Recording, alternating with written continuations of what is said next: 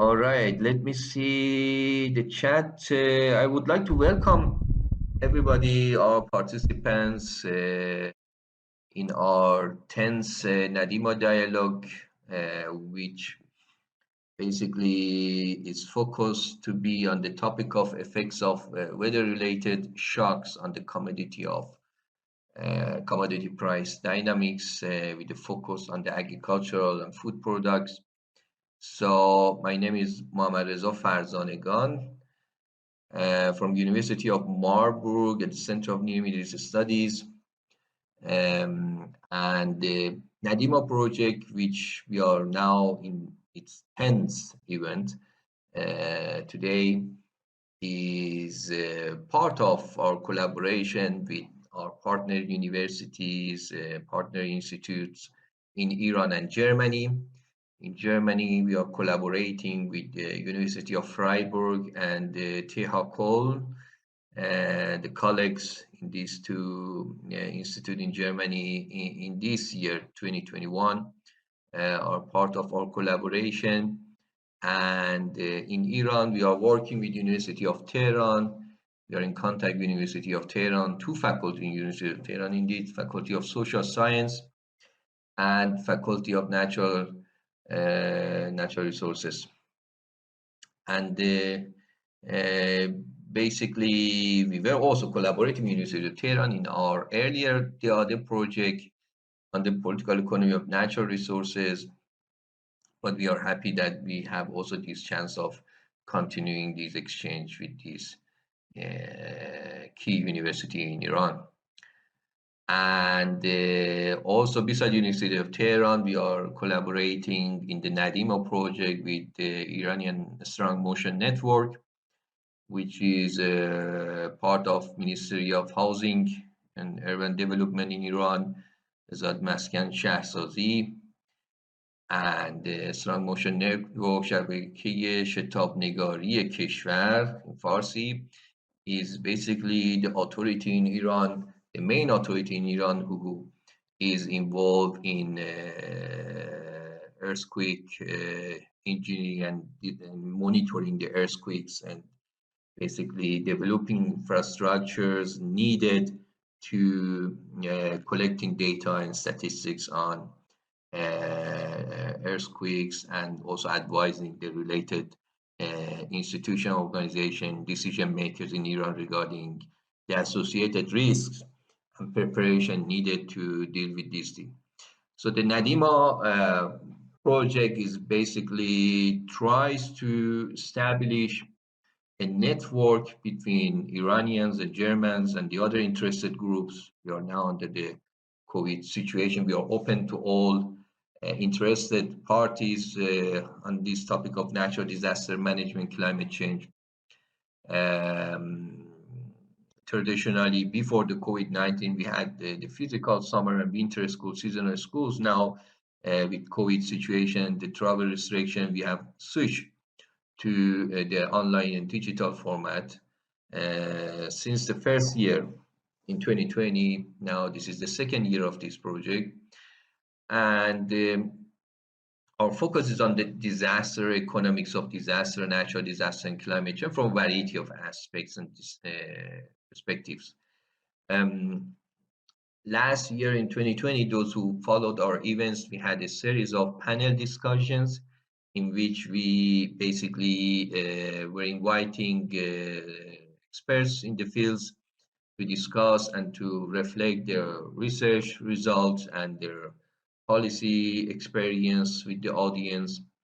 So this year we basically are focusing more on a type of workshops, applied workshops, with the target of indeed training students from master, PhD, and the advanced students or researchers with the methods and techniques that could be helpful for better understanding of natural disasters from a variety of aspects, so economics, social, quantitative and qualitative methods.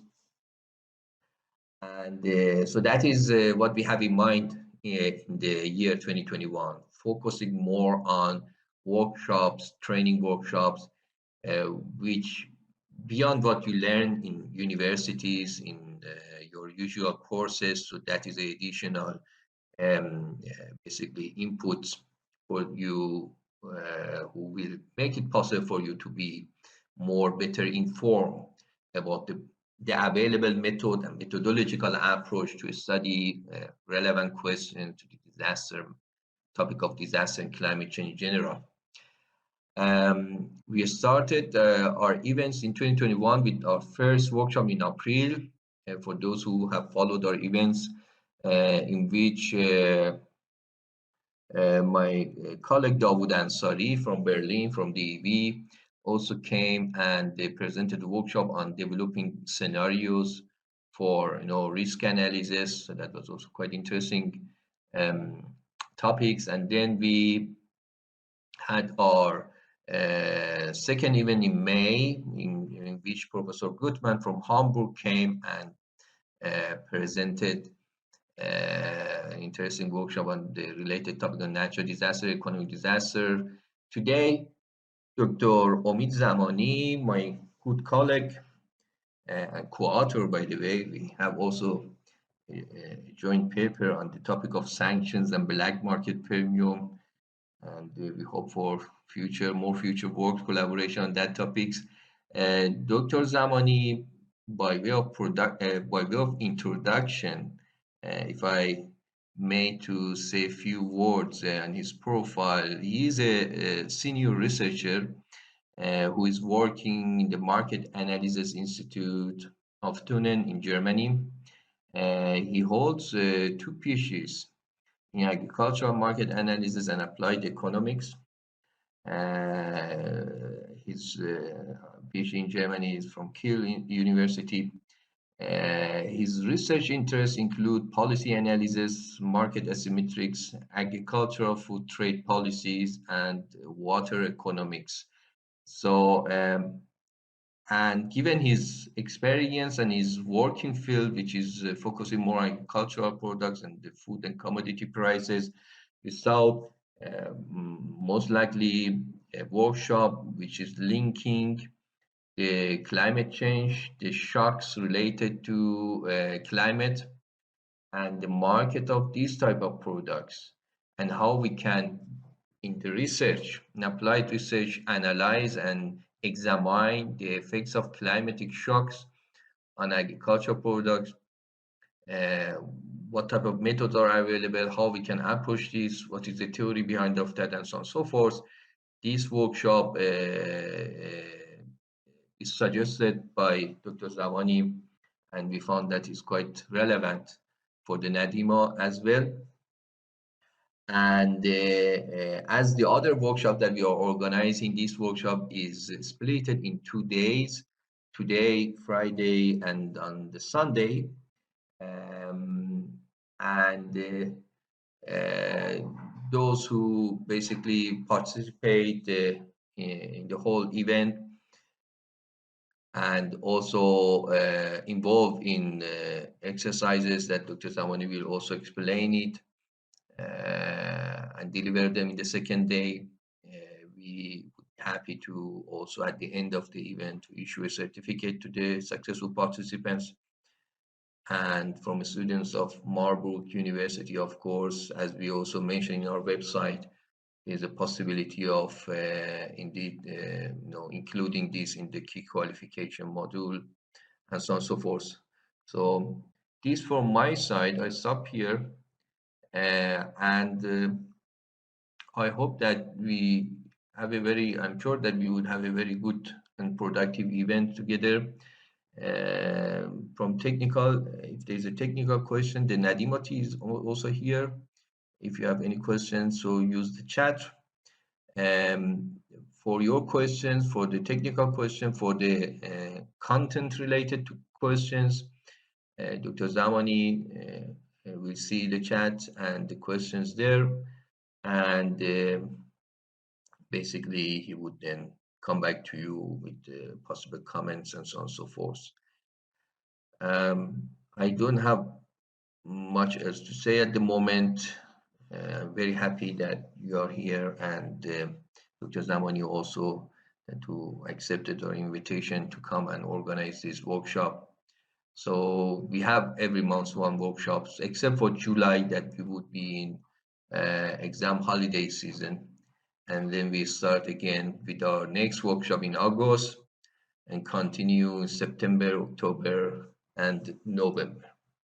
So Dr. Zawani, most welcome, خیلی خوش آمدی, and the floor is yours.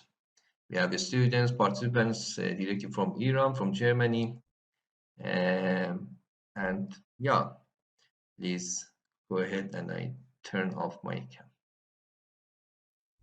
Yeah, thank you so much, Professor Farzanikan. Thank you once again for giving me the chance to be here today. And I would like to also thank your excellent team, NaDiMa team, for their support, their help since last week. And thank you also for participating, attending this course.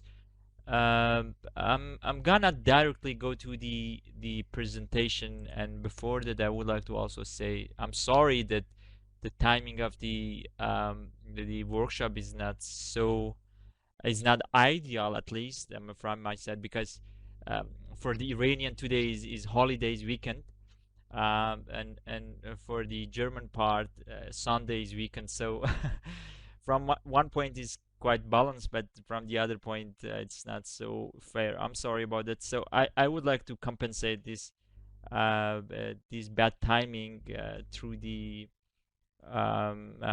presentation to give you some interesting idea for your research, for future research, and so on. So I'm gonna start the presentation. Yeah, I think it may take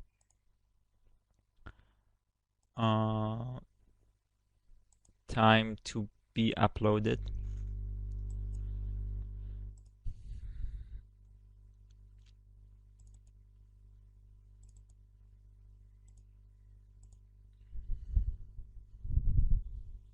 Yeah, it takes some time, maybe 3 or 4 minutes. Yeah. Meanwhile, you may also check the. I mean, if you have not started or uploaded, downloaded the data, please go to the share file and Dropbox and got the material. More importantly, the data, which is an Excel file called data in the Dropbox, and there's also a general a code is called, yeah, it's called class. Maybe if you can also download this file for today, it would be awesome, because then we may save some time, because it's still uploading. Yeah, it's 50% right now.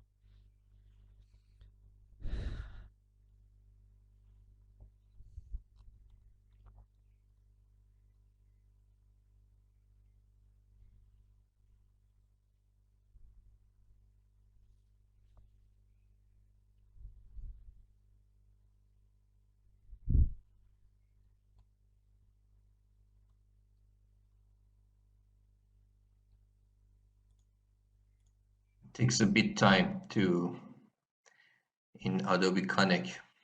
Yeah, I think it's done. So you may see Yeah. it in a few seconds. Yeah, good. Can you see it? Yes. Perfect. Yeah, okay. So in the in today, I mean, the and next day, we will talk about extreme weather shocks, and as already I mentioned, and potential effect on agriculture, agri-food markets. This topic, it might be more comprehensive. However, I would like to present the most important things in the first day, and for the second day also, I if we had time, I would also check or present some aspect of or some effect of weather shocks at farm level. So the first part would be about price dynamics and other things, and the second part tomorrow. If we had time, we will also discuss about some extra things. Anyway, so climate change, I would start with some background, some general things, then we go into detail and discuss about other issues. Climate change is a concept, a topic which we can see it everywhere in media. Even people normally talk about that. Okay, this is climate change, and this could be climate change. Temperature increasing is climate change. I don't know. This year we got really hot season. Last year we didn't get it, so it might be climate change. And you can see also here in the media there are many things about climate change. However, one of the challenge of climate change is it's now knowable. I mean, we know that there is something. We could see the effect. However, it's really difficult to be measured.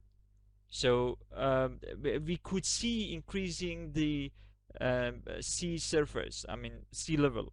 We could see some change in the temperature. But the question is, if it's basically a climate change, how we can distinguish between climate change and the other weather-related shocks.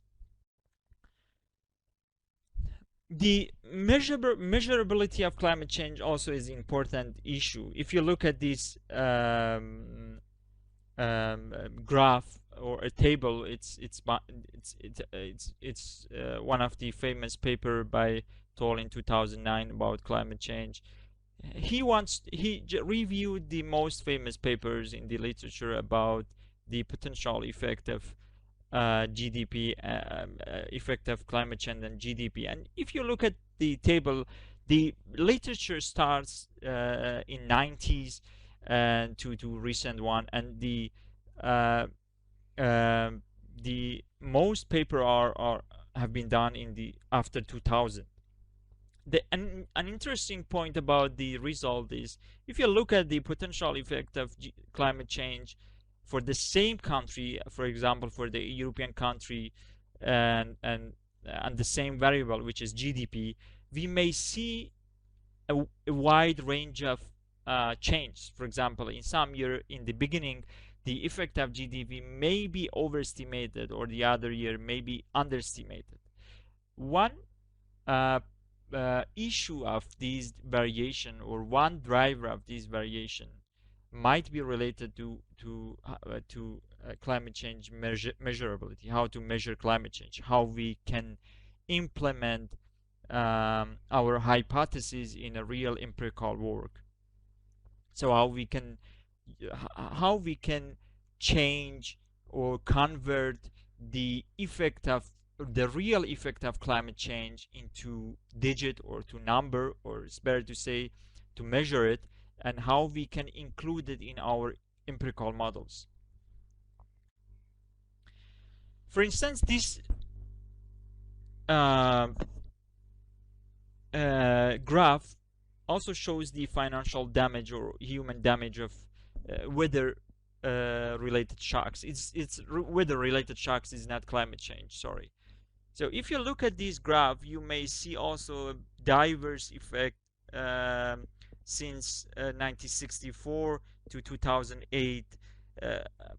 An interesting point also here is, when we move from high income countries to low income countries, high income countries, by the way, can you see my pointer? Let me check if I can. Yeah.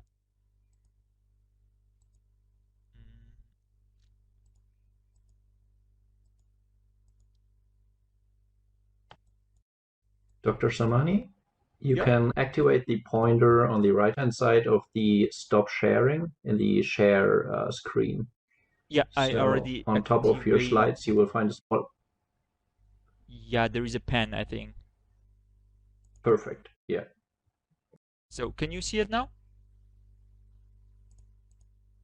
Okay. So when we move from, for example, from high income countries like North America to low income countries like Sub-Saharan Africa, we may see a pattern. So the effect of the financial effect in low income countries, Sub-Saharan Africa, is dominated. However, the effect on the human is lower, is not so significant. However, when we go to the high income countries, which is yellow, it means we could see some high financial damage, but the effect on the human is lower. What could be the reason for that? Do you have any idea, any clue about that? Why in North of America with the good infrastructure compared to low income countries, the financial effect of climate change is more tangible, is more considerable than sub-Saharan Africa? Do you have any idea why this pattern may happen?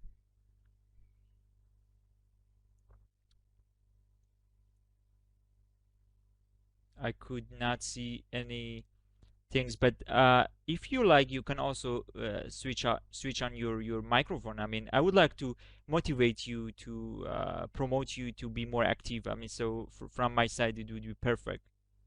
Yeah, exactly. One issue is availability of data. Yeah, for example. However, in some cases, um, specifically in the case of this paper, they use the number of mortality and other things to measure the effect of climate change.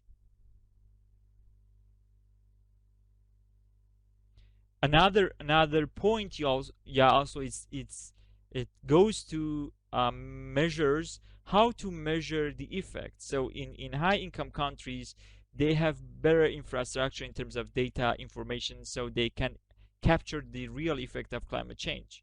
So it means that they could also provide more accurate data for the real effect.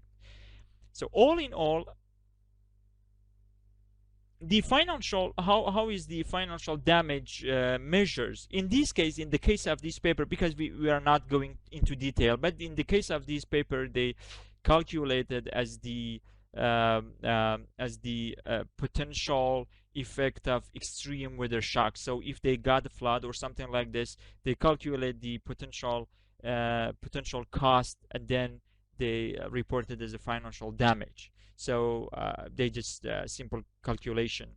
However, I have already put the paper in the share file, so you can find it if you are interested. Yes, another things is about they don't have a basic or deep financial system. Yeah, these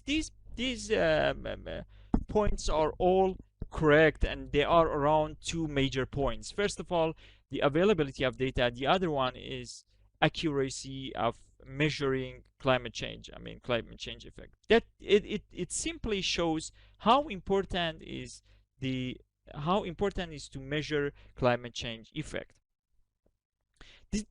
So measurability is one important thing. We will discuss about that in this workshop, which is, I think, from my eyes and experience, I think it's quite interesting things and important for empirical works. Another issue is the difference between climate change and climate anomaly or weather anomaly. Do you have any idea what's the difference between climate change, or better to say, weather shocks? If you look at these graphs, this graph shows the occurrence of different types of weather-related shocks like drought, extreme cold, extreme heat, flood, and storm. So the dots shows the numbers. So each dot means, for example, in 2000 or so on, we have these numbers of numbers of occurrence of different types of weather-related shocks. I mean, the whole numbers I think in the paper is about 277 or something like this. I don't care too much about that. The most important issue about the pattern of the occurrence. So when we move from the beginning years, I mean from the 1964 to more recent data, we could capture a clear pattern. So For example, the drought is somehow increasing. So drought in 60s is not that much that the recent drought in after 2000, or for other things like storm and other extreme. However, for extreme high, the so-called distribution doesn't change too much. Exactly. This is really good point by Joanna. The volatility over years is not same. This is really interesting and important things, and we will talk about that later on. And another point, which is also a correct point by Mrs. Mesgarani, it's anomaly is the short run. Yeah, exactly. Weather-related shocks is a short-term concept, but climate change is more a long-term concept. When we talk about climate change, it means the average temperature, just as an indication, increases a long time. So the average temperature in after 2000 may be 1 degree of Celsius, for instance, is higher than the average temperature in 100 years ago. So the first thing is the the climate change is an long-term issue, and the other things is weather-related shocks is a short-term concept. For instance, if you are in Germany, you may think that last week or 2 weeks ago we got really high wave a wave of high temperature. So even myself, I stayed at home for 2 days, 3 days. I didn't even go for shopping, I mean grocery shopping, because it was really hot, and I couldn't stand it. However, when I'm now thinking about what happened last week, I may only I came to normal life, so it didn't change my whole life. It didn't have a permanent effect on my life. It was just for 2 or 3 days, so it was kind of shocking short run.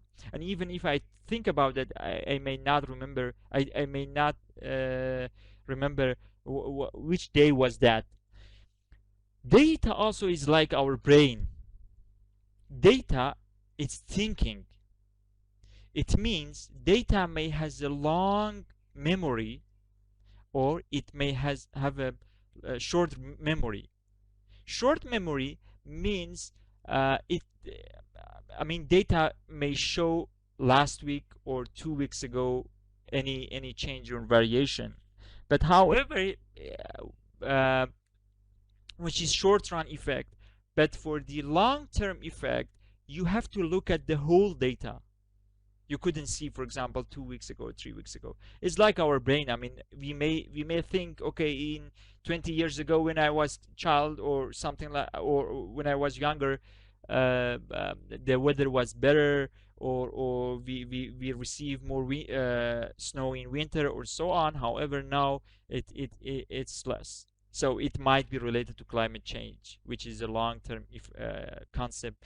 But for short run weather-related shocks, the story may differ. We will discuss about these issues in empirical works, how we can include short-run, long-term effect in a real econometric model. So I would like to make it more interesting, not to lose your attention, because I don't like to make it boring for you. Okay.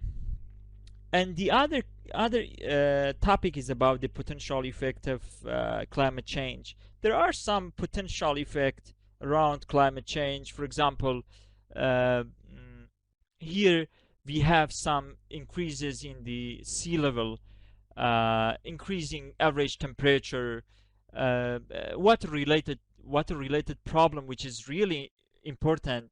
I mean, it's kind of consequence for climate change.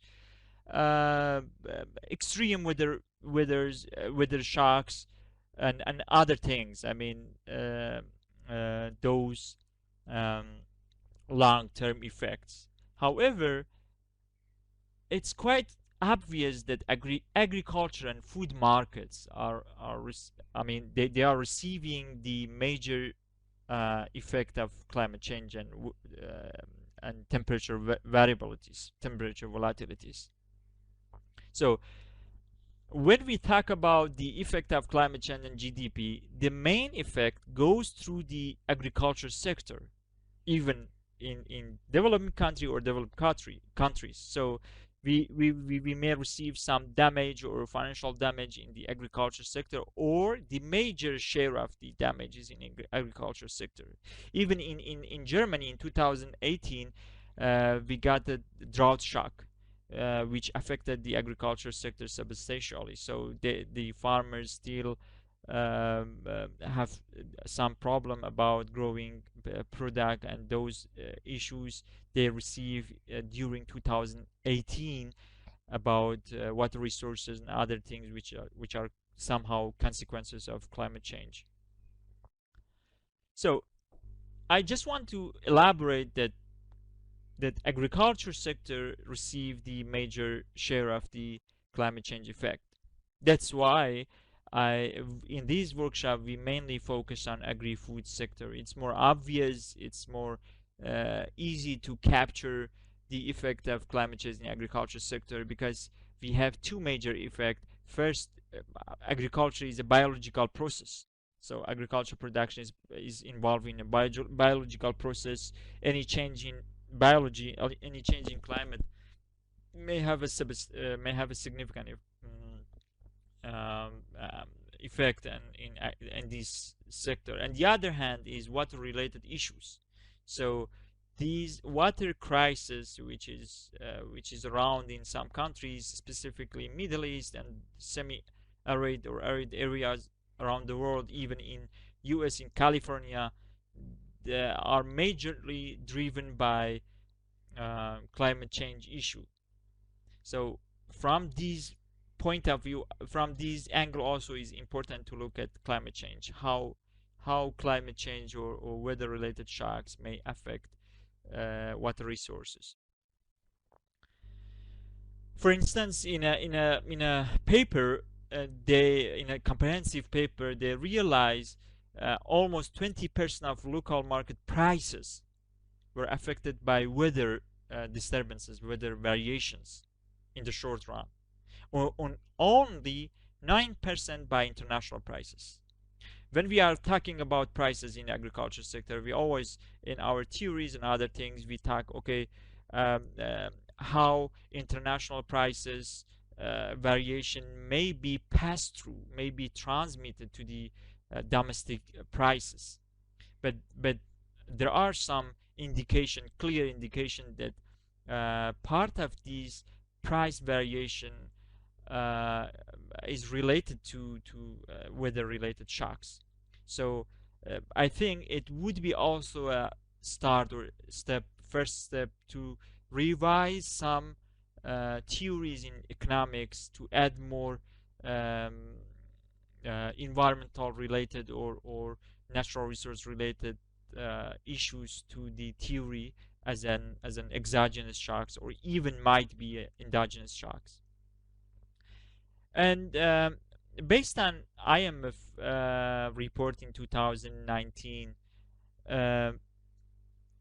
they found that the rise and increase in temperature lowers per capita output, mainly through agriculture.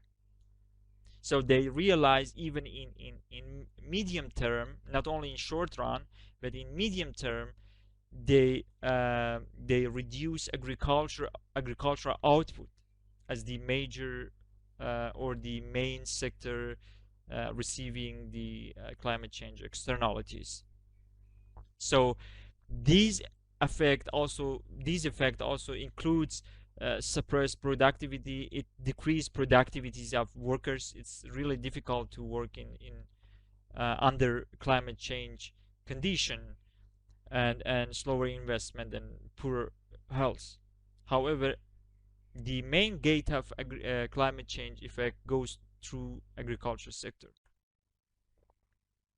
So based on this general background, we will focus on a few topics in this session today, and I hope I would be able to make it more interesting for you.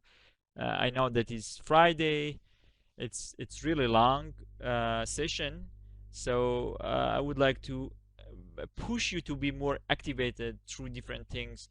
First of all, we will fo focus on climate change, temperature variation, agriculture market, to see the relationship between climate change, temperature variation, and agricultural markets. Then um, we go through or over review the price dynamics and cost pass-through theories. These things might be more familiar for the economics student from microeconomic background, or maybe industrial organization. We will discuss about that in detail. Then when we found the effect of temperature and agriculture sector, and when we go through the price dynamic as an approach to analyze the effect of temperature and commodity prices, then we will discuss about the potential drivers of cost pass-through. And then I would also present briefly the different indicators of weather shocks. We have different indicators of weather shocks. We may use those indicators for our empirical works. However, I just need to mention that these things are a bit technical for an economist. That's why I don't expect you to know these things. We may just need to learn uh, how we can get those data and how we can use those data, because even for me it's not possible to calculate or estimate some of those weather shocks.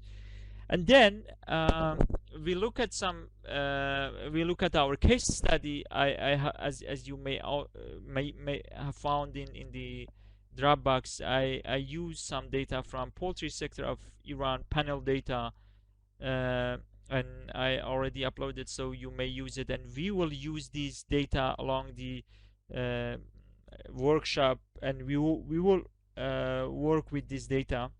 And then for sure we will estimate our model in Stata, and then we will discuss about seasonality and temperature if we had time. And at the end I would explain the assignments, and we will split the groups into different groups of students. Okay, so let's start with, because I think with the lecture is long, so I think we need some time to go through the whole lecture. um, I discussed about the potential effect of climate change. However, this graph is interesting because it also provide the comprehensive framework of the potential effect of climate change and different levels. Global level, which is somehow macro; country is medium; or household level, which is micro. So at the global level, climate change mainly affect the global food securities. How it may affect it? So the major effect goes to the trade disruption. So climate change may decrease production of agri-food products in some specific countries like sub-Saharan Africa or other developing countries, which may not have a good structure or may not be so resilient against climate change shocks.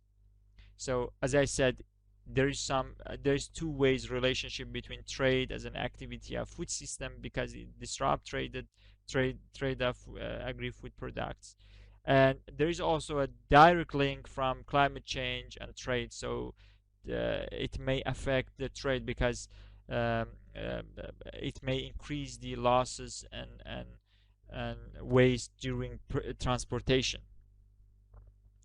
And the country level, uh, these supply shocks which is driven by climate change may be passed through to price stability or price volatility. So we may expect some price volatility following weather-related shocks.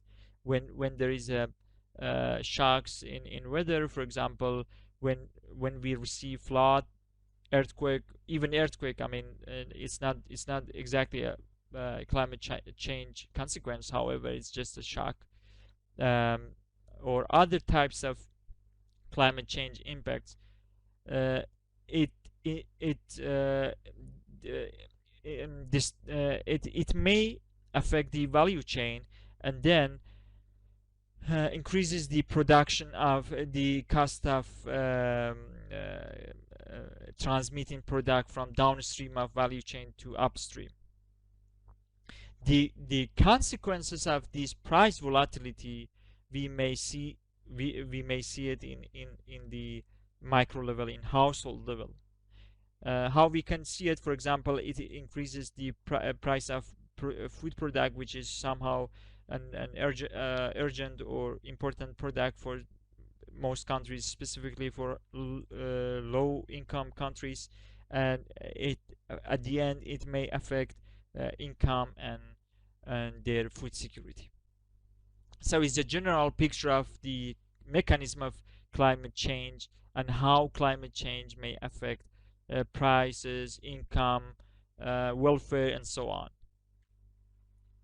Another important things is it's about how climate change or weather related shocks are passed through along the value chain. Value chain includes different chains or different markets. Specifically in the case of agri-food products, we have a diverse range of markets in the value chain, because in the agriculture value chain, in contrast to other value chains like industry value chain, we have raw material at the beginning of the value chain, which is crops. Then these crops would be processed or would be used by other industries like poultry industry to produce meat, and at the end it goes to the retail market. So climate change affect all of these markets more or less. So for example, at the farm level, it may affect precipitation, temperature, and other things, which is directly affect crops production. And then when products are ready, I mean the production are ready, then it might be transited to processing industry. These transportation might be also affected by I mean weather related shocks. If you look at the middle picture, in the case of poultry, the poultry meat from farm to slaughterhouses is transmitted by these kind of trucks more or less in all countries. Even in Western countries, in high income countries, they have the same technology, however with more sophisticated trucks or maybe cooling procedure. However, if you look, I mean, in middle income countries or low income countries, they have more or less the same situation. 16% of the losses and waste of poultry meat along value chain, I mean along transportation from farm to slaughterhouse and retailer, is directly related to temperature. So when temperature increases, the loss and wastes increases, because the water inside of the poultry meat might be evaporated. So it's kind of cost for producer. And we will see the consequences of this shock or change in cost in the next slide. And the last picture is really interesting picture, because I got this picture from Dakar in Senegal. And if you look at this, it was a daily market in center of Dakar, and we were there to just get some information about the retail market, or I mean traditional retail market of poultry meat.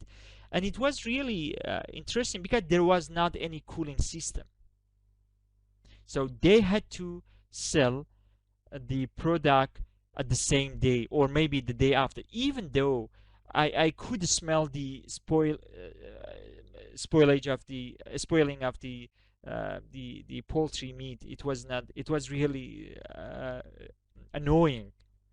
However, they have to do it. I mean, I think people somehow got used to it.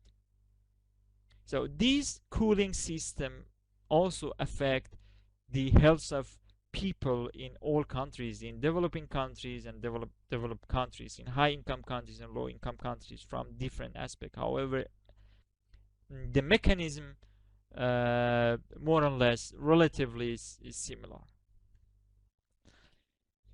Let's look at the potential effect of temperature, not climate change. Temperature in the markets. Temperature has three main roles in the agri-food markets. The first things may come to our mind is seasonality. What is do you have any clue or idea what is seasonality in agriculture sector, specifically in agriculture sector? It seems, yeah, okay. Seasonality is a trend which is kind of cycle within a year. So when we usually know that in some period, because of extra supply, the situation is good for producing some specific product. For example, in the case of Germany, we may get strawberry in some seasons with lower price. So it's kind of seasonality, which is directly related to temperature. In some other season, they couldn't produce strawberry too much. But demand also is seasonal, isn't it? Do you have an example? I mentioned an example, personal life experience at the beginning of the workshop about the last week of increasing temperature in Germany, and I stayed at home for 3 days and I didn't go to supermarket. So we could see that the seasonality also might be in demand. I mean, seasonal temperature related seasonality, because we may have also other types of seasonality which is not related to temperature. So demand also could be seasonal. And the other thing is extreme weather event.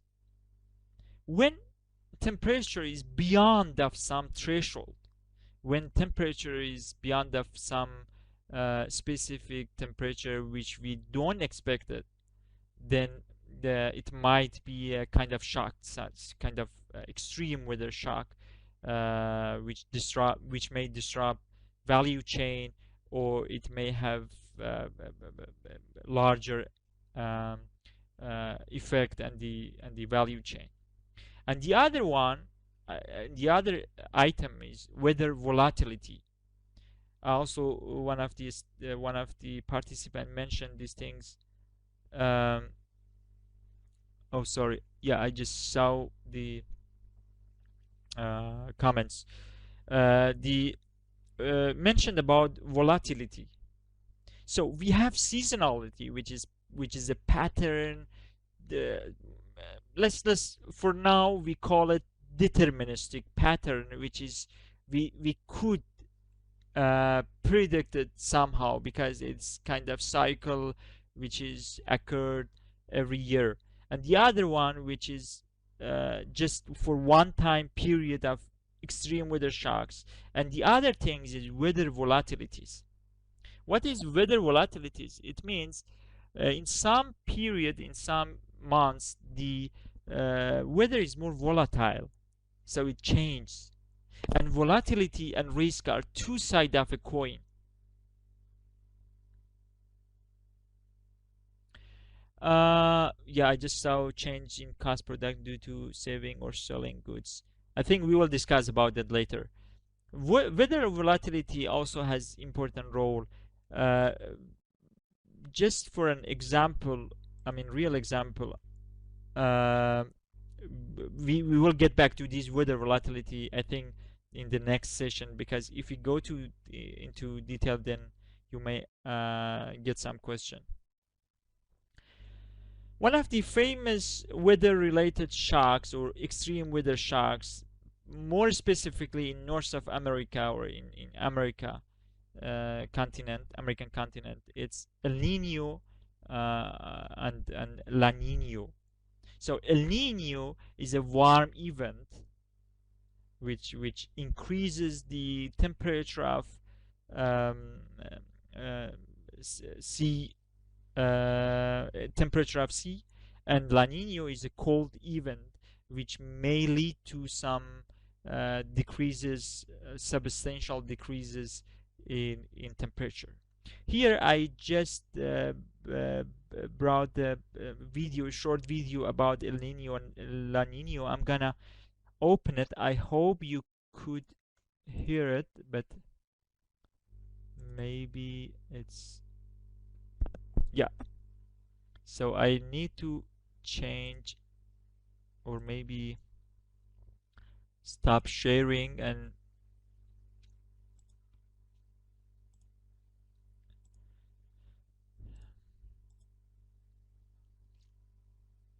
okay, it needs to be uploaded, sorry.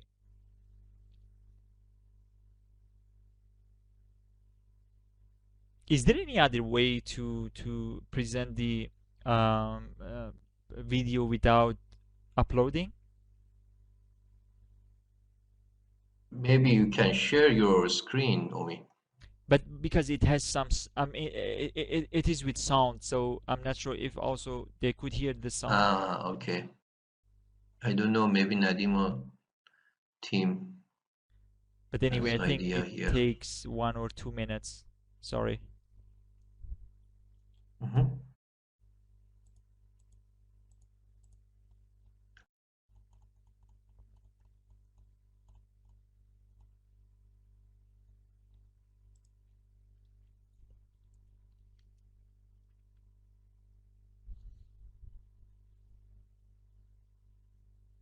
Nadim also mentioned that I can share it, but I'm not sure about the sound, because also it explains um,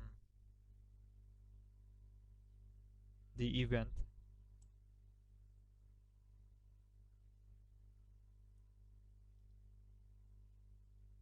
Okay, yeah.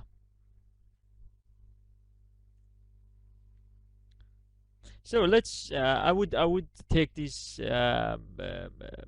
time to discuss about this La Nina and El Nino.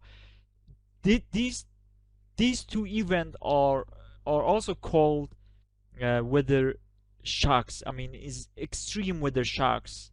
Yeah, I just wanted to bring this point to the screen, that even in high income countries like North America, we have these kind of shocks, these kind of weather related shocks are unavoidable.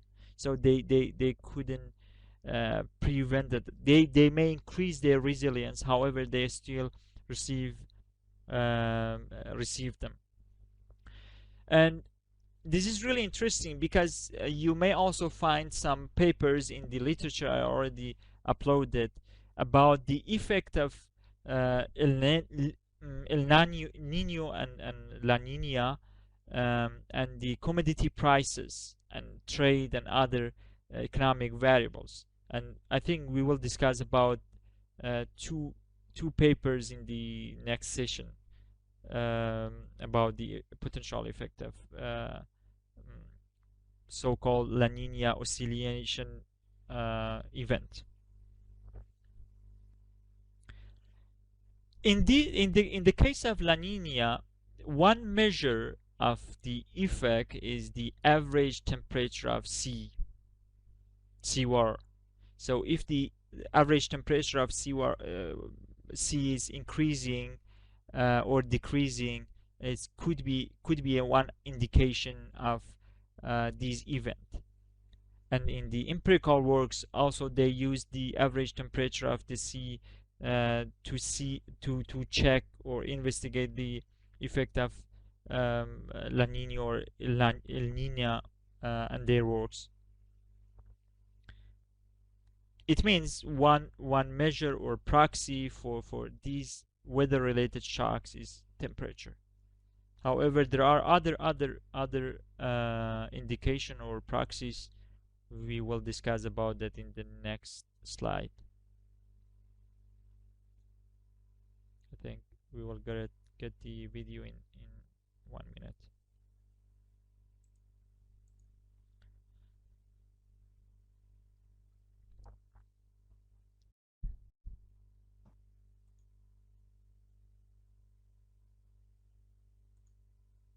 Omid, did you check the comment of Mr. Fisher in the chat? Because it seems that Oh yeah. we cannot. Yeah, I think I already. I mean, they could find the share link. Yeah, I just found it. Sorry,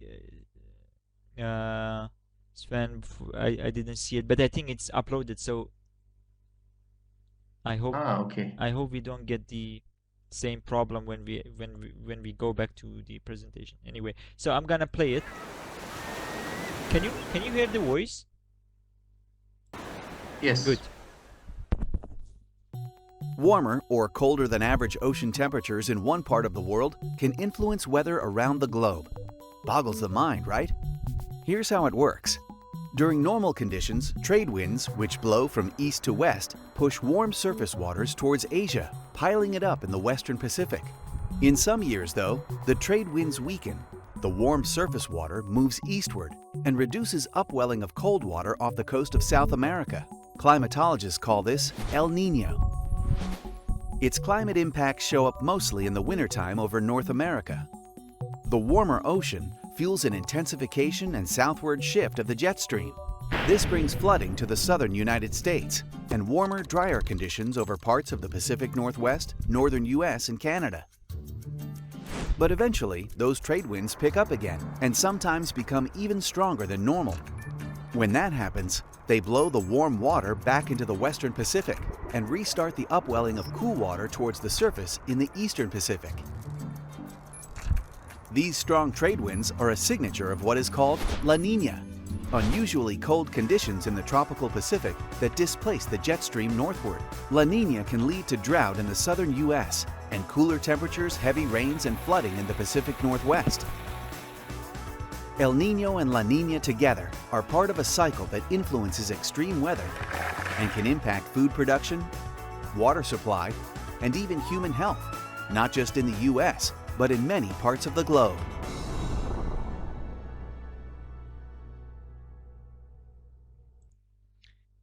Yeah, exactly. It's real example of weather-related shocks, which may affect the whole uh, value chain. I'm gonna go back to our yeah. It's okay. Good. So it's quite fast. As as also it mentioned, the apparent consequence of El Nino is to increase rainfall across the west coast of Central and South America and drought in the western Pacific region. So it's kind of extreme weather. From one side is drought, the other side is just heavy rainfall. And La Nina result in increased precipitation in the ocean and drought. The same pattern, however, in two different direction. One is for cold event, and the other one is for warm event. I think El Nina in Spanish means little girl, and La Nina means little boy. So I'm not sure if I could connect to the this term. Anyway, on the other hand, as I mentioned, during winter, temperature are warmer following La Nina, and it is cooler in the south than normal. Okay, um, and then because I'm checking the comment at the same time. Um, ENSO, which is El Nino's oscillation, I think it stands for El Nino's oscillation. I'm not sure about the O actually. I mean, it's a term for El La Nino, the both La Nino and El Nino.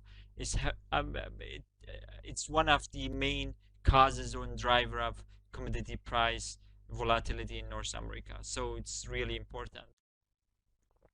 Just to give you another example about the other countries, I mean, we discussed about those weather-related shocks, but how, I mean, from which mechanism these weather-related shocks can directly affect farming or agriculture activities. Agriculture activity, it's in a specific period from, for example, fall around, I mean, September, October to summer. So they cultivated in fall around September, October, and they will get the production in summer. There are two major periods which is really important for farmers. First period is the cultivation period, which is end of fall. So if they receive enough water, if they receive enough a better condition in terms of temperature, precipitation, they may decide to dedicate more land for their product, because agriculture activities, like other activities, kind of decision making process normally. So it means they will look at their inputs, like financial inputs, biological inputs like temperature, water, precipitation. Then they decide how much, for example, how much of wheat or barley or other product they have to produce for the next year. So when they receive enough water in fall, then they have to also irrigate their product in they have to irrigate their product in spring, at the end of spring. If they don't receive enough water in spring, it means they don't get high yield at the end. So the water in spring affect their yield, and water in fall mainly affect their decision toward next year farming. So any change, volatility, temperature volatility in these two periods may affect their decision at the end. The important implication of this this trend, it means that even though if we receive enough, I mean, the total water or total precipitation the whole year is high, however, when we don't receive enough water in these two periods, still we will receive the effect of weather-related shocks. It's kind of risk for farming, and then we may not expect too much production at the end. So these two periods are really important. It shows that not only total precipitation or yearly water use is important, but also the monthly or water precipitation in some specific period also is important. It shows the importance of the weather volatilities. Another important point about how prices or how weather-related shocks are passed through along the value chain, it presented by this graph. When this dollar, it's so-called food dollar in US, it shows, for example, when we pay $1 for a specific product, how we can split this dollar to different cost of producing, marketing, and so on of this, and so on for this specific product. So when we have weather-related shocks, it may increase the production cost for sure, because the major or the direct effect is the production cost. The supply goes down. It means that when we don't have enough supply, the cost of input increases. So then the product might be produced with a higher cost. And then apart from that, in the case of perishable product, the cost of transportation may also increases. The cost of transportation includes loss and waste. So I didn't get exactly vice versa.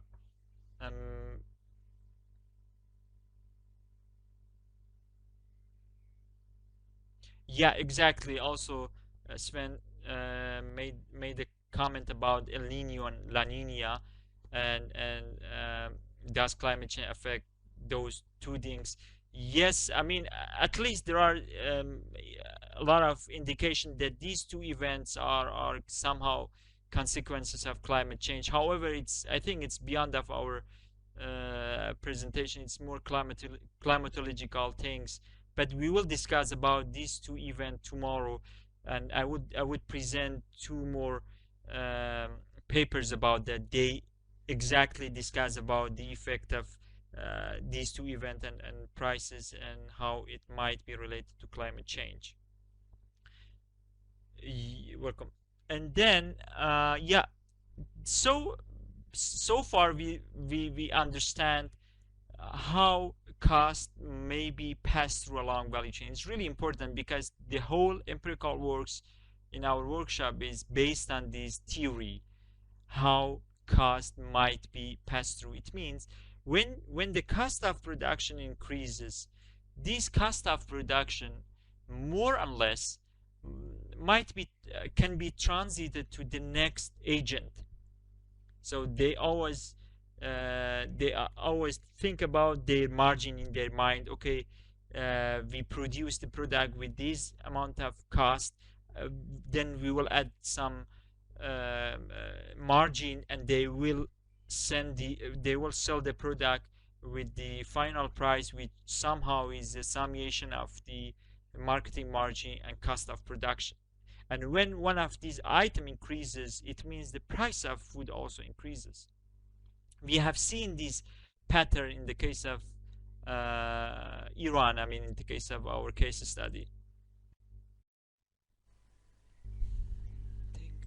Okay. I discussed about transportation cost in the modern trade theory. There is a term is called iceberg transport cost. What does it mean, these iceberg transport costs?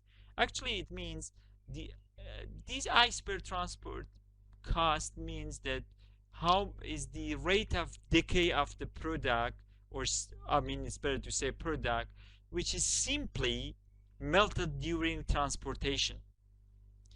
I think the most obvious example of that is poultry, because I've seen it in all countries. They are working on how to keep the weight of the poultry meat along the transportation. So imagine you are a trader of poultry meat, then you wanna transport 200 tons of poultry meat, and at the end you will at the destination you will receive 190 tons of poultry meat, which is 10 ton less. So it's really tangible cost for the trader. It means when and this cost, as I said, is directly related to temperature. Where temperature increases, this cost significantly increases. I mean, it has been analyzed by biologists and agricultural experts, how it may change.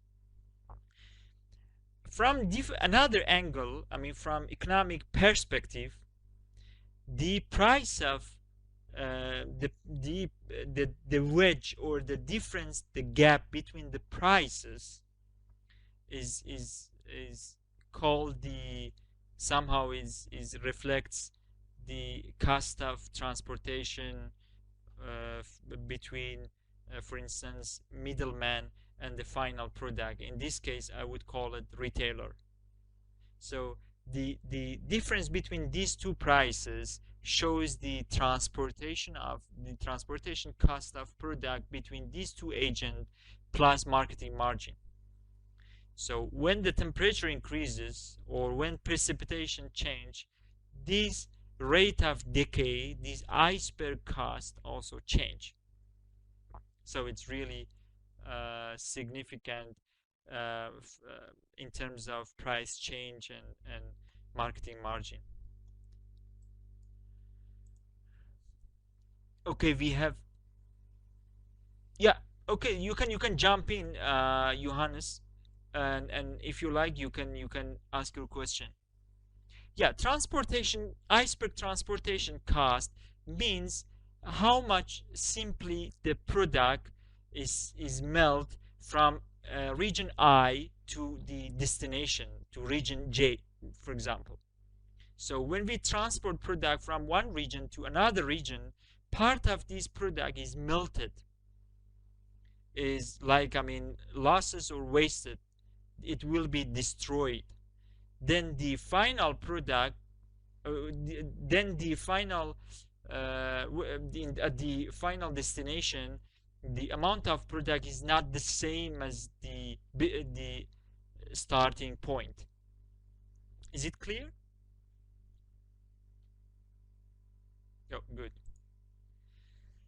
I think it's also important to look at the weather shocks indicators. We are working with data. We are working with time series. So we need data. We need information to design, to identify our proxies. Without these indicators, we couldn't do an empirical analysis, at least for economists or for time series econometricians. However, these indicators are quite technical, so even I don't expect you to estimate these indicators. We just go through them because you may also find these indicators in technical papers, or maybe you may find these data in those climatological departments or hydrological departments. However, I mainly focus on how we can use these data for our works. Yeah, first of all, I need to mention that in our workshop we mainly focus on temperature, volatility, temperature, and dummies. I mean, we have standards precipitation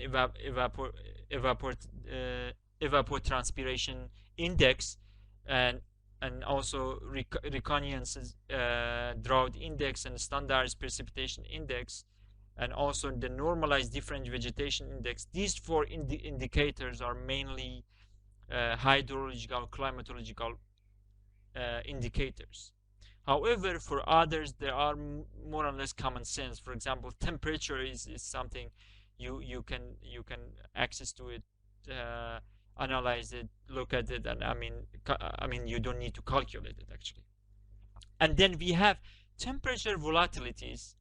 The next session we will focus on volatilities, how we can define, how we can measure volatilities, how we can measure volatility of temperature, and so on.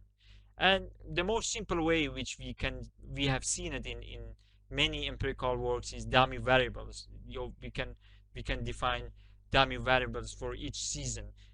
For those countries, or it's better to say, defining dummy variables based on solar calendar, it's more easy because solar calendars more or less shows the real seasons.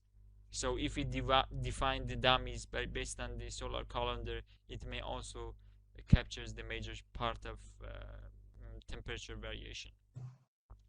Omid, I have a question. Sure. If this, I don't know if you explain this, the first index SPEI, what exactly does it measure? I would go through it in the next slides. You explain. Okay. Yeah. Briefly, I would. You're welcome. Briefly, I would explain how it's estimated and so on. The first and the most common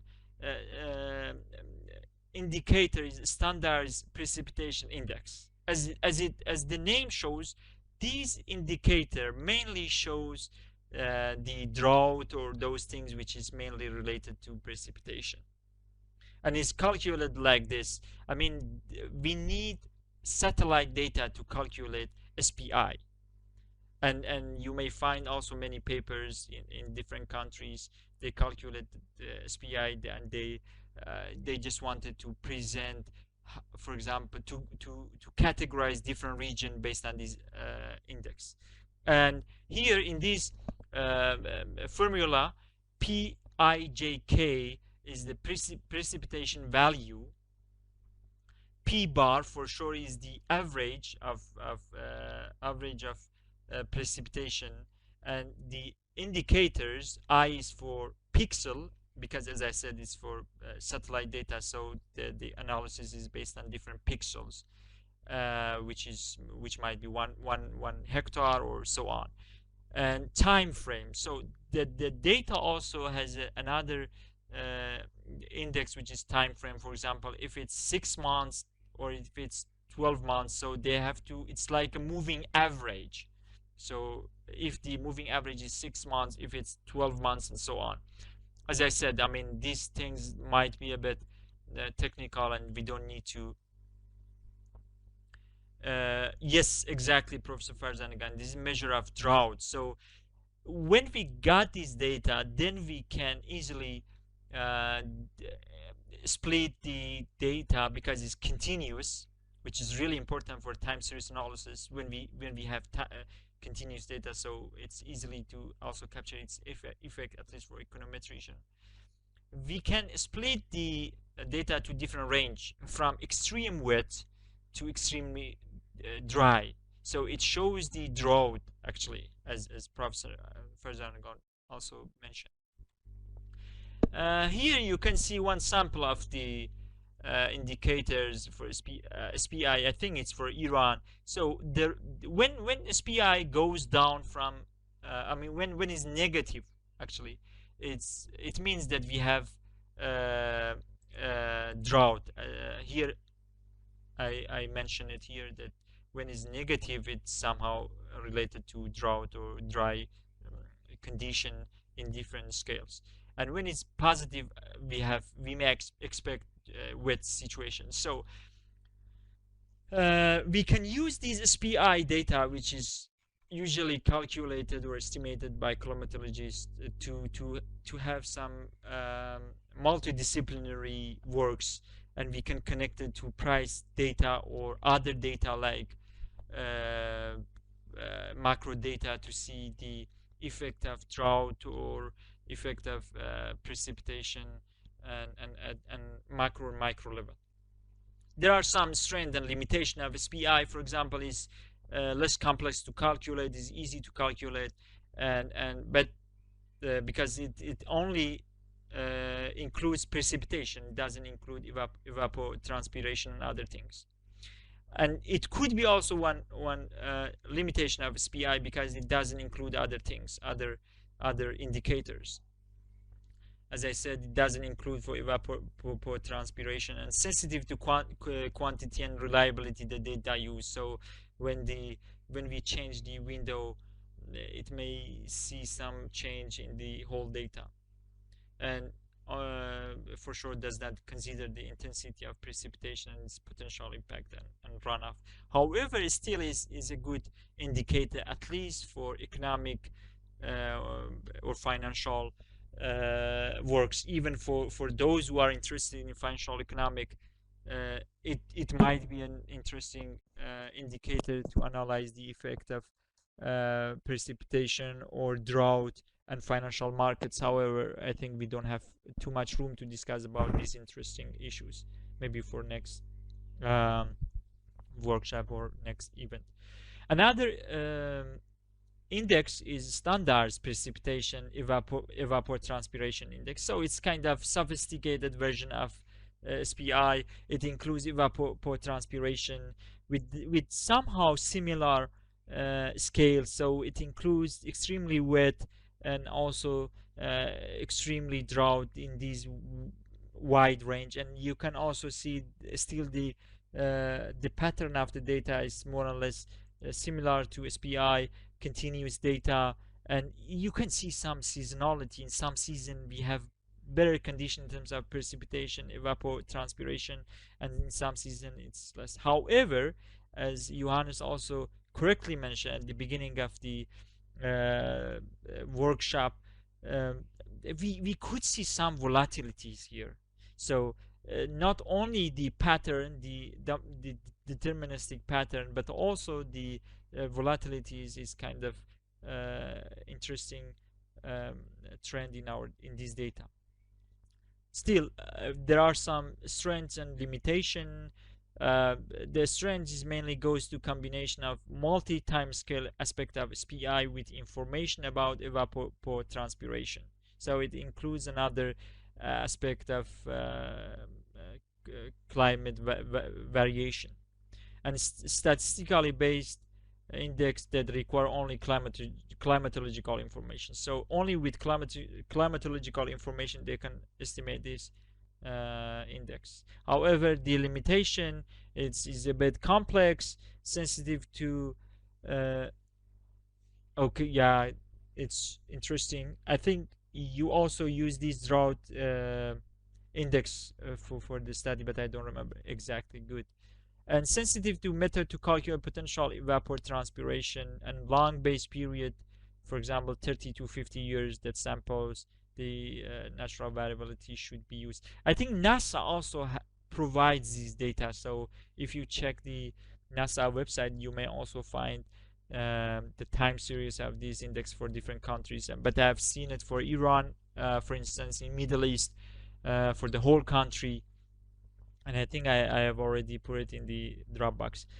Another index is Riconian's drought index, RDI.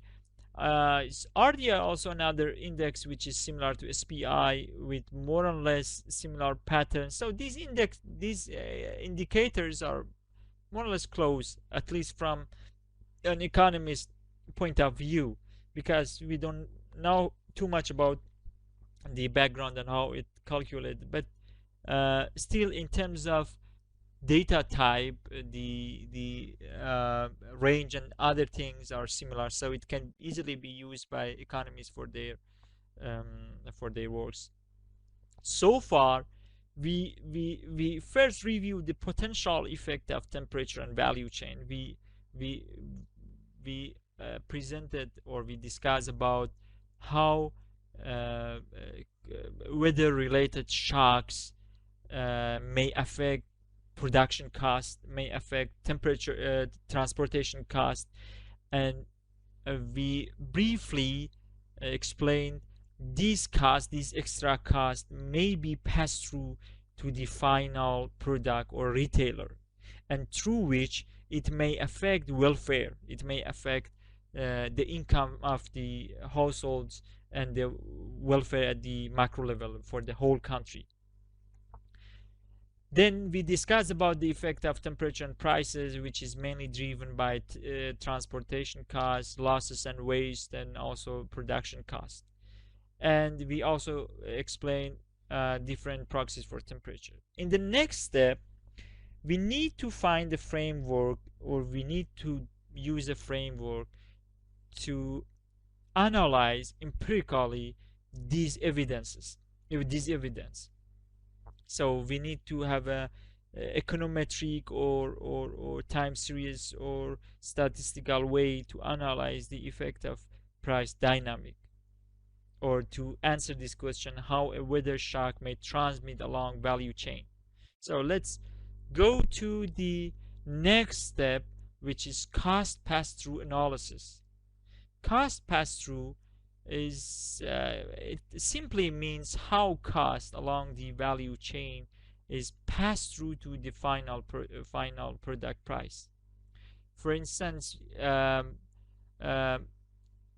when the input of product increases, for sure we will see its effect on the final product prices. So when a business changes the price of the product or service it supplies following a change in its own cost. On the other hand, this adjustment of prices, this cost pass-through process is the principal mechanism by which information means price signals, how information which we call it actually price signals and information are two sides of a coin in markets. So when in the most cases we look at the price change, and we can expect what is going on in the market.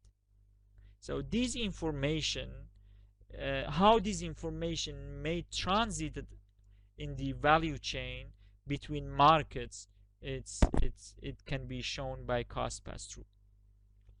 If costs are not fully passed through to consumer, to the final product, then the household or the consumer may not fully benefit from declining prices in upstream, which is quite common in some countries. For example, in Iran, we always watching news in the media. Okay, the price of the inputs decreases, however the price of final product doesn't change at all.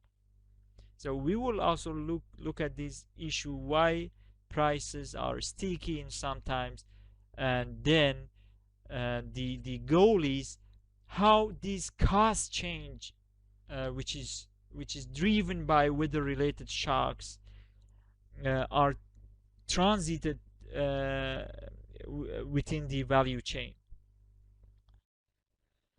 One definition, I think it's quite comprehensive. It's by Varvan Goodwin. How quickly and to what extent change in farm prices are transmitted to retail level and vice versa. Price transmission and cost pass-through are interchangeably can be used. So we will see it in the next slide. So sometimes we call it price transmission, and sometimes it's cost pass-through. There is another question by Dr. Balali. So which index of climate is more efficient, and you have using? In our workshop, we will use different proxies which are based on temperature variation. So it's simple temperature. Our database is based on temperature. We will try it and estimate it soon. So as I said, price transmission is umbrella term describing two processes. The first process describes how price signals from upstream goes to downstream, and even the second process how the signals from downstream goes to upstream or vice versa. So one of them is price transmission or pass through, the other one is pass back. In this workshop we won't touch pass back because it's a bit technical, and I think we don't have enough room to discuss about that, because then I would need to explain everything about market power and how it works, the mechanism. So the difference between cost pass-through terms, we have three mechanisms. The first mechanism is how producer or how price of the same product from one region might be passed through or transmitted to other region, which you can see it here. We call it horizontal price.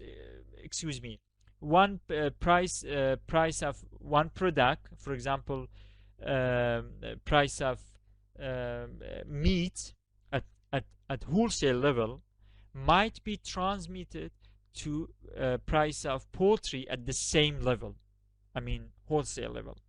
So how these prices are interlinked, or how they are reacting to each other, it's called horizontal price transmission. So it's based on two different products at the same level.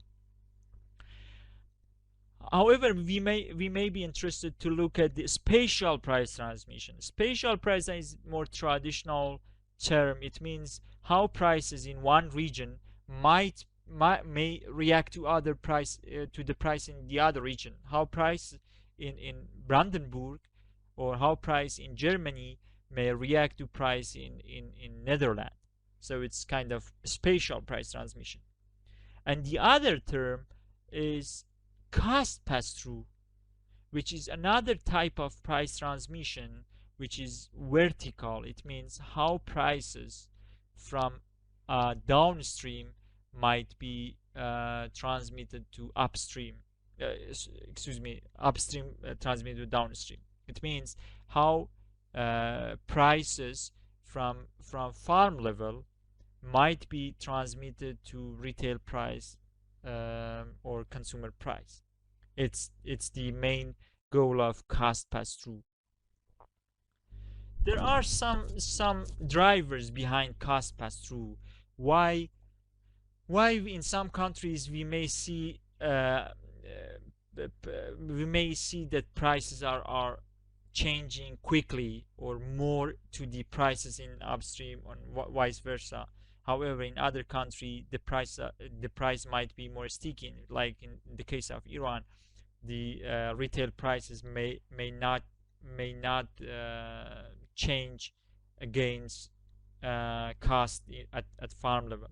Cost pass-through simply means the deviation or the fraction of the change in the cost, which is shown by delta C and over change in prices.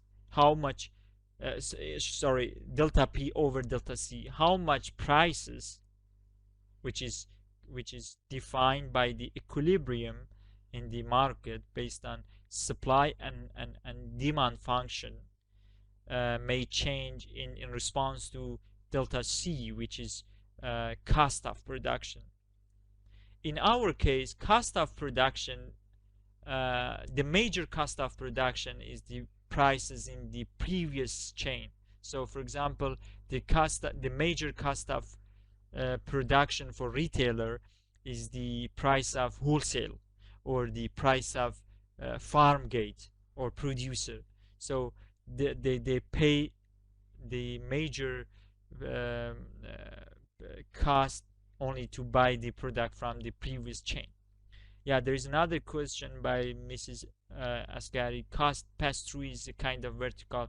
It's exactly the same. Actually, there are two terms for the same concept. So cost pass-through is vertical price transmission. The relevance of cost pass-through, I have discussed about these concept more or less along the workshop so far.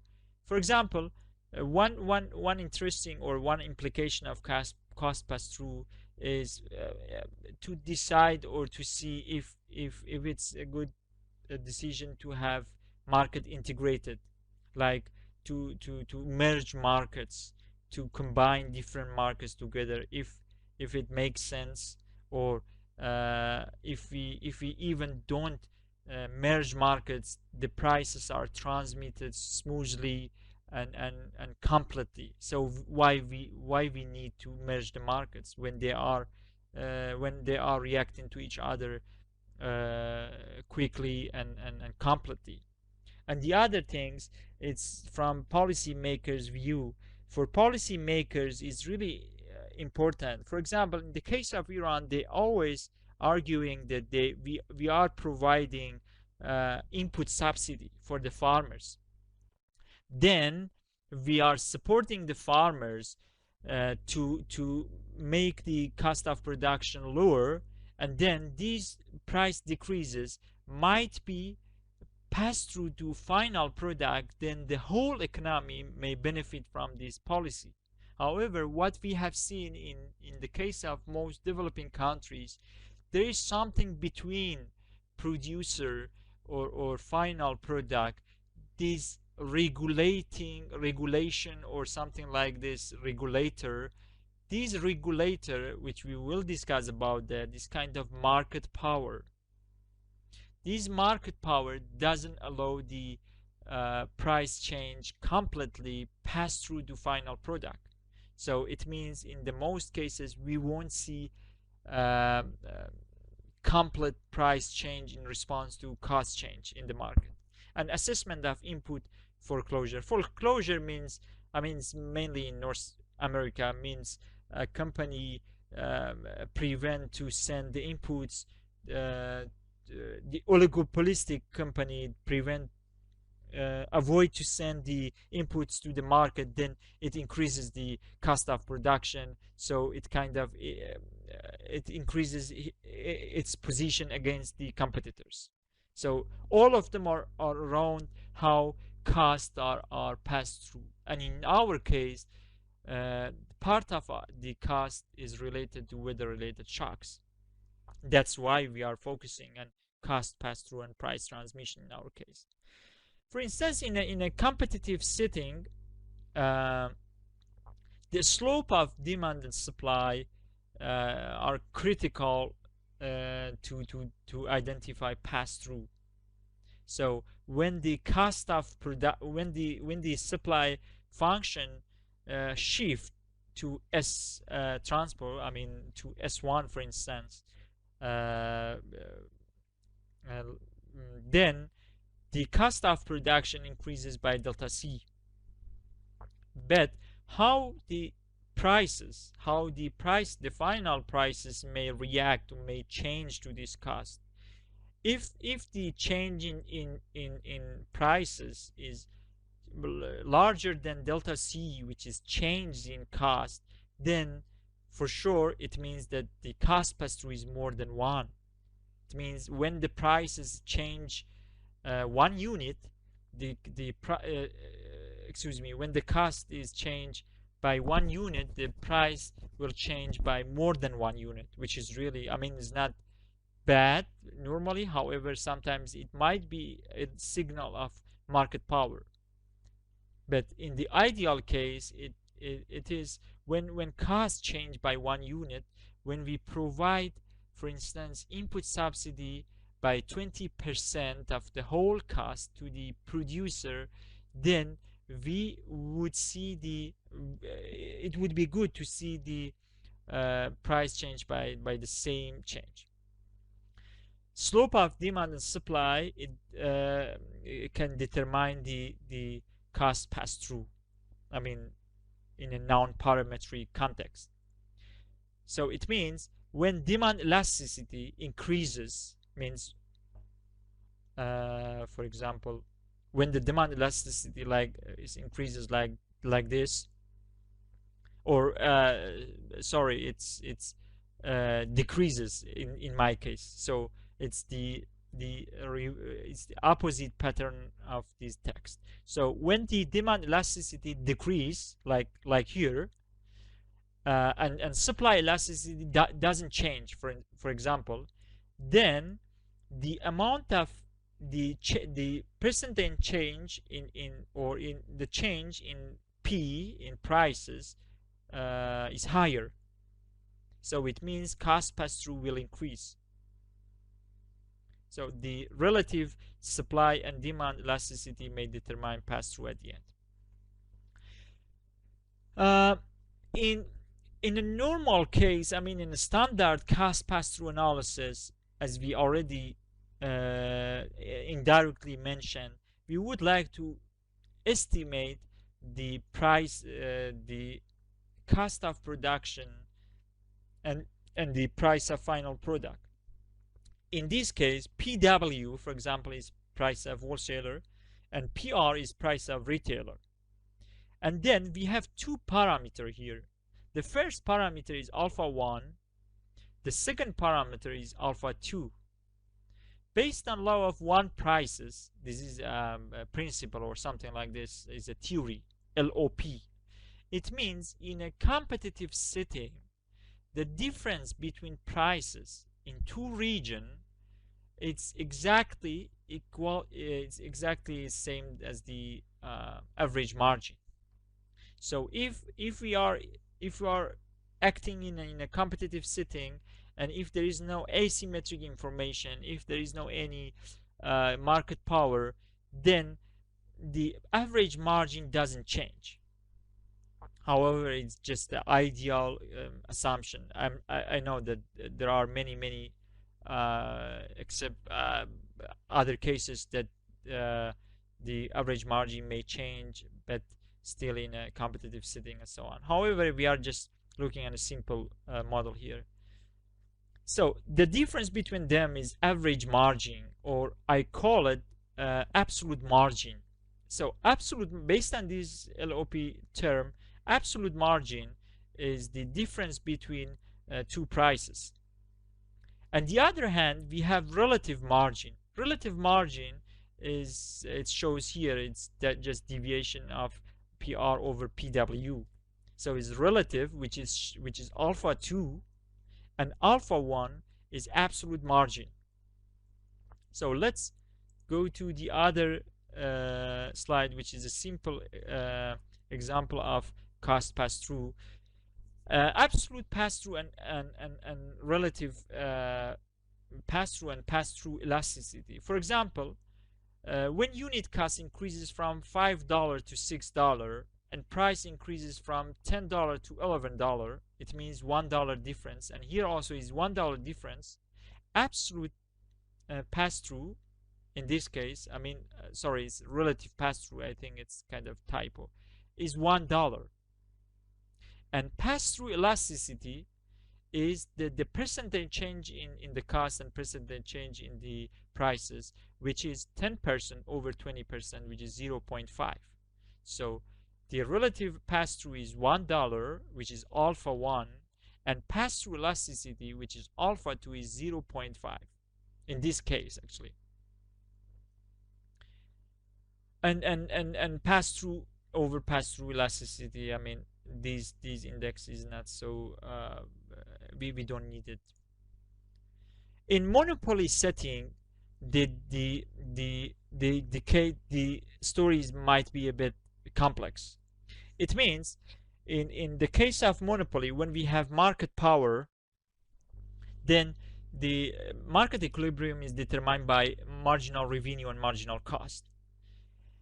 However, in normal case, the pass-through in the case of market power is lower than competitive settings. It means in competitive setting, when we have a competitive market, when the costs change, we will expect to receive the same change in the prices, in the final market prices.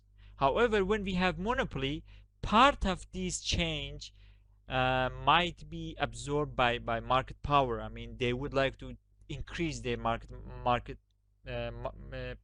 markup or marketing margin. So just keeping in your mind that in the case of market power, the pass-through may goes down. And the other drivers of cost pass-through is demand curvature. So as I mentioned here, greater with the cost pass-through increases with convex inverse demand. So the inverse demand curve becomes steeper as output decreases, like the first graph here. And cost pass-through smaller with concave inverse demand. So when it's concave, so cost pass-through may be smaller. And in the linear case, might be equal. So just the role of curvature also is important. If we had time, we will also discuss about these things, specifically in the case of panic buying and weather-related shocks. And the other drivers of cost pass-through, it's surge cost. So when the market, when information in the market is less costly to be accessed, then or better to say, surge cost is lower, then the market is more clear, the market is more transparent. It means the signal over the market can be transited easily, more and completely. When there is surge cost, or when there is asymmetric information, it means there are some agents with more information, so they may prevent cost change to be transited along value chain.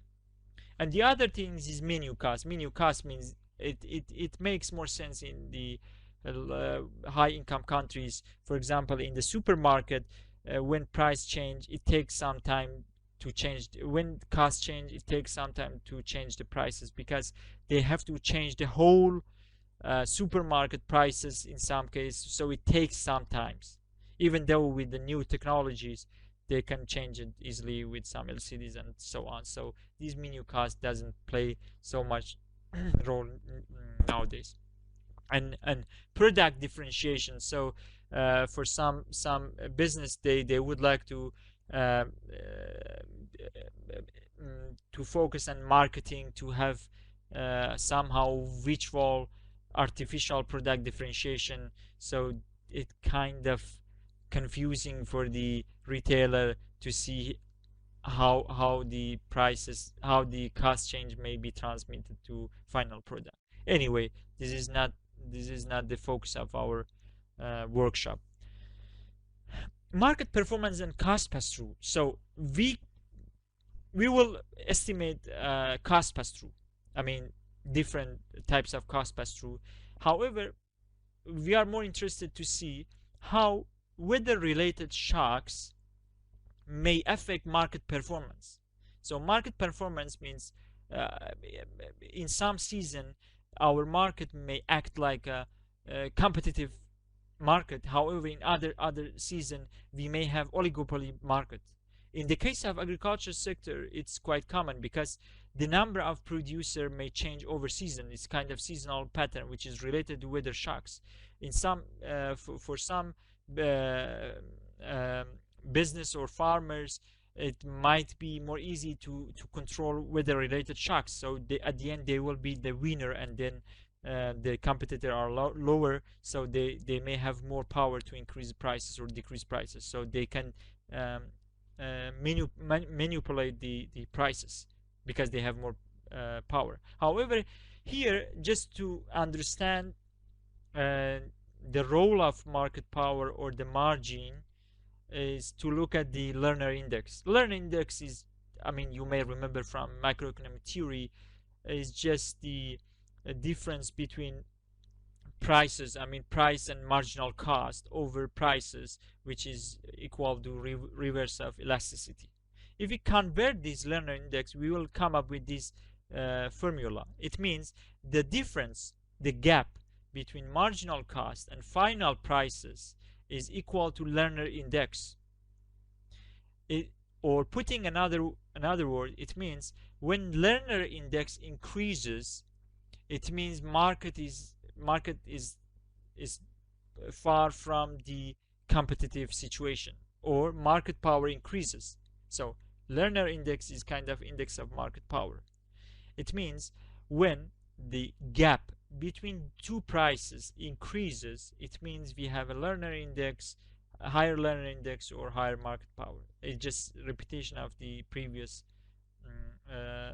slides. So the conclusion is when we have higher margin, or when we have, we already showed that this higher margin can be estimated by alpha 1, the constant of our model, our cost pass-through model. So when we have higher constant, it means that we may have higher margin, and it might be a signal of market power.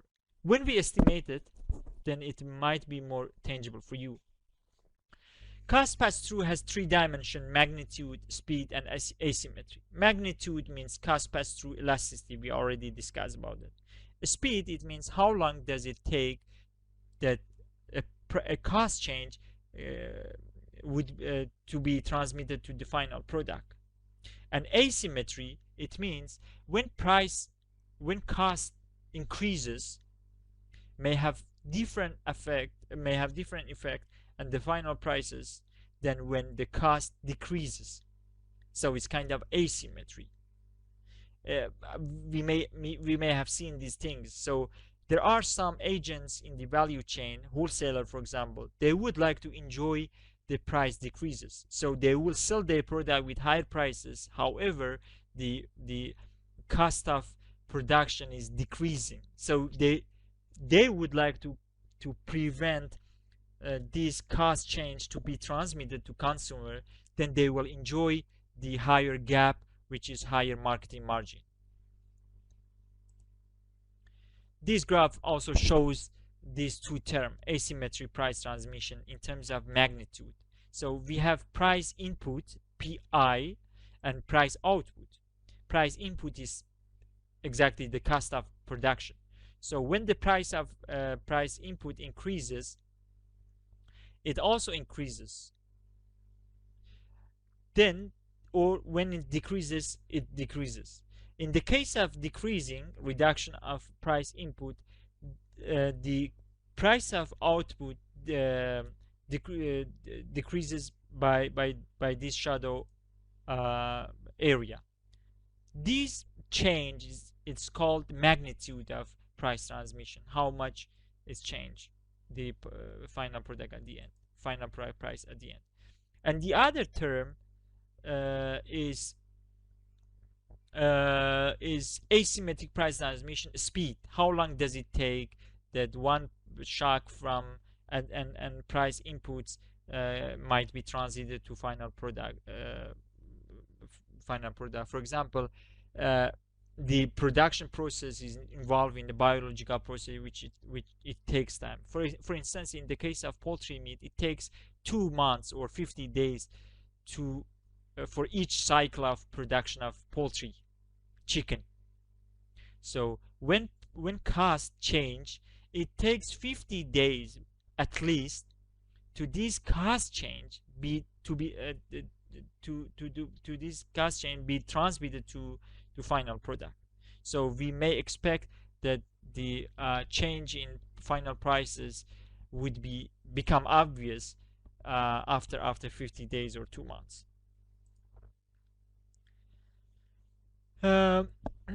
So this graph also shows the asymmetry in asymmetric cost pass-through. When cost increases,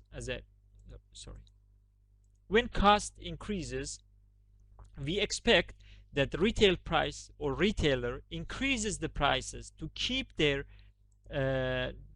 margin safe. So they would like to still keep their average margin, so they have to increase the prices, otherwise they have to leave the market.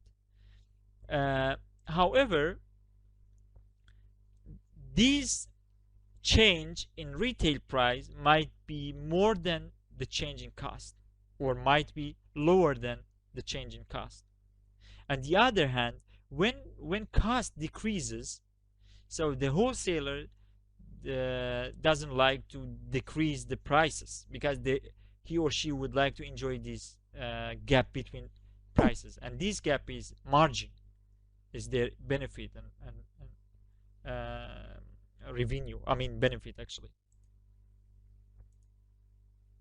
So if you look at here, the margin when price increases is different than the margin when price decreases. Okay, so far we discussed briefly about the weather variation and cost pass-through, the drivers of cost pass-through, and how we may interpret the different parameter of cost pass-through. One is constant, the other one is relative cost pass-through. I think we can have a short break, maybe for 15 minutes. Then we will be back to explain our case study, and then we directly go to Stata, which is more would be more interesting for you, because then we can see the result.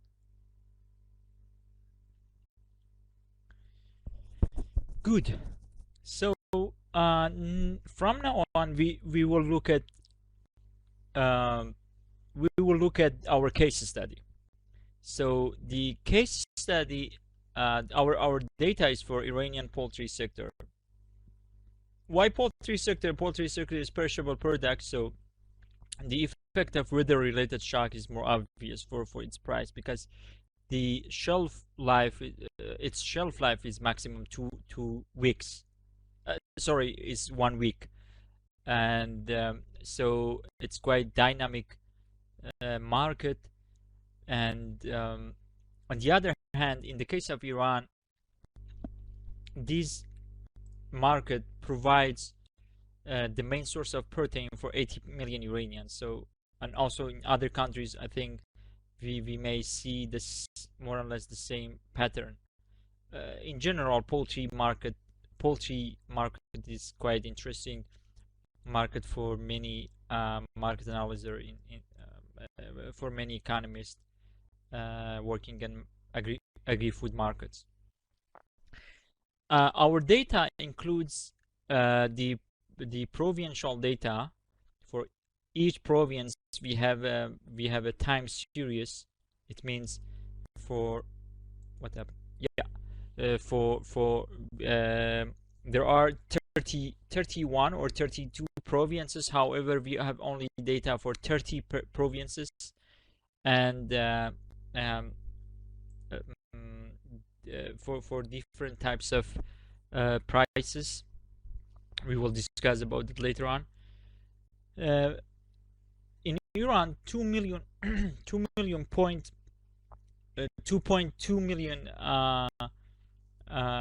poultry meat produced annually, and the market is quite autarky. It means that the what they are producing is mainly consumed.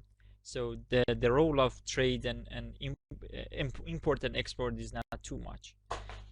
It might be also related to the characteristic of the market, which is, or product, which doesn't have too much shelf life, so they have to be consumed fresh.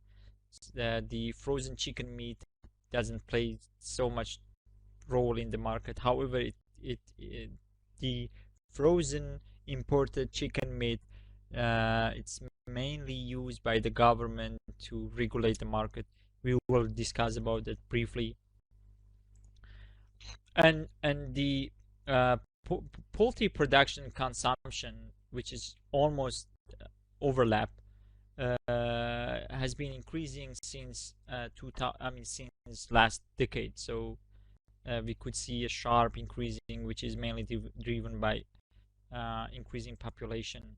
And this market also plays an important role in the Middle East. Is one of the top producer of poultry meat, I think, after Turkey in the region.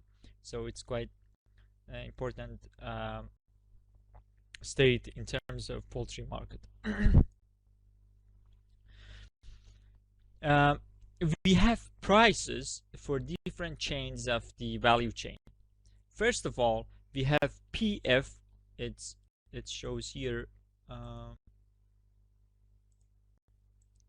Okay, I think the pointer. Okay, we have PF, which is farm gate prices. These farm gate prices is the price which farmers sell their product. And then the other hand, this product then is transmitted to wholesaler, then from wholesaler to slaughterhouses. When the product is processed on and when it's slaughtered, then it transmitted again, transported again to retailer, and then final consumer. So we have price for farm gate in our case study and wholesaler. We have also for price of retailer. However, I think we don't have too much because it's a bit tricky to discuss about the consumer prices in this case. So we may not have enough room to also include this data. However, for our empirical work, we only focus on wholesale price and farm gate prices. As I mentioned, market is intervened by the government by supplying frozen chicken meat. So when every year or periodically they determine a price ceiling and price floor in the market, and when the price is beyond price ceiling, government intervene in the market by supplying frozen chicken. However, there are many evidence that these policy intervention doesn't work. One of the reason is, for example, they don't consider the real dynamic in the market. It means, for instance, in summer price increases. However, they don't consider the main causes and drivers behind price increases. For example, temperature.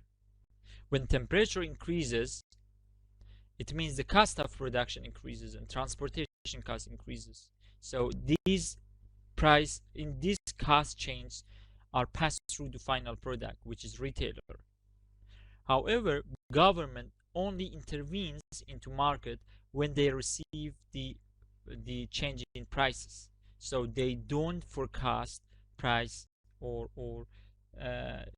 cost change. They only look at the final prices and they act when price change. So when price change means part of this process has been done. So these intervention may aggravate the situation. It may make the market worse in terms of prices. It may even increase the prices more. So the our product study is fresh poultry meat. I mean, is not frozen at the farm level and wholesale level. Prices are per kilogram poultry meat, and prices are deflated because we use deflator to deflate the prices. The things is, in the case of Iran, inflation plays an important role. So we had to deflate our prices to also include the effect of high inflation in the case of Iran. And as I said, data type also is weekly panel data set. So we have weekly time series for each province, which all in all we may have we will get a panel data set for the whole country. The source of data is official data. The source of data is the Ministry of Agriculture, and all in all we have 9,720 observation. It means 324 weeks for 30 provinces. Just one thing, please, if you got any question, please don't be shy. You can jump in. I would be happy to discuss about any question, any comments. I do prefer to have a voice, not comments, because it takes time for me to look at the comments and process them, or maybe there is a lag between them. So if you have any question, please jump in.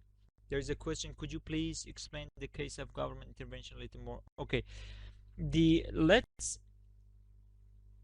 yeah, I mean, I would explain it, but if you had any other question, please jump in and ask your question.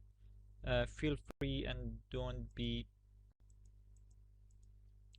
shy. Okay, the role of government, to be honest, the role of government is a bit passive. I mean, all in all, the agricultural intervention policy, specifically this price ceiling and price floor, doesn't play too much role in the case of Iran, because they are not so efficient. So it means, for example, when prices increases beyond a price ceiling, in this case I mentioned it here. For example, in some seasons like summer, price increases more than this expected price ceiling. Then to regulate the market, to bring the prices down, they supply frozen chicken meat, which is kind of substitute for the fresh meat. We have seen it. I mean, you may also check it out in the internet. So they use some outlet to impose or to supply frozen chicken meat, then with a lower price. Then for sure, this lower price of frozen chicken meat may decrease the whole market prices. So the retail price then goes back to this bound. However, as I said, this policy doesn't play a real role at the end. Is it clear? Okay, then yeah, if you had any question, please just you can raise your hand here, or you can just jump in and ask your question without any uh, without any gap. Perfect. So our case study, I mean, our data is panel, including 30 provinces for 324 weeks. So it's quite long panel. I will discuss about that. It's kind of micro panel. It's not it's not macro panel, because the time dimension is higher than cross section dimension. Okay, so I think, yeah, this part is ends. We will go to the second part. Okay. Here we start to discuss more a bit more about panel data. Form of our data is panel. Panel data, as you know, I mean, I'm just explain some basic things about panel data, because I assume that the group is quite heterogeneous, so some of you may not work with panel data so much. So I would explain it from scratch. Panel data is type of data with two dimension. It's one type of data set which is called mixed data. Mixed data has two dimension. Normally for time series data we have only time dimension, how prices are changing over time. In our case, we have another dimension, which is region, how prices are changing over region for a specific over time for a specific region and for another region. So this is the form of our data. As I said, panel data, it's one type of mixed model.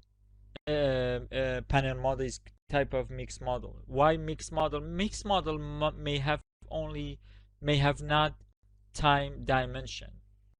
For example, for some empirical works, we have scanner data, which is the data for one person in one region.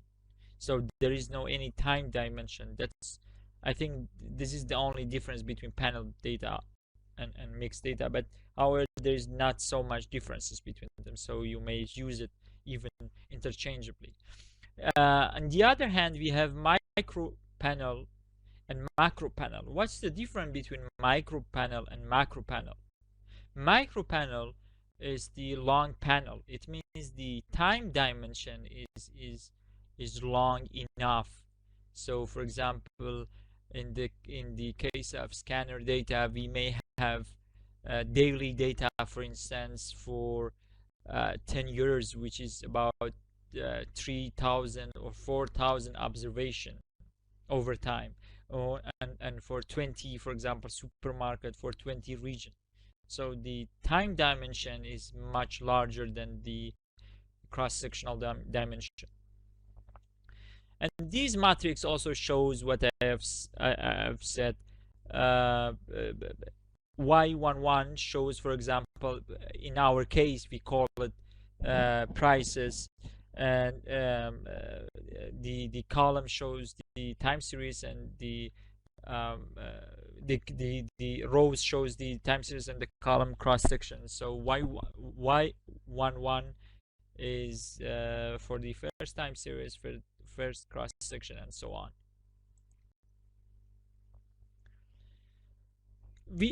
And also we have to mention something about the variation, because in our case we have two sources of variation in the case of panel.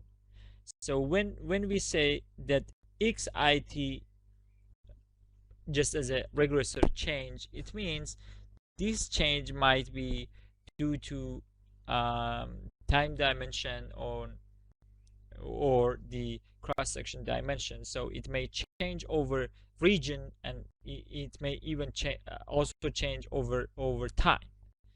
So for instance, race, education, and these gender, for example, it's kind of animal is kind of time invariant regressors, so it doesn't change too much over time. It's time invariant. On the other hand, we have some variables which have more individual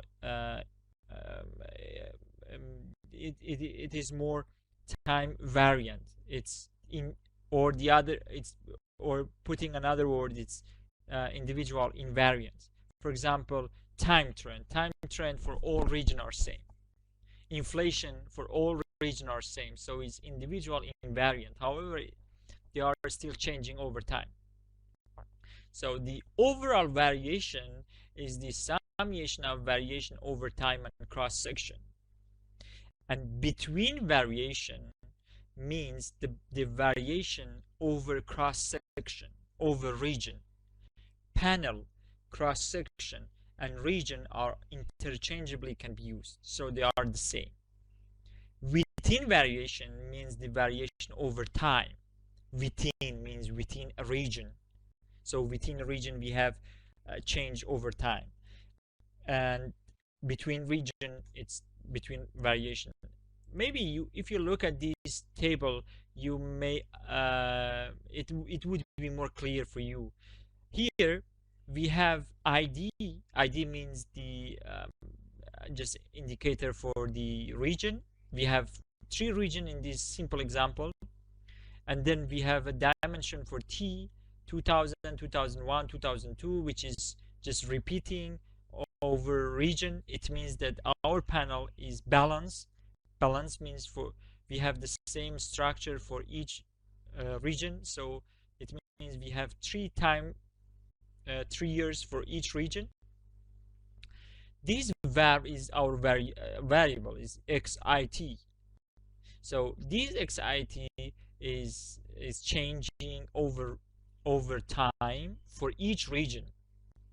For instance, for the first ID, for the first country, we have some variation over time. However, for the second country, this is 20, so it is time invariant for the second country. Individual mean means taking average. I hope. Okay. It means taking average over for each region. So the average of 9, 10, 11 for the first region is 10. For the second region, 20, 20, 20 for sure is 20, and so on. So overall mean means the overall mean of all observation, which should be same for all region, because it's kind of averaging over time and over cross section and region. So overall deviation means the deviation or the difference between xit minus the overall mean. So it's overall deviation. Overall deviation is the summation of between deviation and within deviation. So if you look at here, minus 10 plus minus 1 is minus 11, and for others, so on. Between deviation. Between deviation means between region. Deviation between region. It means that then we don't have time dimension. We should cancel out the variation over time. How we can cancel out? First, we will take xi bar, which is the individual mean, minus x bar, which is the overall mean. So if we subtract 20 from 10, it's minus 10, and so on.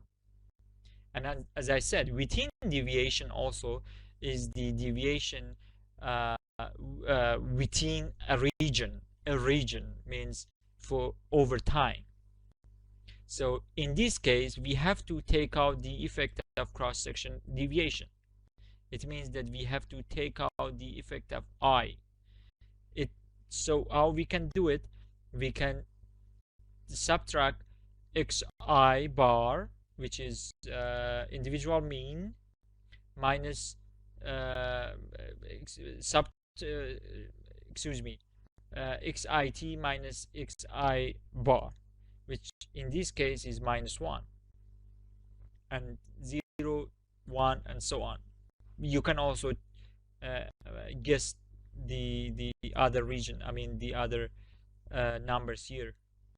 How do you think about, for example, routine deviation in the case of the second country for the first year?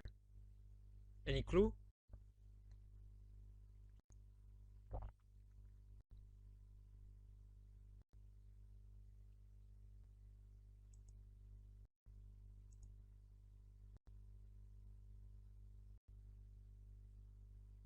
Seems someone is typing.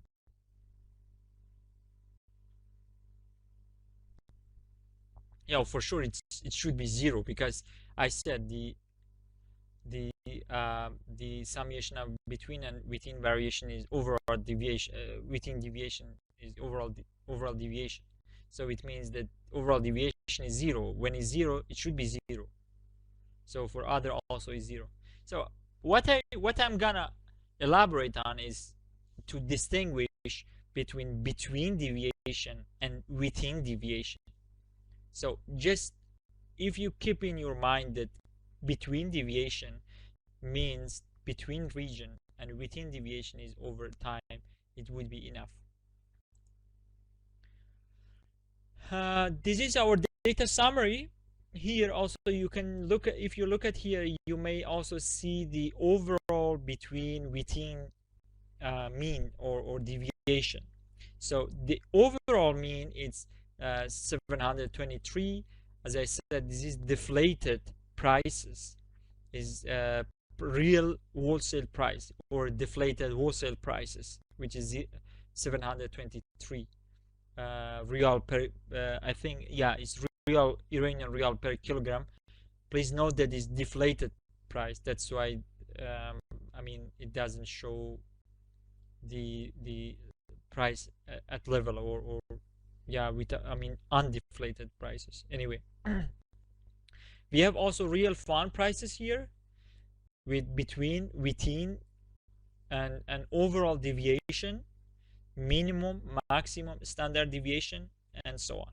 So if you look at here, can someone tell me, if you look at the standard deviation, means the variation, if you, what is the I mean here we can see that the between standard deviation is lower than within deviation. Can someone explain what would be the reason for that? If you like, you can jump in and use the microphone. Why between standard deviation or depression between region is much lower than within region? Any idea?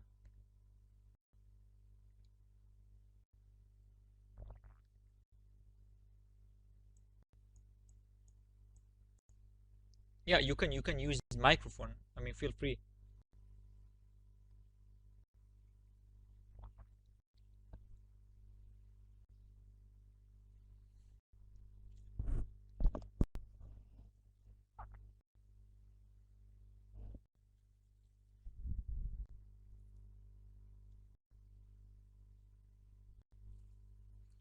I think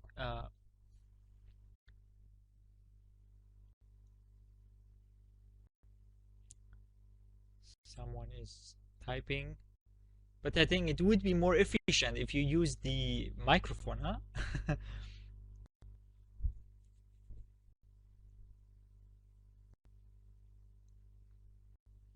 Don't be shy.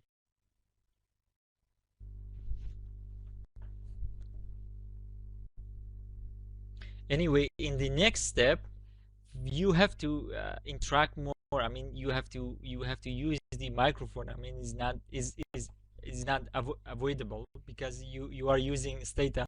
So Okay, there are some hint here because of the production and input price difference between provinces.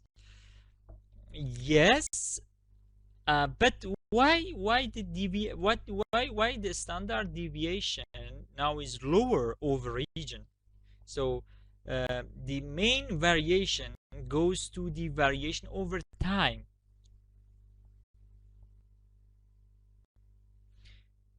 Drop data, I'm not sure about that, but what I'm gonna say, because I explained it between and within variation here, it means the main variation, the main movement in the prices is mainly driven by time dimension.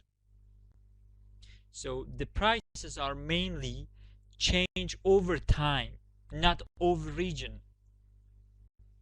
Still, we can see the change over region.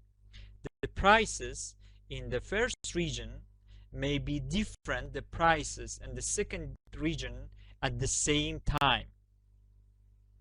However, the main change, the major change goes to the change over time.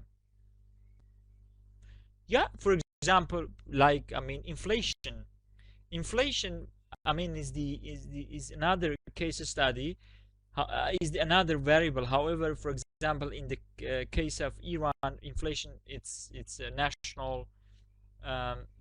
We have a national inflation or regional inflation.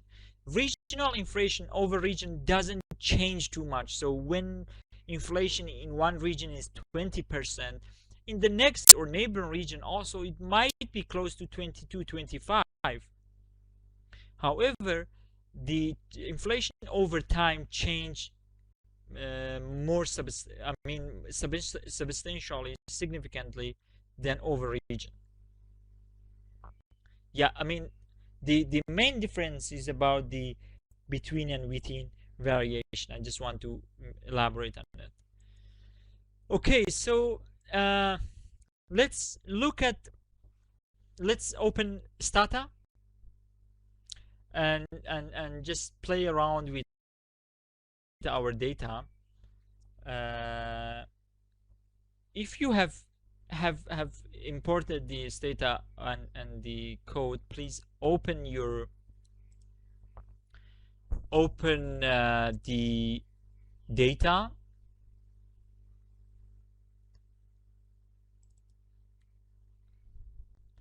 and save the data in a folder. For example, you can call it let me screen sharing. Okay, can you see my screen? It is Stata. If you give me a hint. Okay, yes, perfect. And then I think, yeah, so I couldn't see your comments. At least it's a bit difficult to see your comments. It's better if you got any question, please use the microphone and inform me. And the other things is this practice is really important, because then you may use it for your assignment. I would go through Stata. Just the basic things about Stata, how it works and how we can import our data and so on. So this is, if you click on the setup of Stata, you will find this page. Can everyone opens this software? Is there any problem?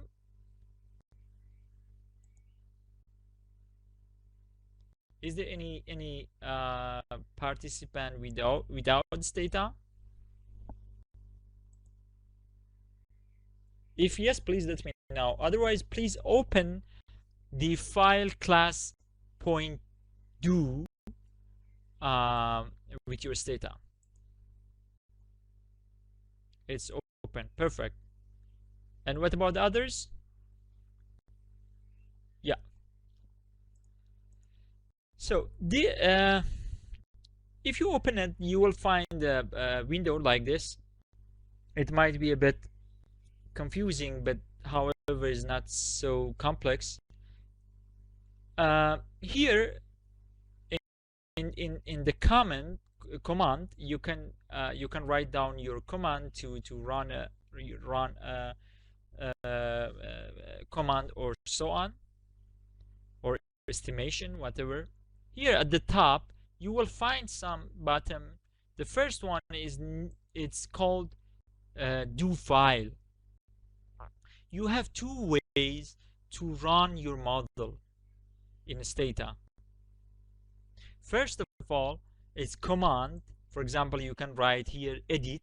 When you run edit, you will find data editor, or for example, when we are gonna estimate our model, we can easily write it down here and estimate it. However, it's more easier to use do file. Why? Because when you use do file, then you can store your command. So if you wanna run the whole lines, you need to run it line by line when you use command. But if you use do file, like what I have done here, this is kind of do file, then we can easily run the whole codes together, so we don't need to run it one by one. And next to do file, there is data editor. This data editor can help you to edit your data. So in our case, for example, we can easily I'm gonna open the data. By the way, can you access to data also?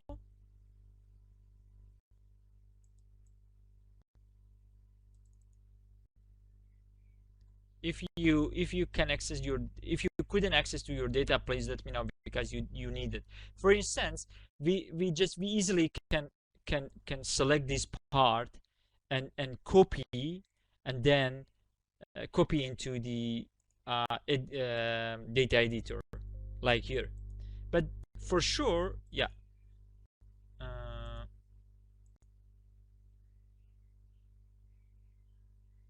good. Yeah, we can easily copy and paste into taste, and then we can use our data. When we copy the data, then Stata automatically detects the name of the variable here. So we have ID, time, and so on. And when we close it and go to Stata, even here you can see the variables. So if you double click on it, we have ID in the comment, or time, or whatever. So this is the data editor. However, there are also a more simpler way to do it. First of all, please create a new folder for your data. For example, in my case, I create a folder for as a general directory in this directory, which is in the drive E, research, chicken, blah blah blah, and then I put it in this directory. Please create a folder in your laptop. For example, in my case, I can create it here, like I would call it for example, model, and then copy this directory into the first line here.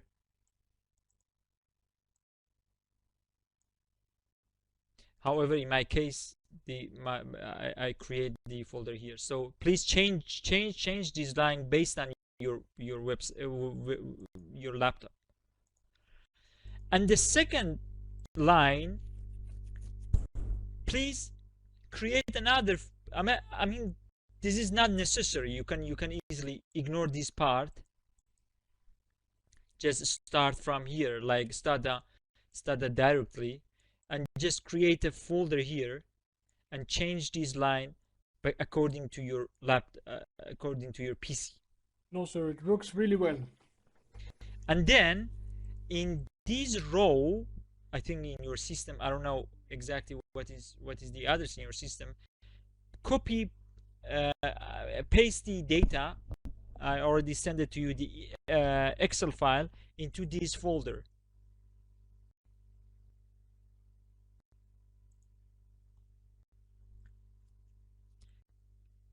Good. Yeah, it's done. Yeah, if you could give me at least 1 year's, okay, something like this by audio or by your voice, it would be much better. I think it would be more efficient way. Then when you copy paste the data and when you change the directory, the others here and the following others here, please note that the part I dragged. Then when we run these lines together from clear all to this part and click on run, you can find the run and top, the last bottom and the top of your do file. Then we can call our data to Stata. So then if we open the editor, we can see the whole data. So it imports data from Excel to Stata.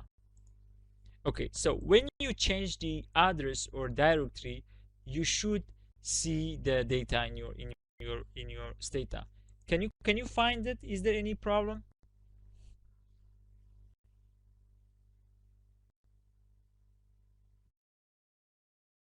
Perfect. So what about others? Is there anybody that couldn't import the data? If there is anybody, I can help her or him individually.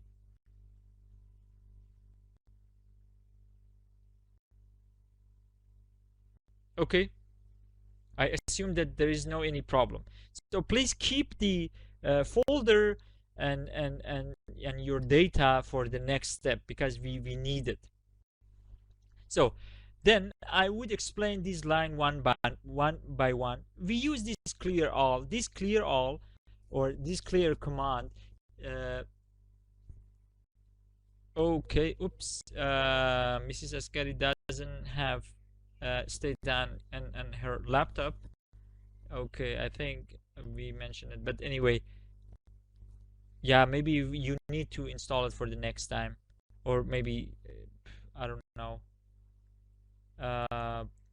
Yeah, I think we have to consider it for the group assignment. And is there any other problem with the Stata? Do you have any problem? Anybody without Stata or without data imported? No problem. Okay, good. So the first line, I mean those line which is green is just explanation. So if you put this command backslash or the slash, I don't know exactly, I don't remember, it canceled out your command. It means that Stata doesn't read this line. It means that it's just explanation. I put the explanation after the slash just to explain how it works. For example, I don't know, you can just write down model or whatever. It doesn't change the code, or it doesn't change your estimation. So clear all means Stata clears the all data or anything in the Stata. Sometimes we may have some data in Stata, which remains from the previous model or so on. So it makes sure that our Stata is clear and we can run our model or import our data. In the second, the next line, Stata directory, as we already tried, it determines or identify the general directory of the Stata. So the first command, the first command shows the major commands. Actually, it's global Stata, which is for directory. Then next to it, you should only copy paste the address in your system. So it brings the data from this directory. And then to import the Excel or other types of data, you just simply need to use import Excel and then address of the Excel, comma, the sheet that you have the data on it. In our case is data, sheet data, based on the Excel file I already sent it to you. And then it reads the first row as the name of variables. So the first row, Stata assumes the first row is the name of the variable. I use this set more of, it doesn't plays any role in our case because mainly for loops and other things. However, we have 9,720 just to show that there is no any missing variable, or if just to make sure that there is no any extra data, we can drop, means the cut the data when the time or we can easily mention time, or both are same, time or the other command are same. When the time is more than 9,720. So far we only imported our data. In the next step, when we are using panel data, we have to identify the structure of our panel data. How we can do it? We can easily identify our panel data by this command, xtset. It's just a fixed command, so we have to keep it in our mind that this command is for identifying the panel data. When we use this command, after that we have to identify the cross section or the region variable. So let's go to our data, which is here. In our data, ID is the name of the region, is the first region, then second region, and so on.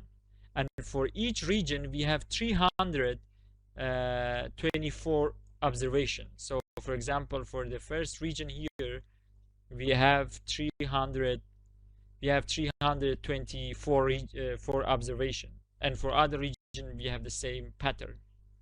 So when we use this command xtset id and then the time dimension, which is in our case also is time, because if you look at here, it's id, yeah, it's time.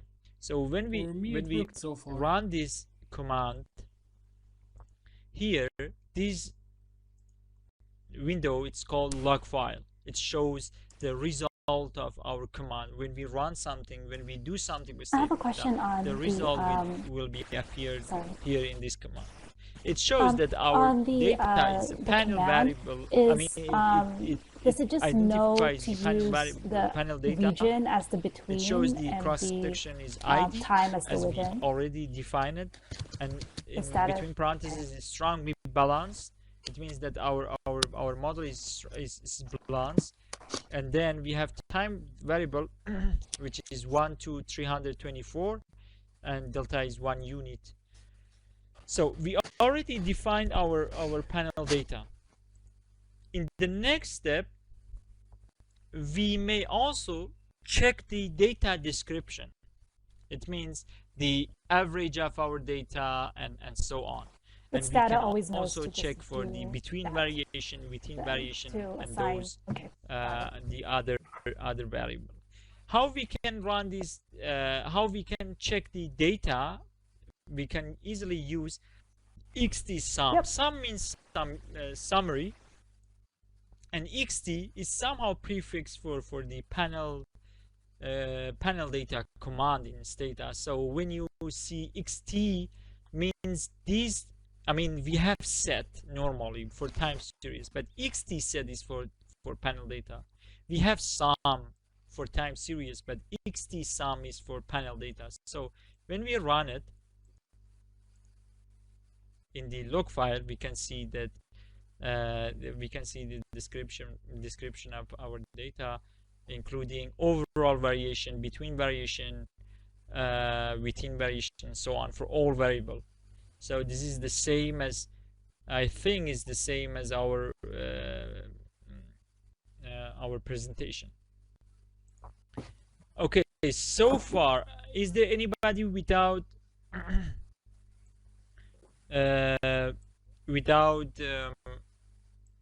any result or outcome of Stata?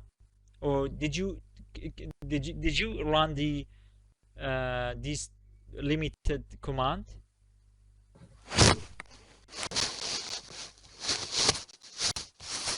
Perfect.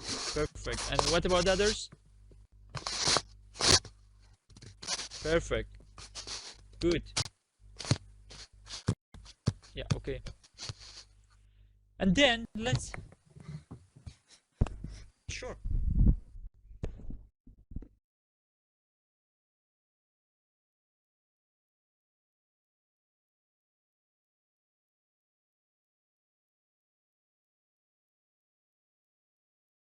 Exactly. Time is within. Yeah, time dimension is always within. And between means between region. So just imagine we have two variation, one from, for example, the price in Braunschweig and price in Frankfurt, or a price at 2000 and price in 2012. So price over time is within, and price between is between region.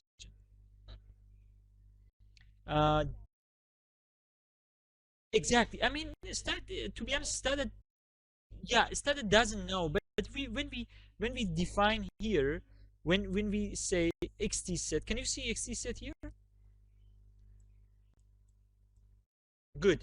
When we say xt set, the first things after xt set, the first variable after xt set is the region variables. So we may call it Omid, or we may call it country. Stata looks for Omid or country in the data, and then it checks how many ID we have, and then it assumes that this is our cross-section variable. And after ID, or after this region or whatever, we have to define the time dimension, which is time in our case. I would call it time, not to mix it up with other variables. Yeah, I mean, we can run it, but I assume that we don't have. Yeah, if when we run drop, there is no any observation deleted, because I think I have already checked it. Good. And yeah, and then I think we can. Yeah. Let me check the.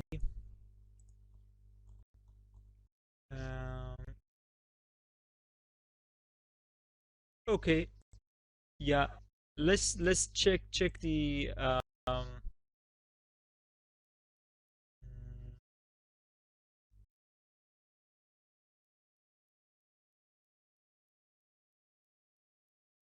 Good. I think one of the microphones are open.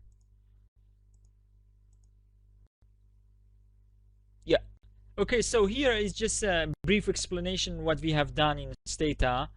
please don't close Stata, because we need to do it in the next step. So our work in the next step is based on what we have done right now. As I explained, we have different things in question. Stata. Was that a general remark about the installing of the package, or should we briefly install the package and general right now? explanation. We have data editor. When you write edit in command, or if you run edit in do file, then you will see the data editor, or easily you can go to the top of your Stata window, and there is editor next to do file. Okay, there is another things in Stata you may also check is help command and install package. So sometimes you don't know command. So let's go back to screen. Okay, sometimes I hope you see my screen now. We don't know about the one command. For example, xt_set. We can easily look for the explanation of xt_set by these commands. So okay, thank you. Just mention help, and next to it the term, which is xt_set, and enter. So then one window opens, and you can see, for example, the explanation of xt_set. It says that declare data to be panel. So it says data set after that panel var, which is our cross section, and time variable. So this is also useful. And okay, sometimes you would like to install a package to your Stata. For example, I don't know, for example, xtmg. You can easily look for it, I mean, by this command, find it, and then space, and for example, this command, we are looking to install this package. When we enter, it gives us a few possible way to install this package. For example, 3 packages found. So we can just check one by one, and then when we check it, there is option, click here to install. When we install it, then it will be added to our Stata. Then we can use this command. So when we want to install a package, we can easily use find it, and after that the term for the package, and so on.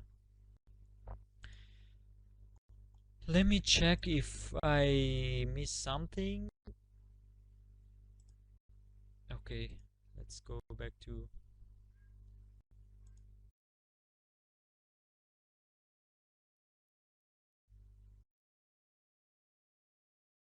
I think right now we have not yet run any package or something like this. However, if you realize that in your Stata there's not, for example, a specific package, we can easily find it. Or if we have the exact name of the package, we can use this command. Can you see this command? If you use install package 2 point, I mean, like this. Oh, sorry, I think I mixed it up. If you want to install a package, we need to just mention ssc install and the exact name of the package. So it's like I would put it here in comments.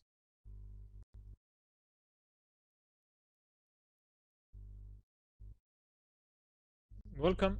So it's like this. If you have the exact name, but if you don't have the exact name of the package, you can use find it, because find it gives you a wide range of all package about this term.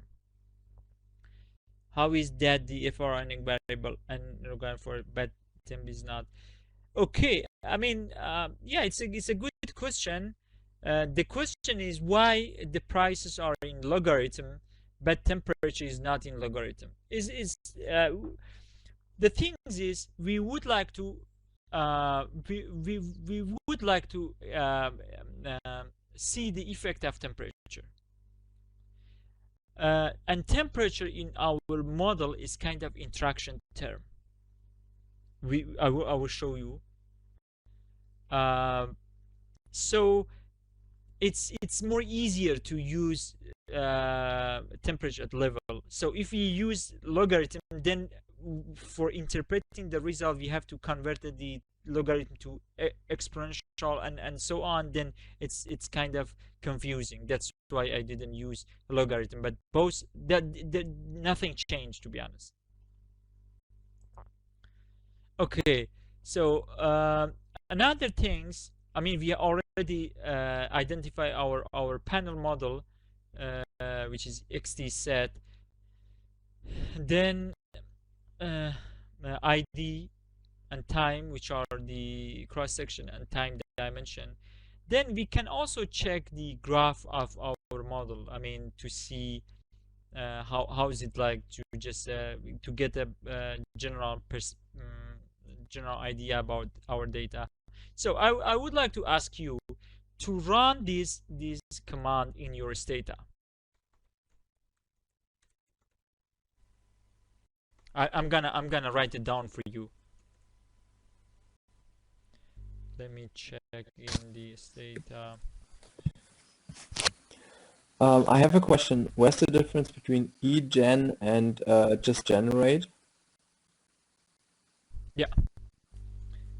Please run this command in your Stata and explain what you can see.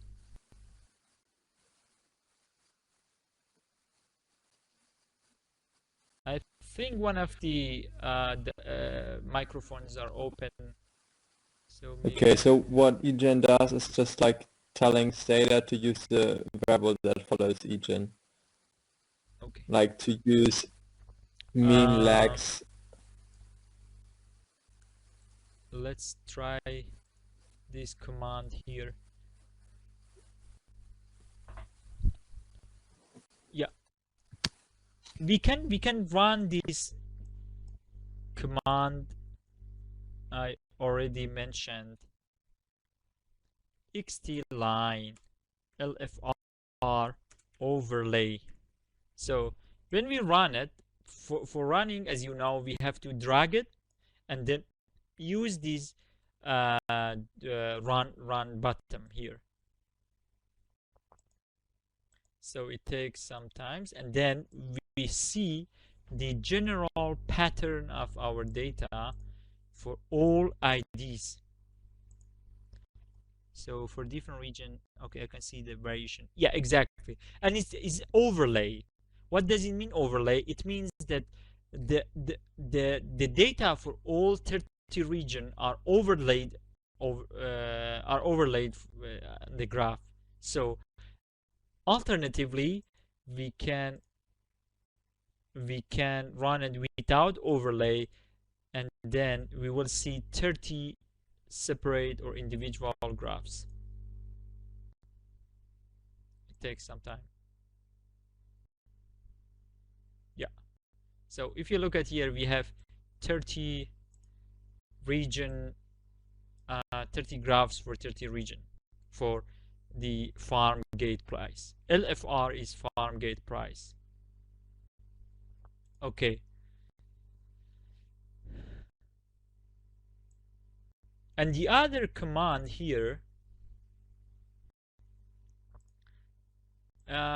it's not so necessary, but if you like, I would explain it here. These two commands shows how we can calculate regional average. It says by sort means by sorting time. It means for each time. By sort time means for each time. Egen means generate. These variables, I would call it mean because it is mean. LEX is the wholesale price, is equal to mean between parentheses LEX.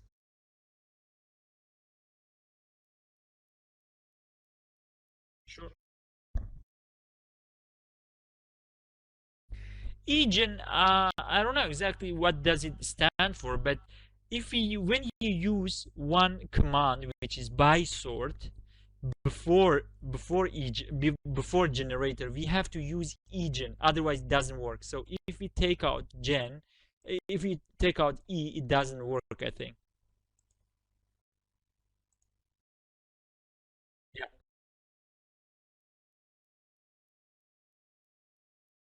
Yeah, I think it's exactly. I mean, it somehow means like condition to the previous command. So egen, I think is the only thing that comes to my mind. But I think I actually, yeah, extended gen. Yeah, okay, good. Yeah, exactly. Professor Farzan again, help us.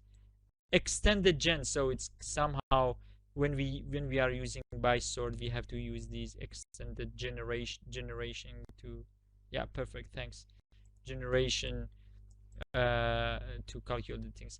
So we use this command to calculate the regional average.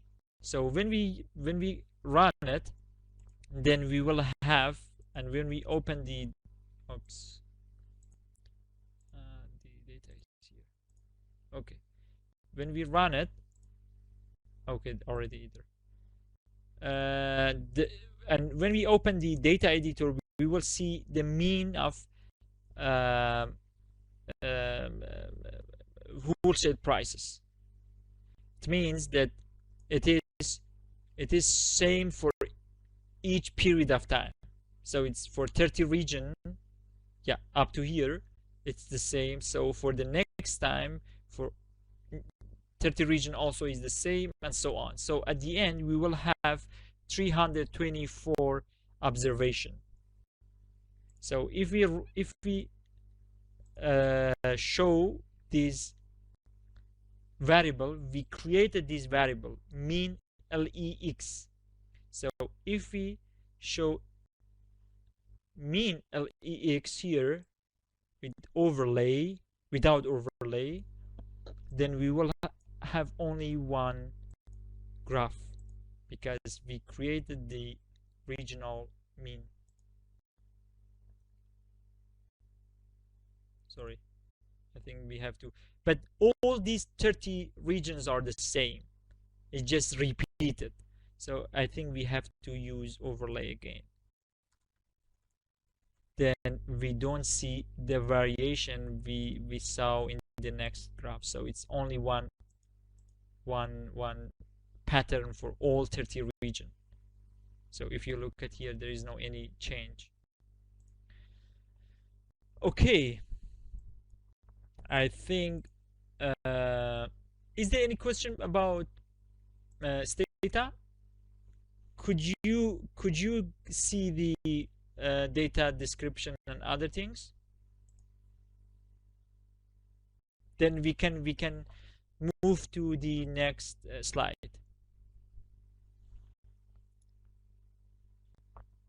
If you have any question, please let me know. Otherwise, we can move on.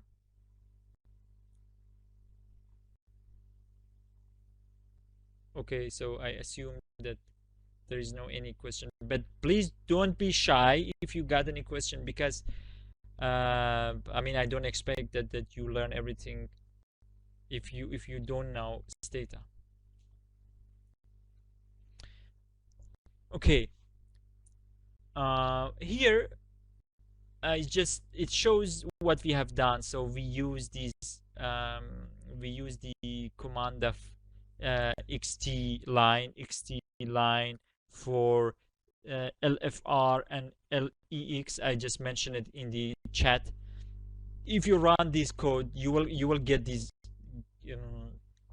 graph in your data, and you can see here the variation over region. It's quite over region is not so different. However, over time the prices are changing substantially, and I mean, it's just for one region.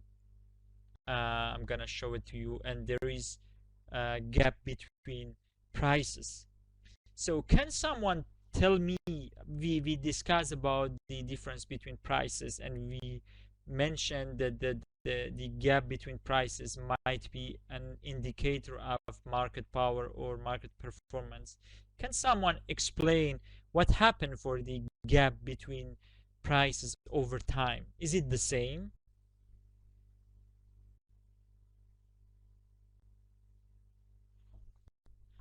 Can someone explain this graph, for example? What you can see the difference between prices here?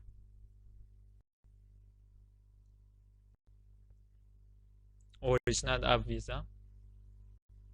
What I'm seeing here is the gap between prices. The difference between wholesale and farm gate prices is not the same for over time.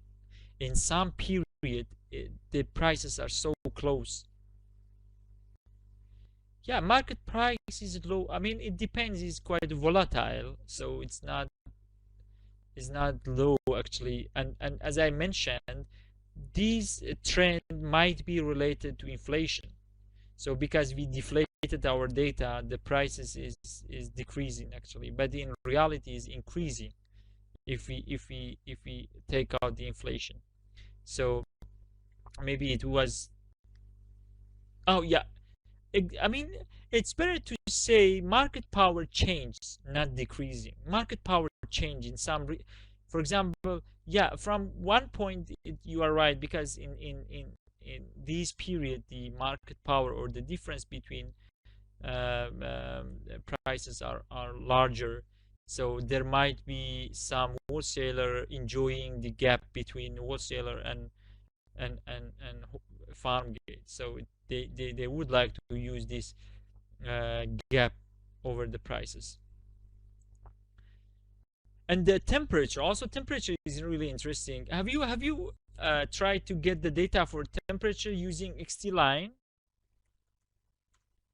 Temp, yeah, you may use this command to see the temperature graph, and it would be like this.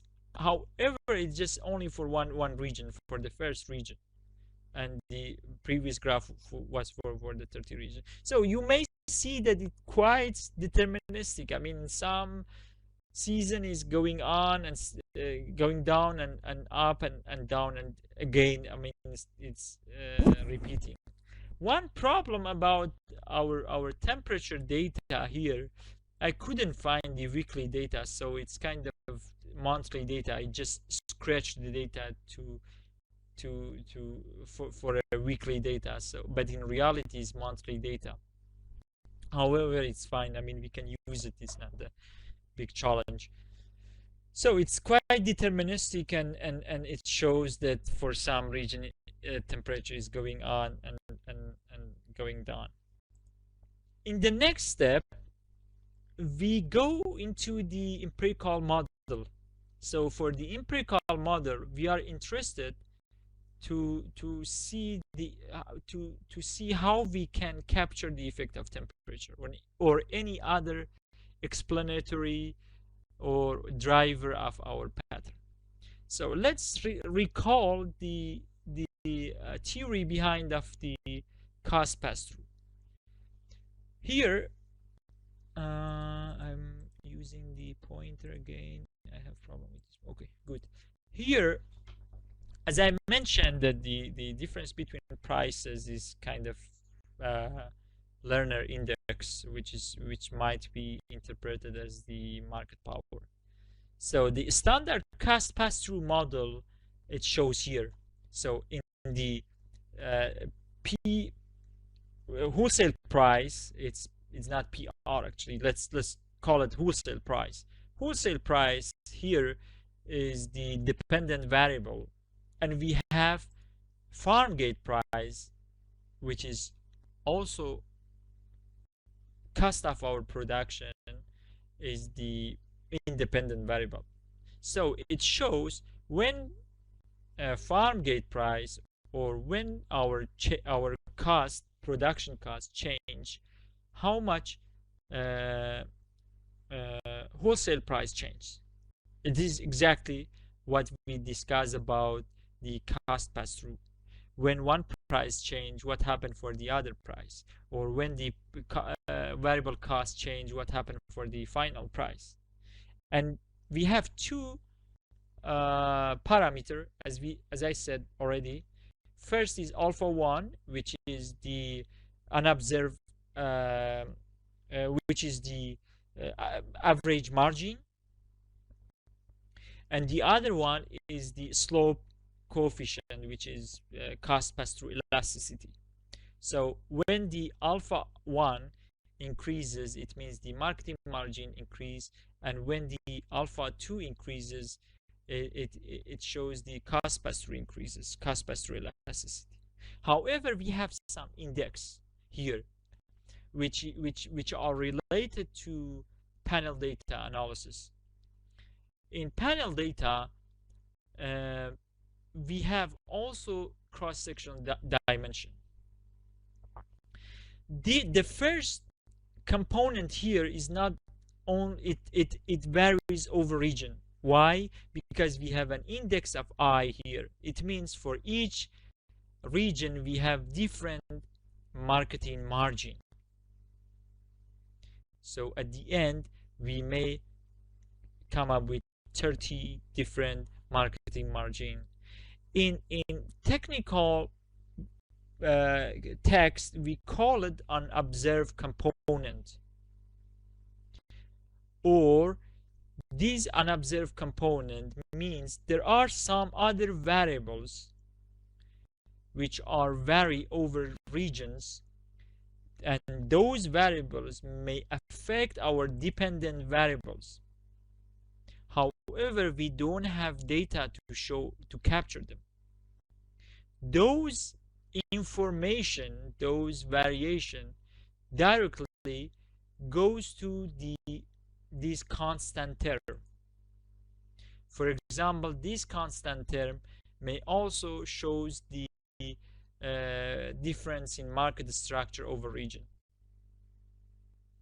Let's go back. Let's go further to discuss about these things in the next slide. So here, I mean, in the previous slide, we presented only a standard cost pass-through. But what is the role of temperature? How we can capture the role of temperature or the role of other explanatory variables, other drivers? One way is to use interaction term. It means here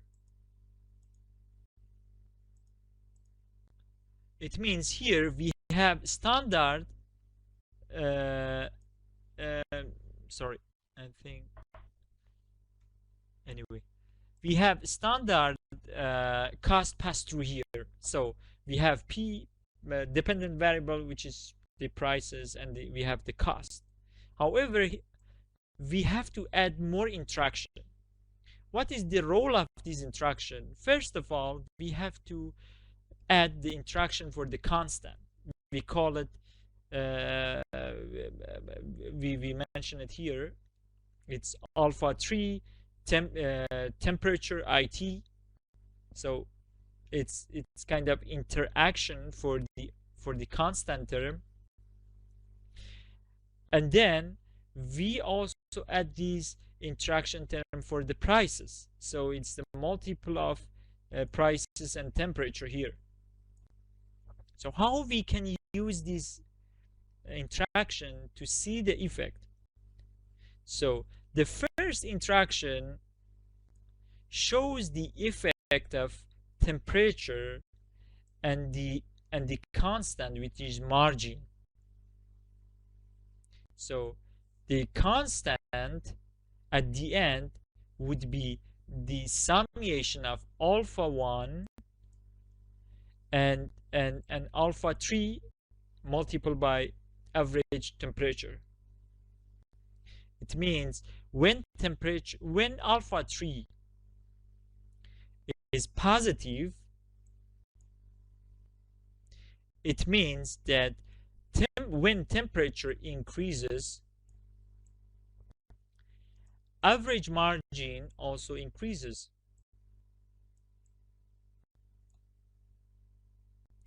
Or can someone tells me what does it mean based on market power issue?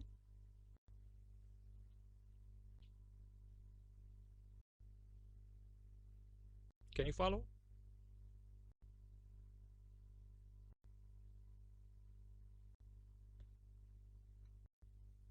You can use your voice.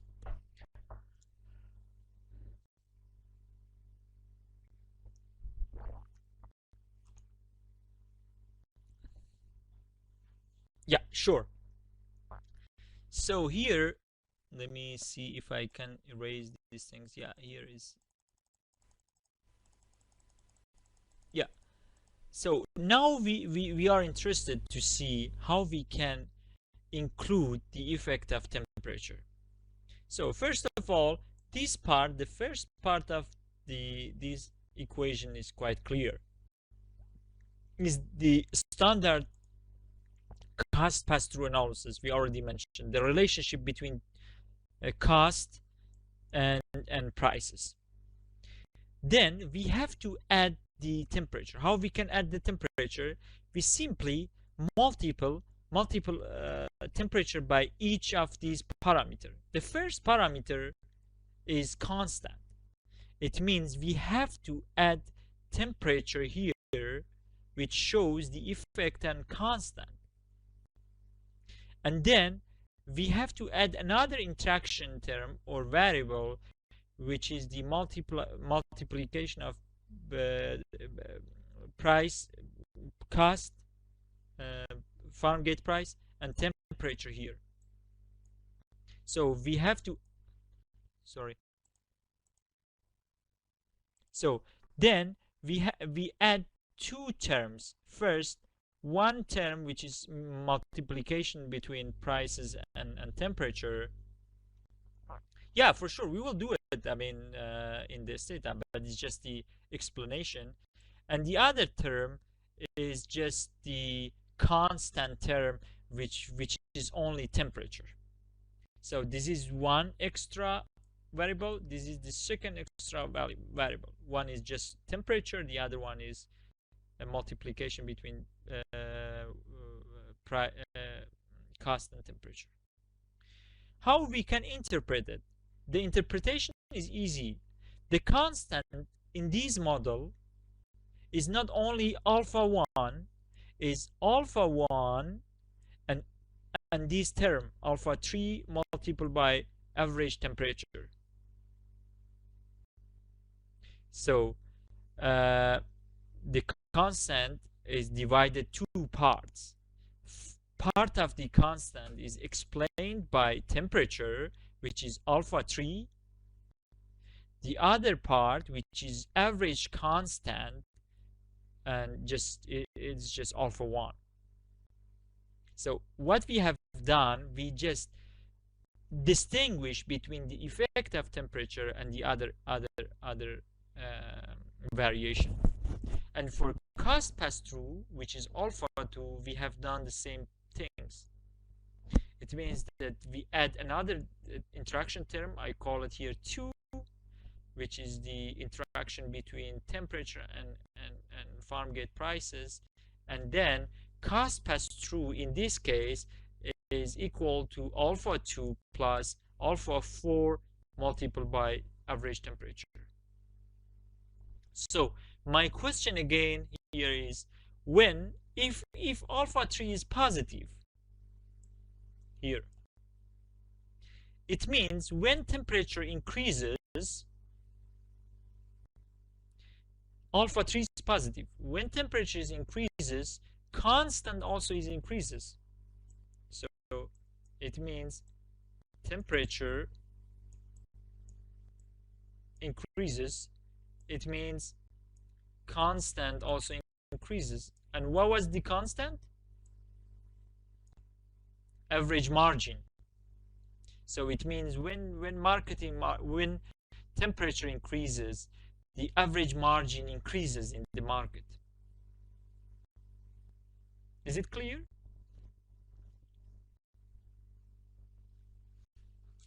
If it's not clear, we can discuss more about it.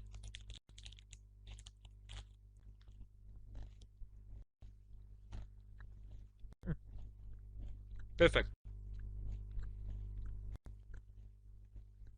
Good. And the other things here,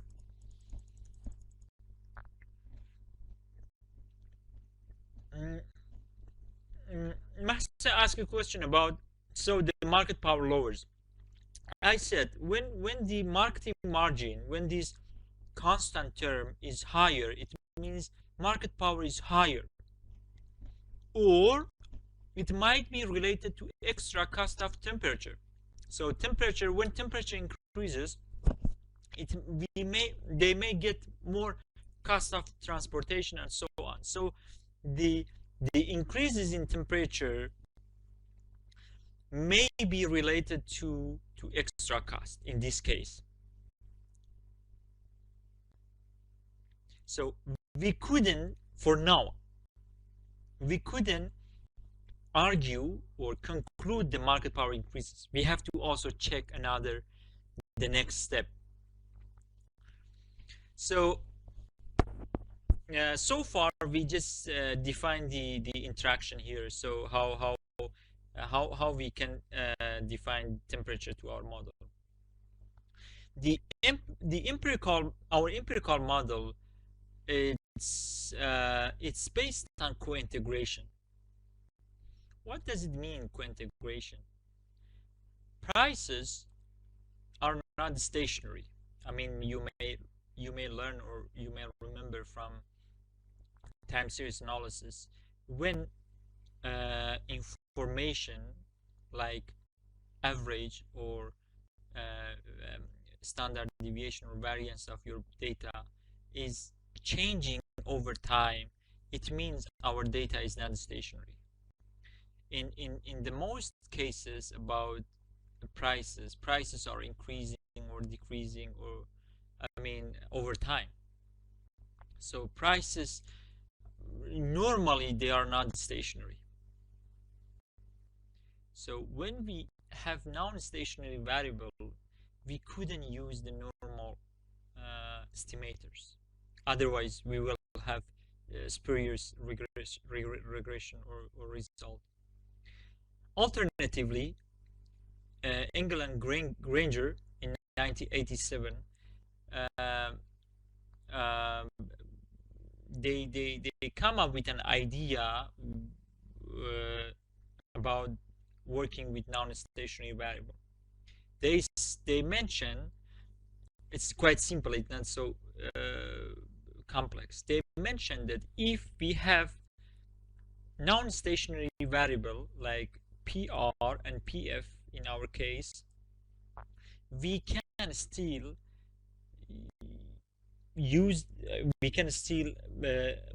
estimate our model if the residual term or error term, I call it ECT, error component term, is stationary.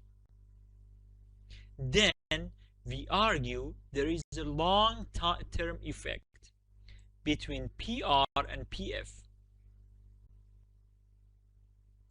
So it's quite similar to the time series analysis.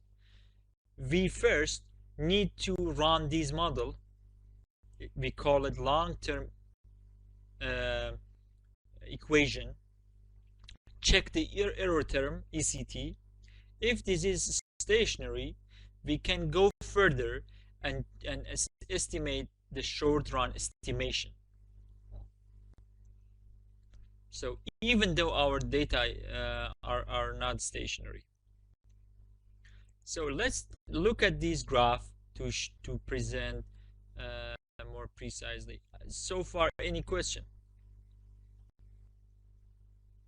Okay, I hope there's no unclear point. If we work with the data, then it would be much easier. So as I said, when we have unit root, I mean we have a unit root test.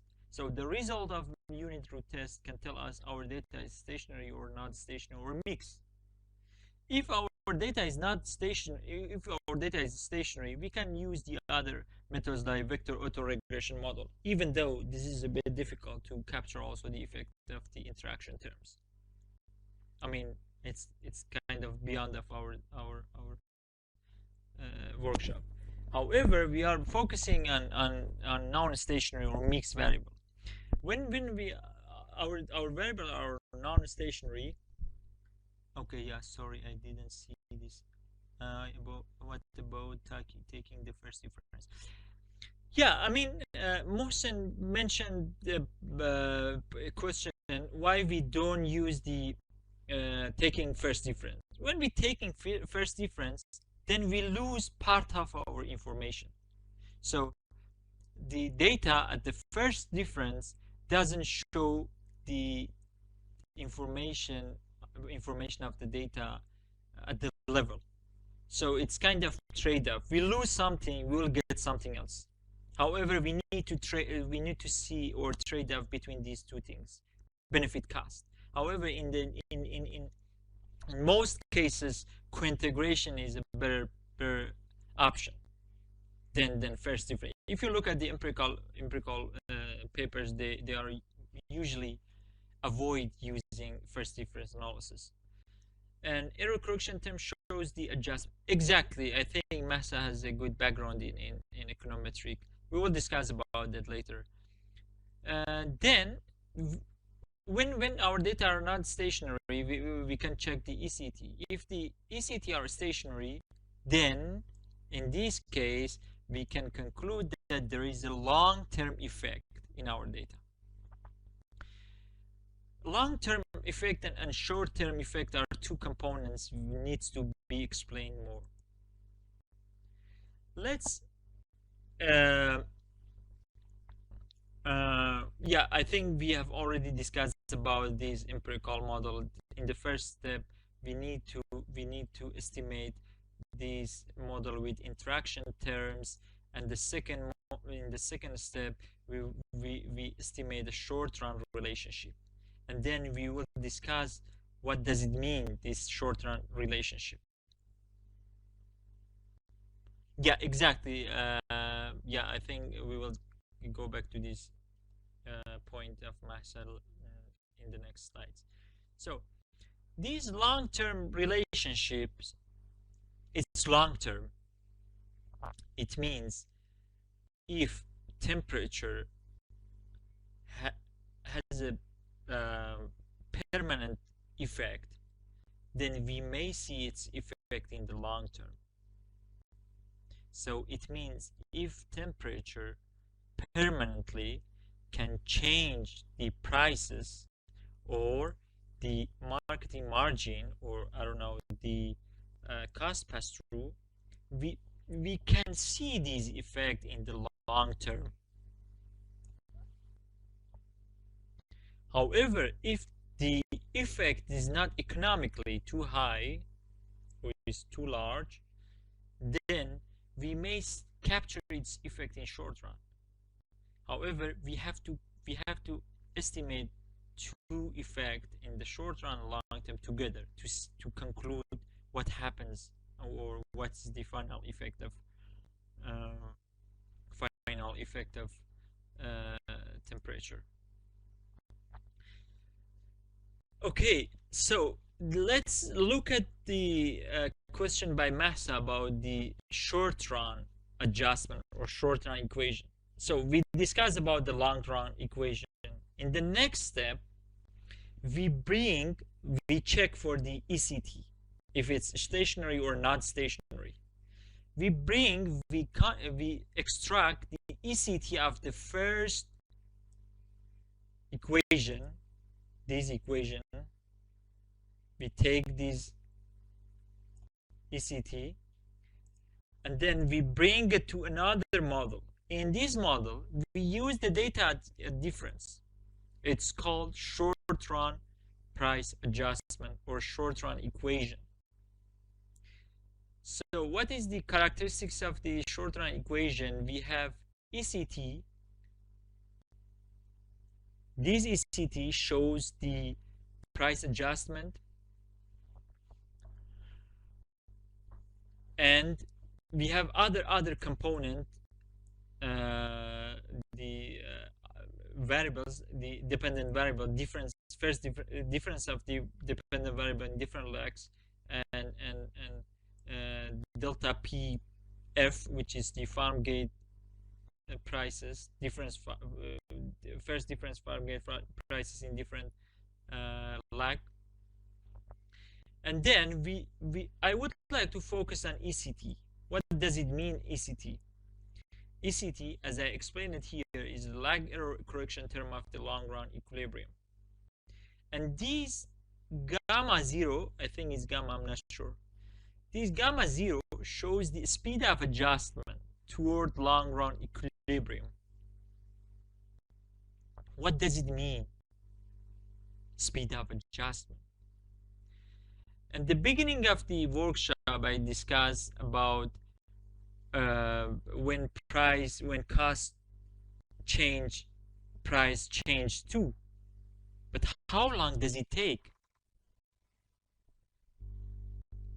How long does it take that the change in cost are passed through to final product prices? This timing or this speed of adjustment can be captured by the coefficient of ECT, error correction term. So here in this example, gamma zero shows how long a shock, a change in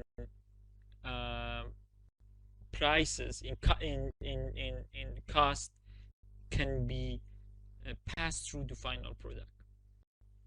So let's look at the next slide to make it more elaborate. This graph shows the long run equilibrium and short run equilibrium. So imagine that we have a long run trend here.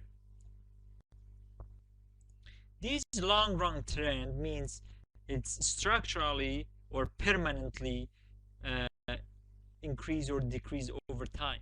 However, in some time we may have a positive, like price increase up and then goes back to the equilibrium, like price increases and then goes back to equilibrium. So it takes some times from this shock to go back to the equilibrium. This process is explained by error correction model or by short run adjustment, this equation here. So this period, this lag, is explained exactly by the coefficient of ECT, error correction term.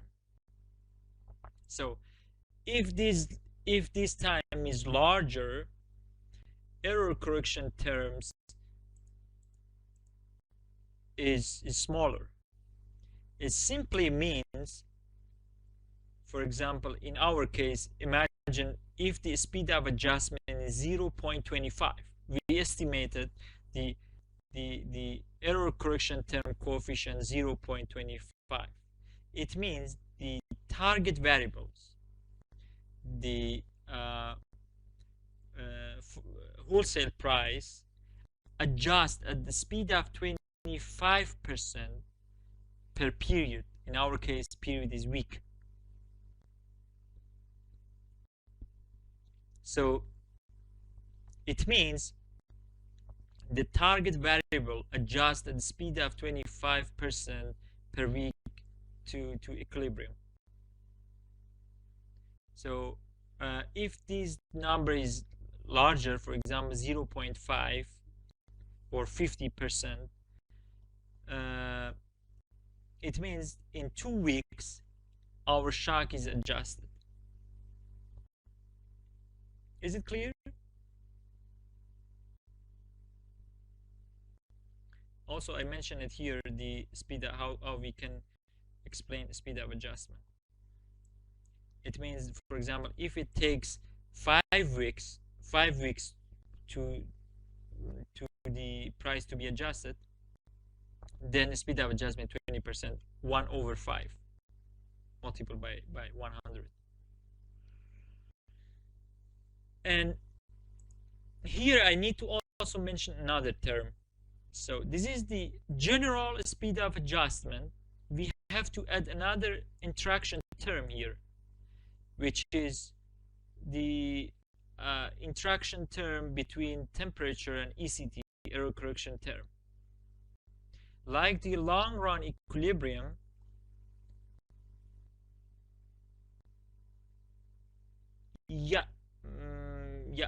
Masuma mentioned, ask a question about if the model is like ECM. ECM, error correction model, and short run model, they can be interchangeably used. I mean, ECM also is kind of error correction, is kind of short run model. So good, and yeah, it means in this case we have to add another interaction term for ECT, which is temperature. Can someone tells me what is this gamma 1 says? What does it mean? You can use your microphone if you like.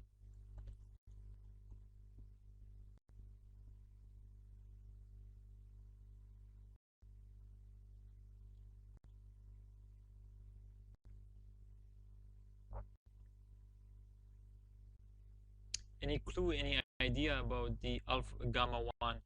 As I said, in the long-term equation, the coefficient of interaction terms shows the contribution of temperature and the base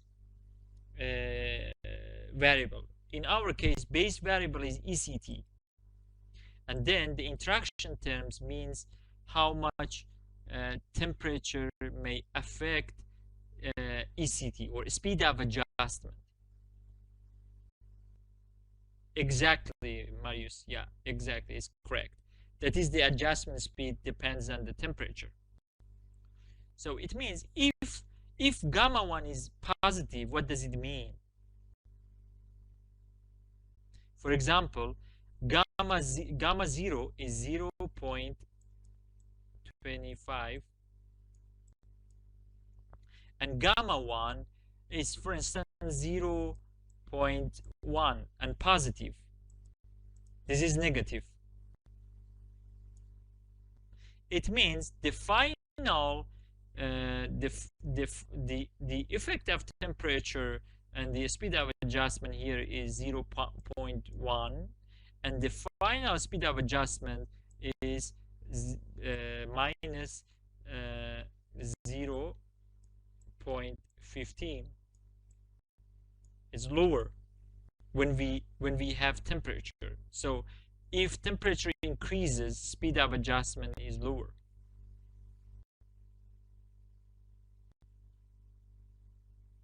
Yeah, rises. Okay, it's a bit challenging because ECT coefficient gamma 0 must be negative, otherwise our model is not converged. So it should be negative and less than 1, because it doesn't make sense. For example, if it's positive, it means that our shock here doesn't go back to the long run equilibrium. Each time it is negative, because each time is smaller and goes back to the equilibrium. So if it's clear, we may look at how we can estimate our model. How long we have? Yeah, it's 5, and I think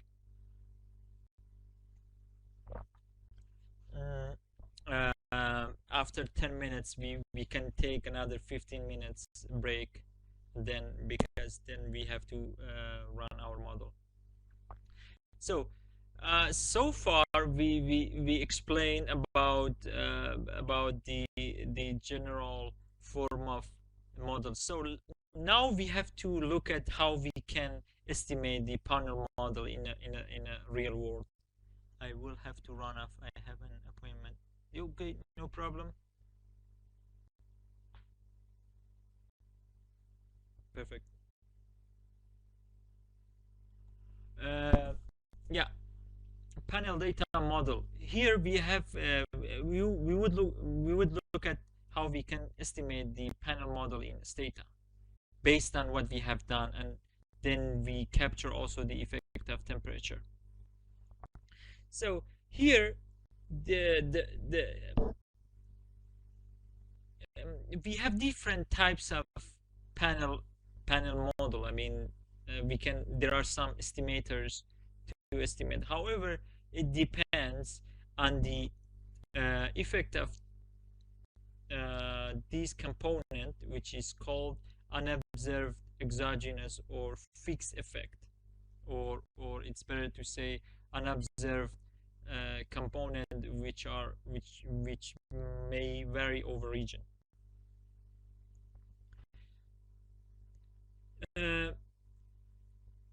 I mean, is exactly like what we have done, what we have presented for the long run equilibrium. Imagine here is the prices, for example, and this is for the cost, and beta j is the coefficient. We need to consider some assumption here. First of all, also this is error correction. We couldn't ignore this unobserved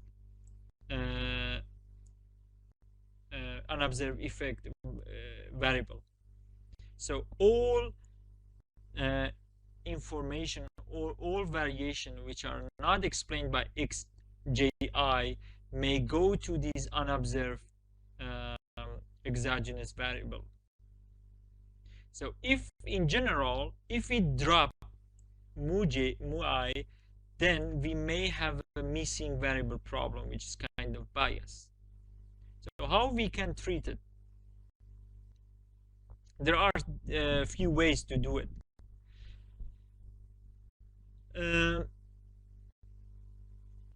I think there is, yeah. Max also mentioned a question about time effect. We will in the next slide we can capture these things also. I mean, we would look at this point. So here we have different component. I mean, it's just another version of the previous model. So dependent variable, independent variable, exogenous variable. We have error term. This is another term which is unobserved characteristics or unobserved effect, which is related to cross sections. This is one way model, because we only consider the effect of a cross section. However, as we will explain it in the next slides, we can also include the effect of time, as Max also mentioned.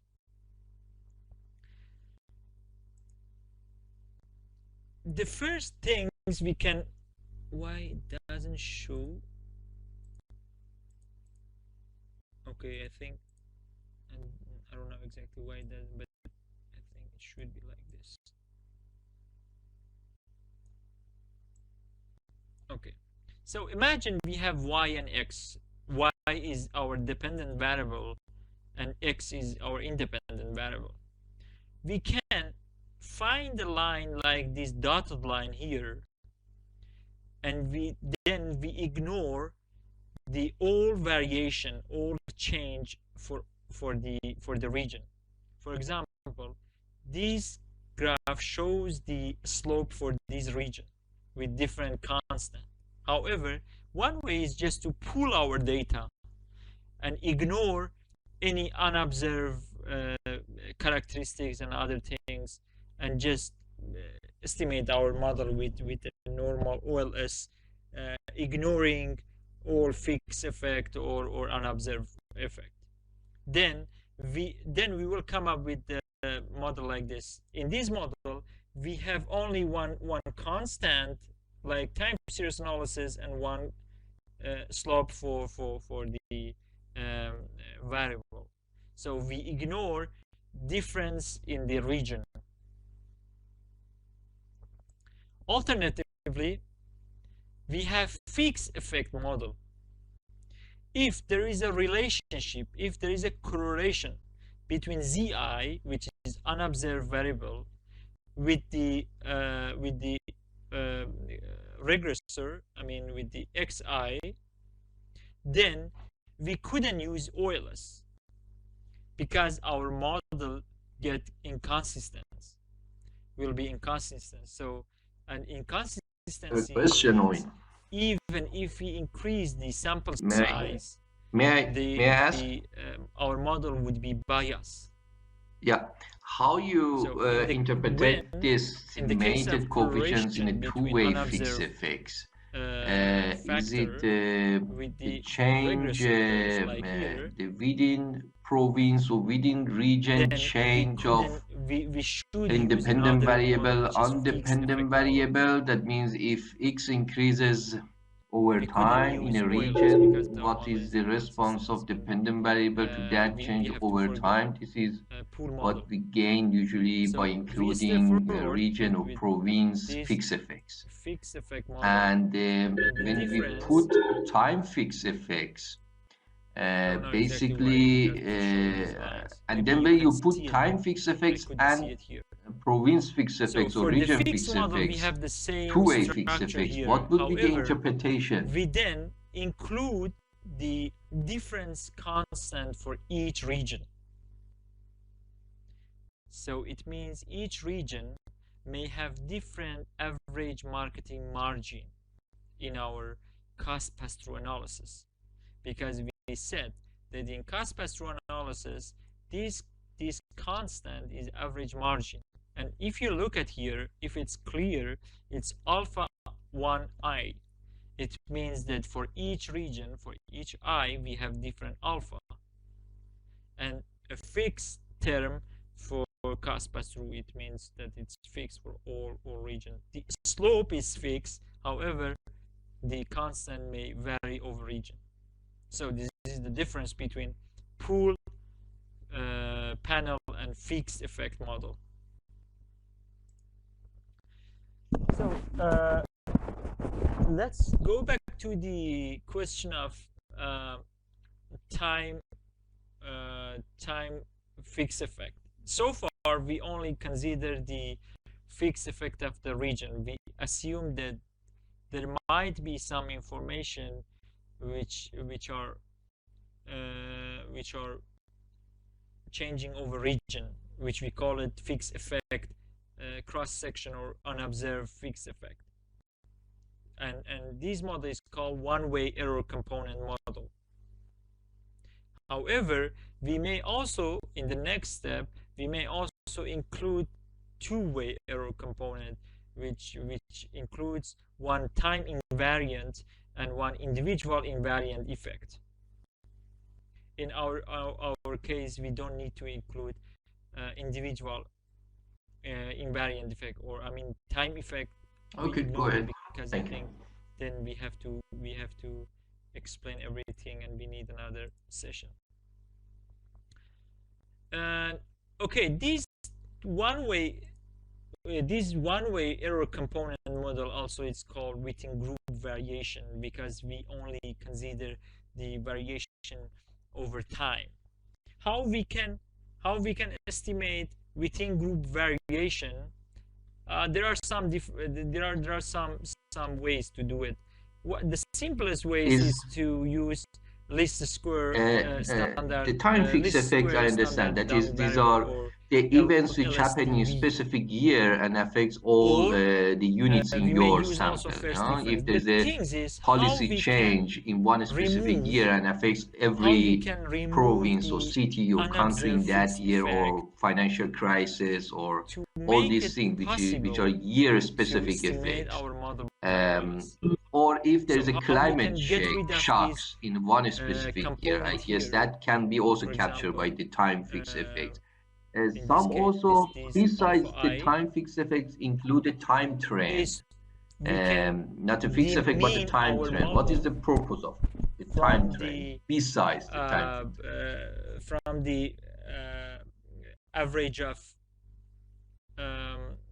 variable over time. Then we will take out the uh, the effect of cross sections. The average of alpha I over time is alpha I, because there is no any time dimension, it's just repeating. So the average of a repeating variable at the end is the same. I mean, just 2. For example, when we have 5, 2 over time, then the average is 2. So when we subtract these equation from the average over time, then this component will be removed. Then what is the consequence? We can easily use the list. We can easily use OLS to estimate our model. So it's just the general idea how we can. But the price has also trend, right? The price effect.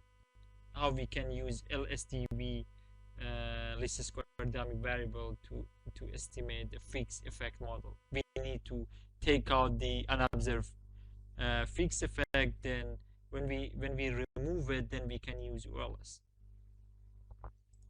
Okay, so far any question? Is there any question? Because in the next step we will directly go to Stata and run these things again.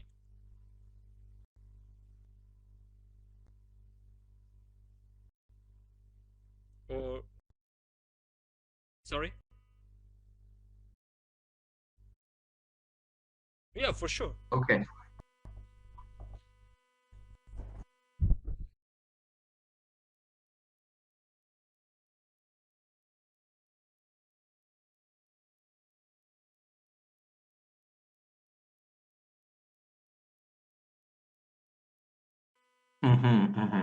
I mean, fixed effects usually control for the those characteristics which are not changing over time in that unit.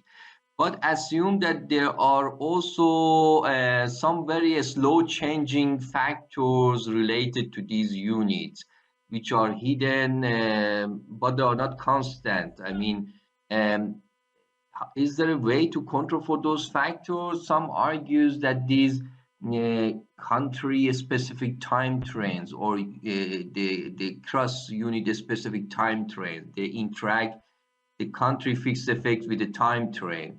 So that Yeah, capture it's really whatever interesting question. First which of is all, I mean, specific to let's that unit of bring this country or example to province or our region context is not about the constant, but prices. is We changing have over time. But this price and change is cost. very slow So we change. are interested to see, And for example, how our additionally, prices changes. beyond And those then fixed the effects that you constant, mentioned, or they this also fixed put effect, these is the average specific margin. So region-specific first time of all, trend or for the fixed province-specific time effect trend to capture regional these. factor, it means that over region, the average margin, which is a proxy of market performance, may vary. So it's quite simple. So as we expected, for example, for each region, there might be some structural change over structural change of around markets. So it may change over. Yeah, I mean, there are some policy changes at the province, it's which really interesting. For may, example, or in our maybe case, there are doesn't make so some much changes in the sense. But attitudes for instance, in or case of type of energy, consumption, or I don't know. fixed That's just an time additional fixed control. effect means, It's for not very example, when important in this energy context that you are saying. consumption, I when was we just look at thinking, the solar besides these model, for fixed example, effects, there are also when something. But in this energy context, you are right. That consumption might is not more be very efficient over time, fitting in this the context of time, price here. this Yeah. individual invariant fixed effect may capture this efficiency. So it means, for example, since 1960s, efficiency has increased over time. So this fixed effect can easily shows how much it changed over time. And the exact interpretation, I think I have put it in one of the slides, but I think more or less is explained by, I mean, like this. So those, yeah, good.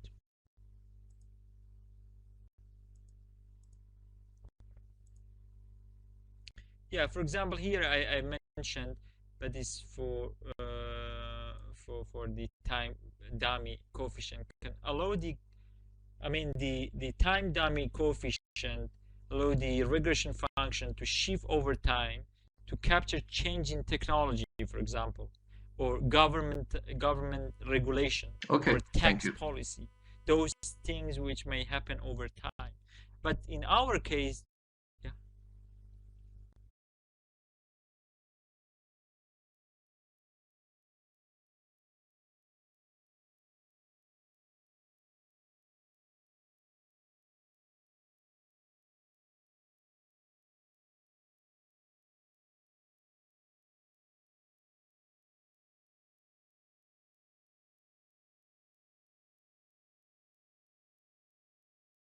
Exactly.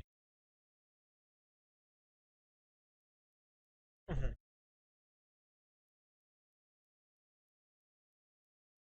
Exactly.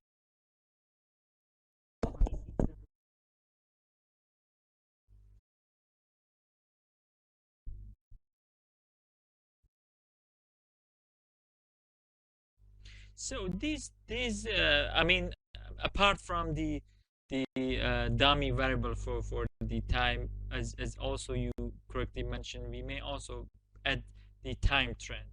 Sometimes our model is non-stationary. We have to, there are some change which is related, deterministic change which is related to time.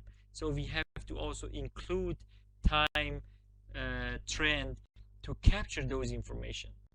In our case, we use temperature because temperature is basically is a in our case somehow is deterministic trend, so it captures those information, and we don't need to also use trend. However, the coefficient of the trend, it depends. I mean, if it's just a continuous trend, for example, 1 to 100, is it?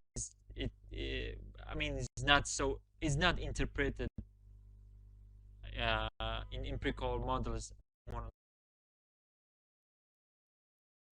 Yeah, for sure, price has a trend, but this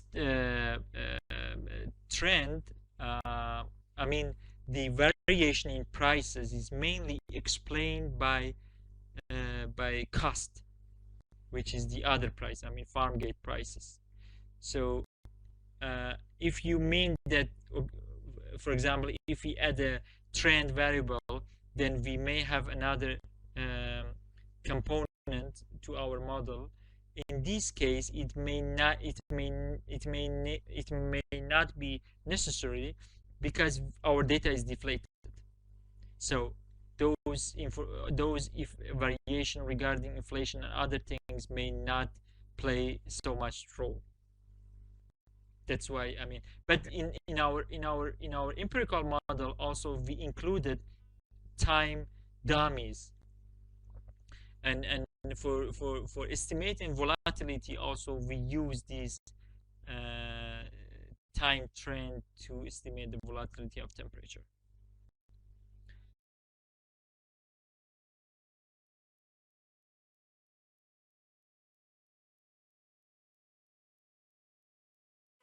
Omid, I may not be able to attend the last, probably that would be your last slot today after break, yeah?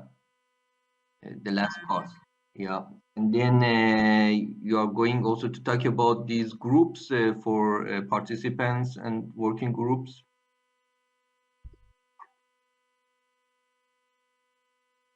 No, maybe after break that you can talk with the participants and grouping, and then maybe you discuss these tasks that the participant students will do it in a joint groups at best, in a combination of participants from Iran and Germany would be good. And then I just wanted to see if you will talk about that in your last slot. That would be to clarify how that will work. I mean, I understand I mean, I got your point, but I didn't get what do you mean by yes. In the past, we usually had the group because, of for example, in the case of, 3-4 in our students case, from Iran as a we are talking mixture, about provinces, Iran, so Germany, the time and specific original because time one of frame, the I think, purpose of our natural, work is also if I to understand promote it this type correctly. of But interaction I in the participants from different university different.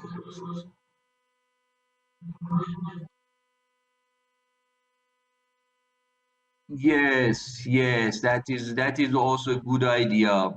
That is also very good idea.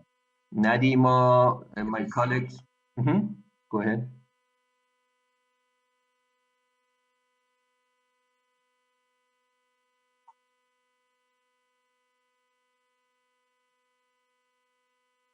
Yeah, I mean, I fully agree with you. I mean, for sure, in panel data generally, these time time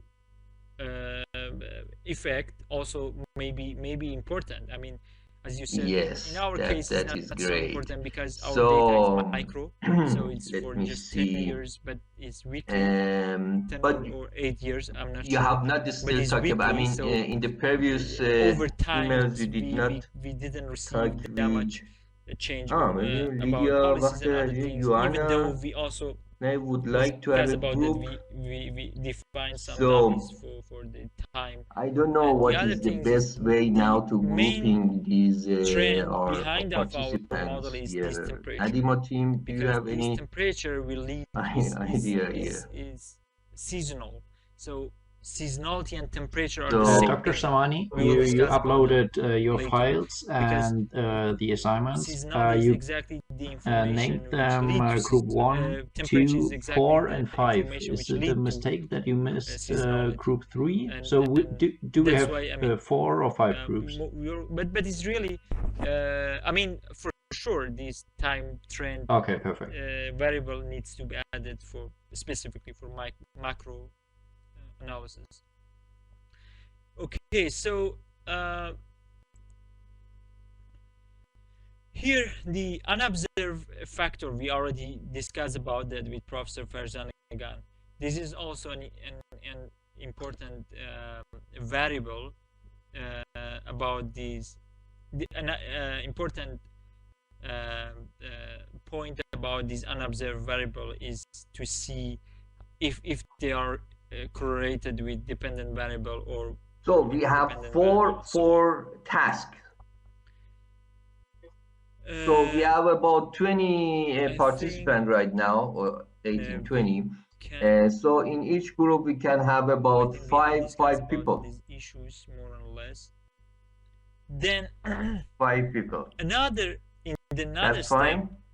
So I put it with the NaDiMa team. Maybe during the break they can think about and the people who would like to be in the first group, second group, and third or fourth, they can communicate here in the chat, and then we see during the break the colleagues from NaDiMa will check it, and then up to the end of meeting they will communicate who will be in which group. So for random Is it okay? random effect model, we Yeah, assume that because the right now, the ad hoc unobserved deciding is also not effect good. is So at best, randomly there should be a changing, mixture of or just people a from random error term. different institute, country, However, and still we have at to best also assume a some gender gap, a assumption behind gender, it. sorry, For gender example, we balance couldn't in these assume that there is a groups. correlation between In order regressors to also reach and our random intercultural exchange here error term, between random component here. all right, very Yeah, good, this very is the good. And another estimated question, if you assumption have done for the random code, model. if you have added the As I said, data and we all the assume that things, there is no what would be correlation between dependent variable, the between expected independent task variable from and the the participants in unobserved your factor. exercise? And if we, when we estimate the model, also we will see this effect in the result. And the other assumption is both component homoscedastic, both independent of regressors, no cross-group correlation, and no autocorrelation.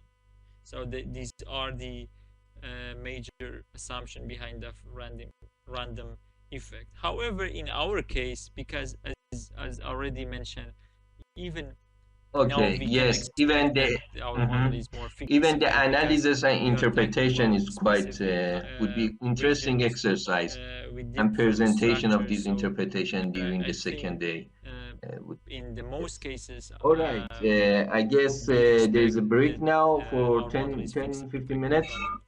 And in the break, those who Let's would like to look at be in a the group, they can Stata and type it in the estimate the chat. long run So after 15 we minutes need break. I 5 think groups, I we need it suppose, now. so If you 4 or agree, 5 groups. then So each of them we 4 or will 5 students. estimate our model All with right, this so data let's make a and break. go further with these things.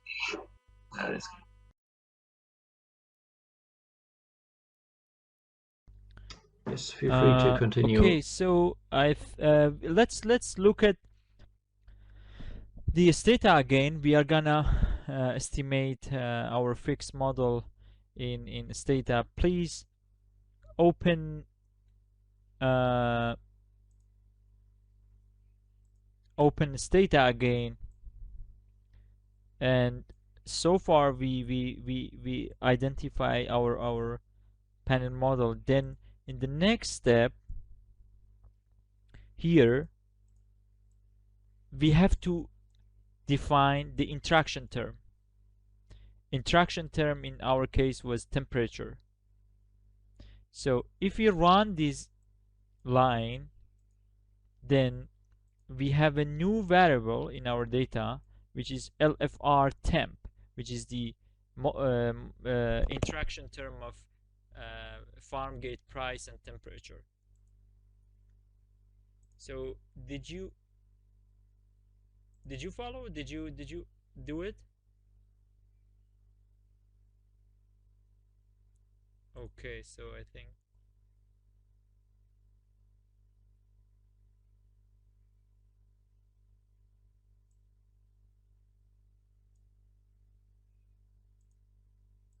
okay. I think it's mixed up. Then to estimate the fixed effect model, we can use this command. xtreg is the command for fixed effect or random effect model. However, we can determine if it's fixed effect or random effect. First of all, we have dependent variable, which is wholesale price in our case. And then we have farm gate price, and just followed by temperature, which is the interaction term for the constant.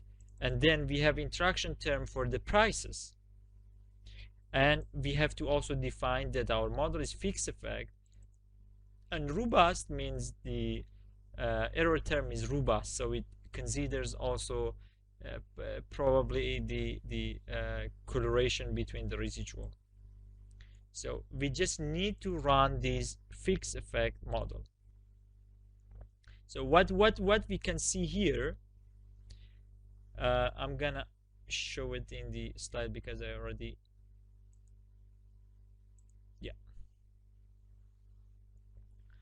So here we have different component in our result. First of all, it shows here that our model is fixed effect, as we already defined it. In the right hand side, we could see the number of observation. We have 9,720, and the number of groups which are ID, the region, we have 30 region. In the left side, we have R square, however, for 3 component, which is kind of goodness of fit for our model. So if our model, to check if our model is good in terms of, I mean, to check our model at the end, if it's good in terms, or is it the goodness of fit, our model is high, we can check for the R square in the result. However, we have 3 R squared. One for within, the other one for between, the other one is for overall. The overall means just R square for like OLS is the overall R square. However, within and between, as already mentioned, within is for those variation between within the region which can explain our dependent variable. And between is the R square related to the between region variation. So for example, 25% of variation is explained by between variation, and major parts, 70%, almost 69%, is explained by within or over time. Let's look at the result here. We have different variables. LFR is the farm gate prices, and its coefficient here is 0.81. And next to it, we can see also a standard deviation and the probability, and it's quite significant, as you can see here. Next variable, we have temp. It is temperature, which is the interaction term of the constant. Here, temperature also is positive and significant. And then we have interaction with the prices. This is negative and significant. And also, for sure, we have constant. And next to it, there is another variable which is not so important, but I would like to explain it. This is RHO. This RHO, it shows, for example, in this case, it's not correct. This 29%, 7% actually is 6% of the variation is due to difference across panels. It's interpreted like this. So the variances due to it's called interclass variance. Okay, so I think the result is not possible. Can you see the screen if it's obvious? Otherwise, we can go to Stata. Yes, I can just only see. Okay, no problem. Let's go to Stata. I think it's better. So here, can you see the result here? Perfect. So here we have yes, R square, fine. which is Thank goodness you. of fit for overall, between, and within. So in our case, within variation is dominated. It means the most variation is explained by over time. So that's why our model is fixed effect. I mean, because and we only need to consider the unobserved effect of cross section. I mean, over time, it's mainly explained by the independent variable. And now, and next to it here, we have the variables, dependent variables, LFR, temperature, and interaction term. And the coefficient for temperature, which is the constant term, is positive and significant. And for the interaction term also is significant, however it's negative. What do you think about why temperature is positive? However, please note that in the long run, I mean, this is the long run of this is the long run estimates. In the long run, we don't expect too much variation of for the temperature, because as we said, temperature is basically a short run variable. And here, even if you look at here, the effect is significant, but economically is not too much, is 0.04. So it's not, or even for the interaction term is 0.006. So economically may not, it may not be so important. However, it's still is significant. What do you think about the constant term here? How we can interpret it?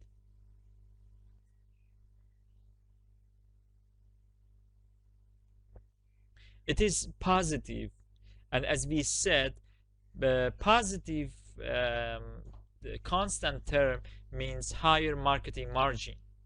It means when temperature increases, constant also increases. However, it slightly increases. So it means that when temperature increases, there might be some extra cost which increases the wholesale prices, because it's positive, and our dependent variable is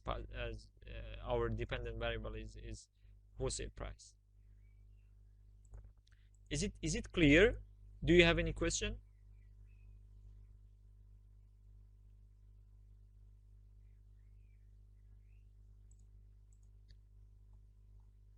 Okay, it seems that or maybe I couldn't see any comments here, because yeah, I said that here the result shows that the temperature's coefficient is positive. As we said, when temperature coefficient is the constant term, is not the interaction with the prices. This is the interaction with the prices. When the temperature alone is positive, it means that the average margin is higher.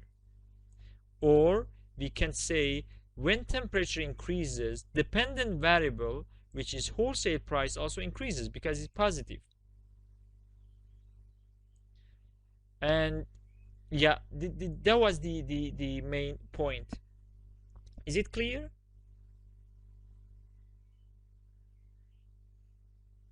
Yup, good. Okay, we can use the same procedure and just change the these FE to RE to estimate the random effect model. So if we change FE to RE, then we can come up with the random effect model. However, the effects are almost close. I mean, here is 81, also is 81. So it means that our model is basically is a fixed effect model. Another things we can check to see our model is fixed effect or not. We may also check these components. As I mentioned, if there is a correlation between our fixed effect or unobserved effect with independent variable, then I think our model is fixed effect. So there is some correlation. It's not too much, but still there is some. It's not zero. But when we run, or I mean, when we estimate a random effect model, the model itself assumes that our correlation is zero here. So in a random effect, the correlation between x and y ui is zero. However, for fixed effect, there are some correlation. So still we can report both models. However, there are not so much differences. So here the constant are the same, and also here the constant is more or less close. The most important message here is the effect of temperature and the price level, which is wholesale price and the margin, because this part is somehow the difference between LEX and LFR, which leads to increasing wholesale prices.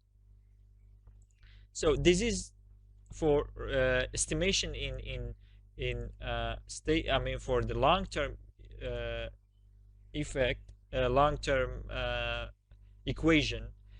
As I said, in the next step, we have to take out the interaction, the error correction of this model, and bring it to the short-run equation. How we can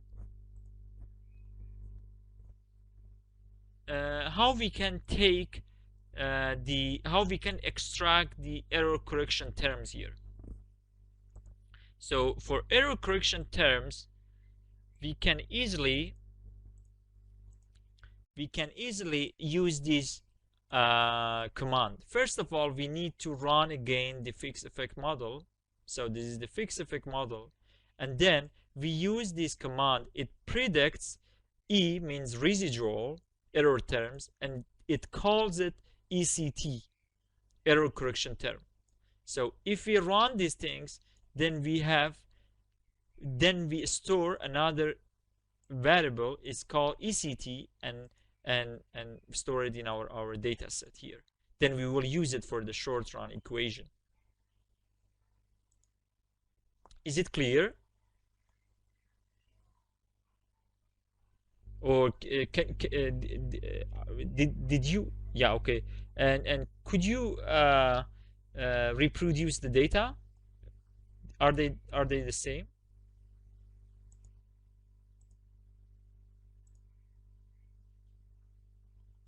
Okay, what about others? Is there anybody is there any question or comments or problem? Or if something is not clear, please let me know. I can clarify.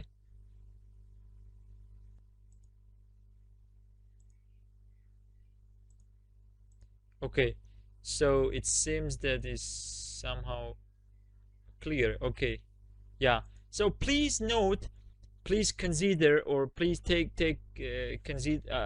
please focus on the effect of the interaction term. I mean, those interaction terms are important, so for the interpretation of our result. So far we just focused on long-term effect.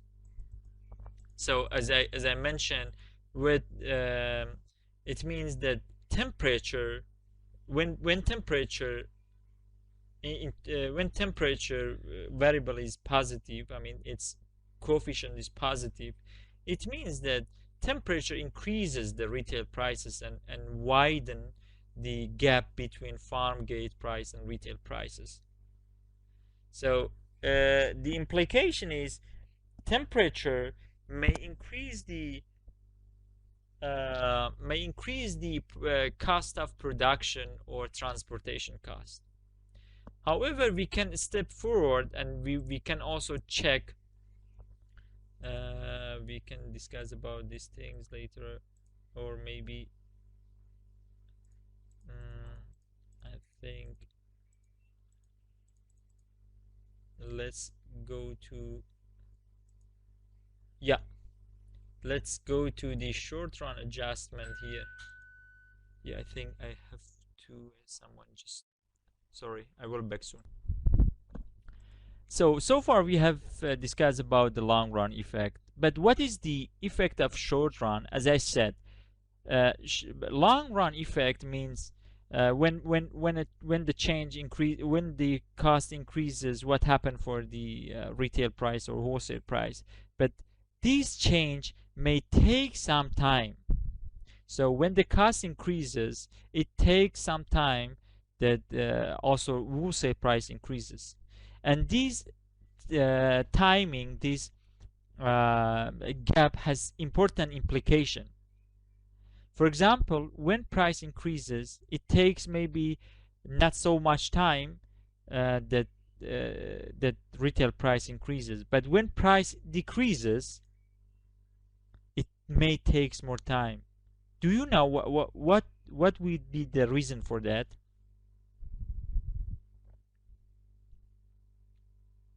Any idea?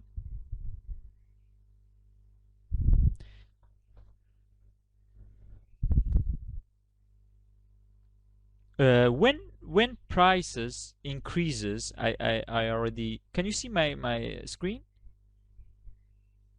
When prices increases, let me explain it again. When cost increases, okay, imagine cost increases with this amount, and then wholesale or retail price also increases because they would like to keep the average margin, which is exactly the same as this arrow. So wholesale price also increases. However, in terms of time, it may take some time from this point to other point. Then again, they can keep this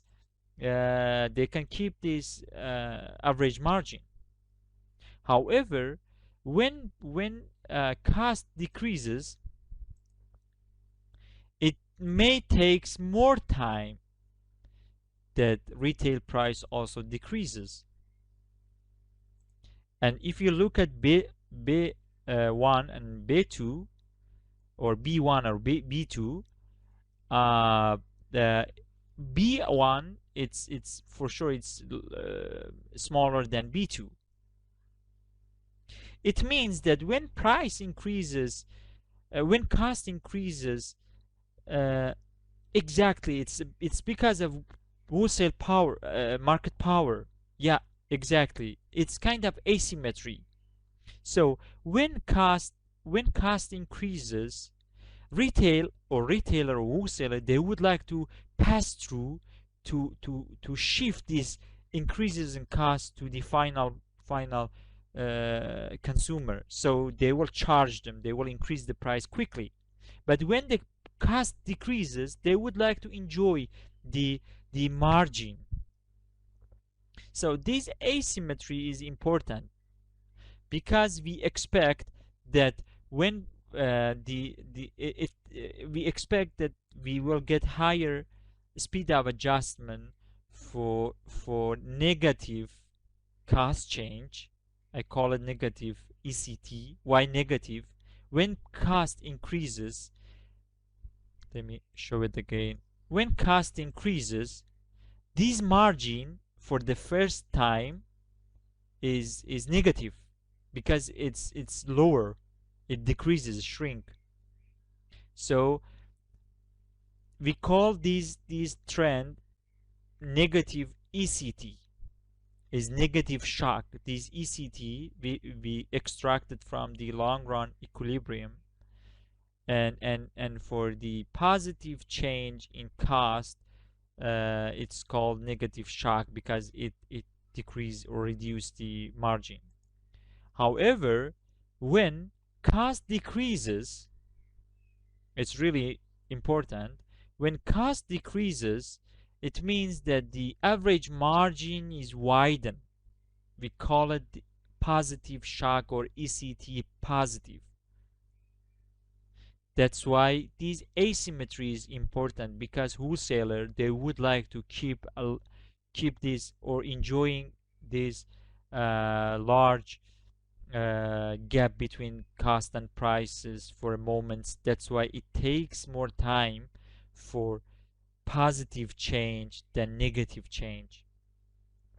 So this graph also show this trend again. For example, in the first period, cost increases and retail price reacts quickly. So retail price in the next step increases by just some amount, but in after next step it will go back to the average margin quickly. However, when cost decreases, retail price tries to keep the prices and tries to enjoy these large marketing margins. So in the next step, it decreases a bit, and for the second step also just a bit more, and then after three step, the sorry, after three step, the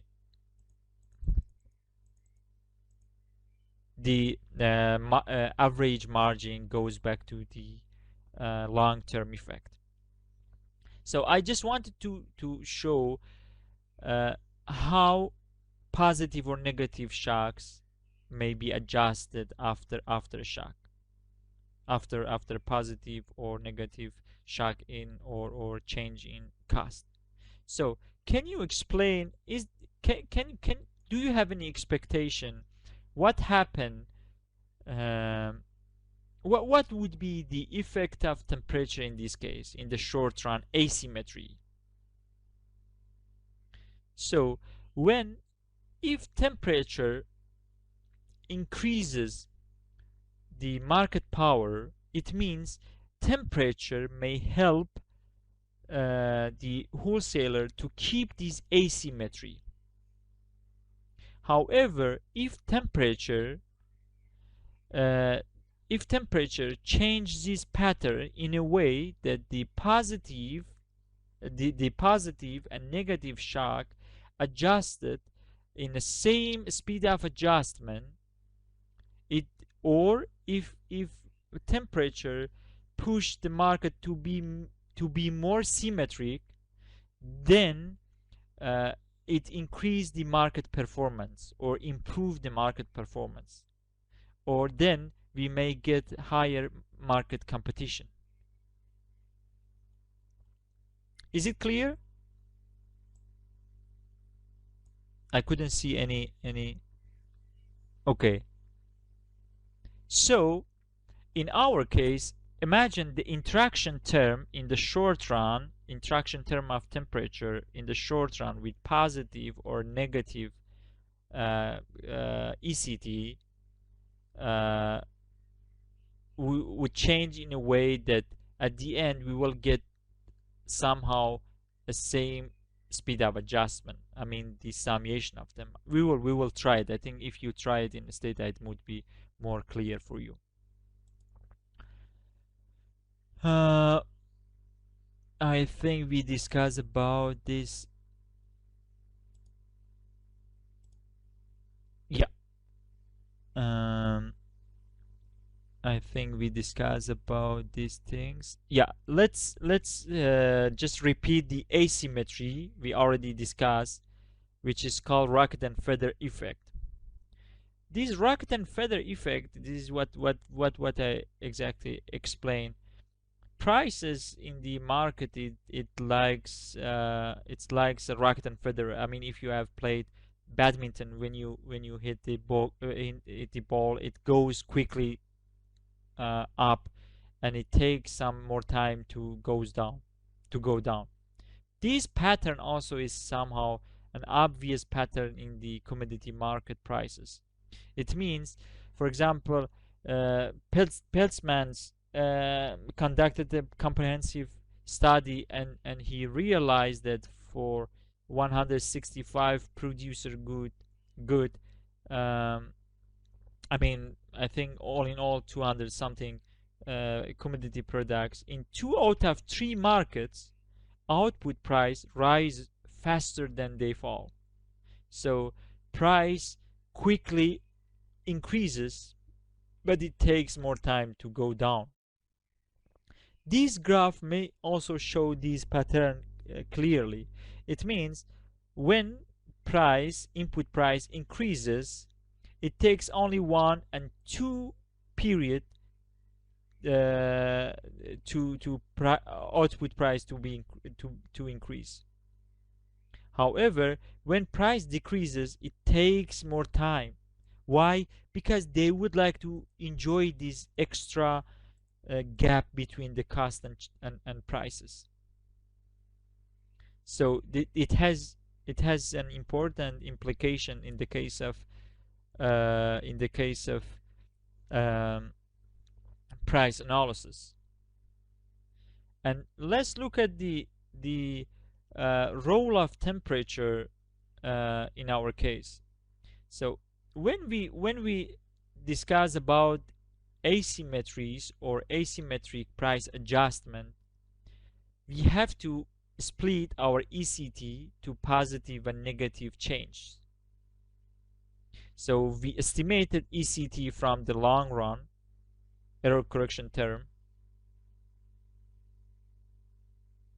Exactly, this stickness means this stickness means that price are not so flexible to moves when cost change. And we are gonna show what would be the role of temperature in this stickness or the flexible, I mean the price dynamics in the short run. We are talking about short run, and this is asymmetry short run price adjustment. Technically we have to split our error correction term we extracted from the fixed effect model to positive and negative ECTs. So in this case, positive ECTs means when ECT is larger than 0 for sure, or is larger or equal 0, or ECT negative is those ECT which is negative. However, please note that the negative ECT means cost increases, and positive ECT means cost decreases, because it helps the ECT to increase when cost decreases. Somehow is opposite trend. And we can split our model, our short run model, to positive and negative interaction. So then instead of one interaction, we have to define two interaction, one for positive ECTs and one for negative ECT. So this is negative ECT and for positive ECT. And then we can capture again the effect of temperature. So anyway, in any case, if you wanted to capture the effect of temperature or other variables, I mean other the drivers, we have to define interaction term like here. Then the effect of temperature would be added to the base ECTs. Let's look at this graph again. I think we have discussed about that.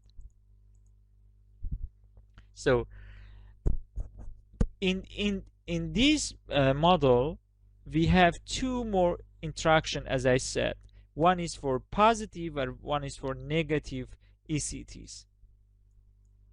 So what does gamma 2 plus means, and what does gamma 3 minus means? It means when gamma 2 plus is when is positive, it means we will get more asymmetry pattern. Why? Because we expect that the speed of adjustment for positive price change or for positive ECT is it's higher than negative. So normally when we have rocket and feather pattern, when we have higher speed of adjustment for positive ECT than negative, like here, then if this term is positive, then we have more asymmetry, because when it's positive, this is negative, so it will reduce this speed, which is normally higher than this, higher than the alpha 1 gamma 1 minus. So normally should be 0. Normally the speed of adjustment for positive is higher than the negative one.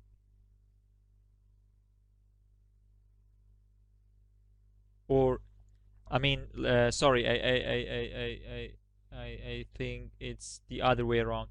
The speed of adjustment for negative, which is positive cost changes, is higher than positive one.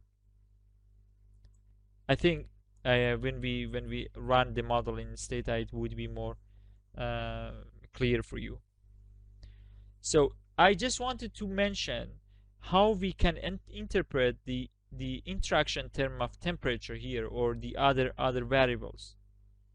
In this case, we have temperature, but you, in your assignment, you have other drivers or other variables. However, you can interpret it in a similar way. There's no that much differences.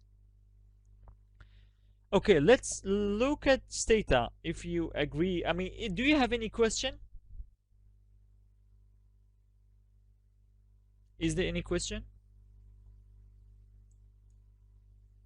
If not, we can directly go to Stata again. Good. Is it clear for everyone? Okay. So let's screen. So please open your do file, the class do file. So far, we extracted the ECT from the fixed effect model. Can you see my screen?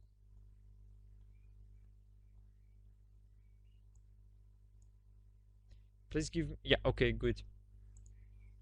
So far we extracted ECT, error correction, from the long run equilibrium. So in the next step, we would go down and we have to split the ECT. As I said, we have to split the ECT into positive, like here, and negative ECT. How we can do it?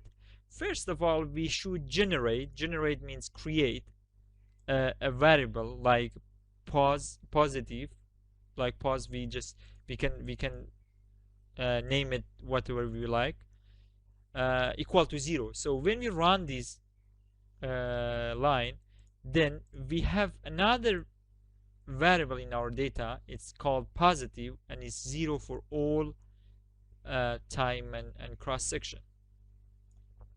So in the next step, we have to assign a real data for this recently created variable, which is called positive. So we say replace means, I mean, just replace positive equal to 0, equal to 1 if ECT is positive. So it creates a dummy variable for positive ECT. When ECT is positive, pos is 1. When ECT is negative, pos is 0. So the first one, ECT is positive, is 1. The second one, ECT is negative, is 0, and so on. Is negative, 0, positive, 1. Why we have done this? Then we can easily build our model based on it. We have to do it again for negative 1 also. So we have two dummy variable for positive and negative variables here. So which are somehow in two different ways. Is for positive and negative. And now we have to create the positive and negative ECT. So we have to create another term. It's called ECT positive, which is positive multiplied by pos, which is 1. So it shows only the positive ECTs if we run it.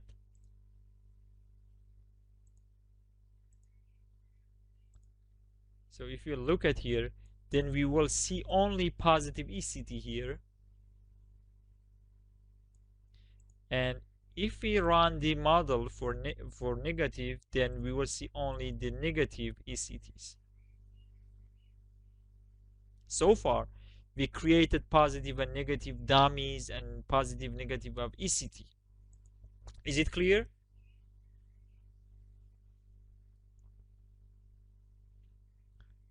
Hope if there is any question, please let me know.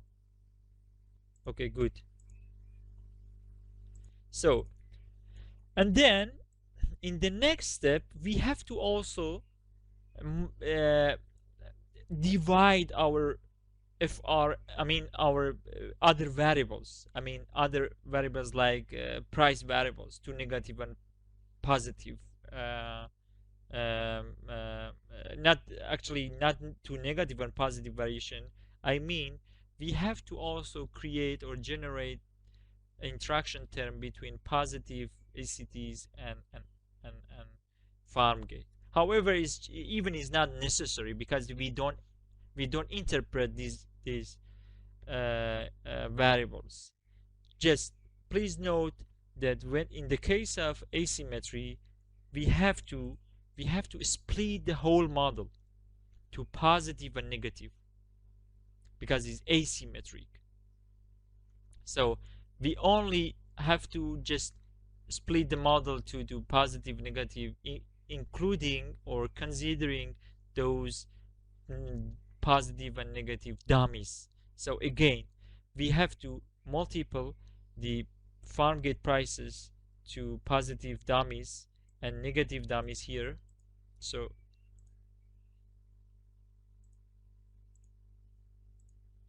and then we have to generate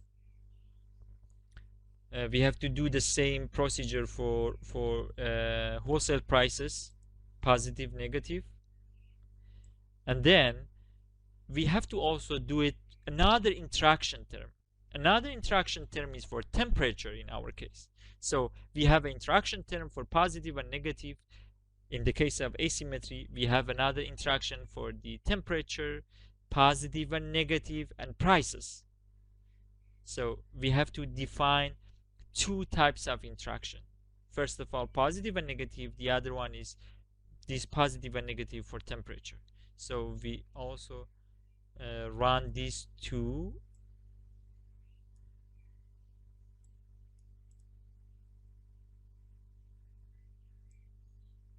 Yeah, and for wholesale. So now we have everything for our model. We have positive and negative ECT. We have positive and negative price variable. So we have to now run an asymmetric model, short run model, which includes the ECT positive, ECT negative, and interaction with temperature. So positive temperature, negative temperature.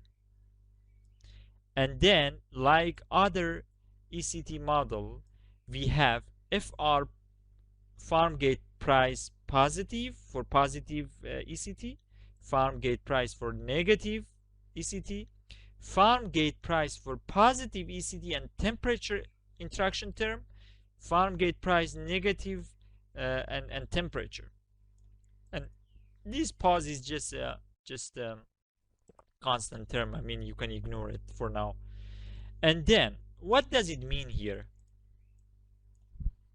Can someone explain what does it mean? You may also remember in our lecture I mentioned something about the lag of a variable. Here D means difference. So it means difference of wholesale positive for lags of 1, 2, 3. Or let me show you here.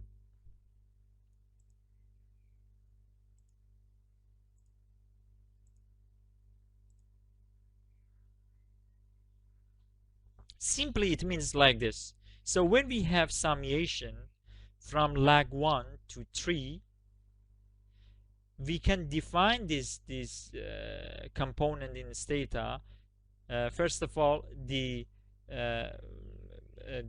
delta is d, which means difference, and then we have lag of 1, 2, 3. So it includes 1, 2, 3 for PR, our variable. Is it clear?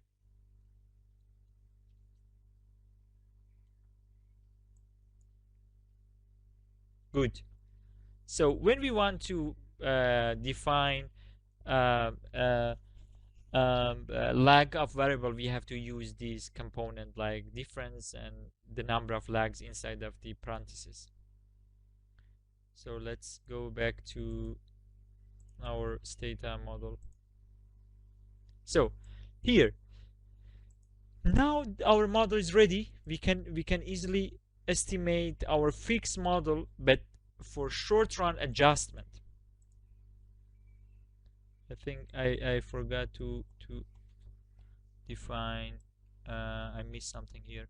Okay, ECT positive and temperature. Yeah, it's here. ECT positive and temperature. So we have to also divide. We have to also define the interaction term for temperature and ECT positive and negative. So it means that it works, and then we can run our model here. Okay, I think we have to. When you receive this when you receive this error, it means you have to define your panel data again. So to define your panel data, we have to use xt set id time.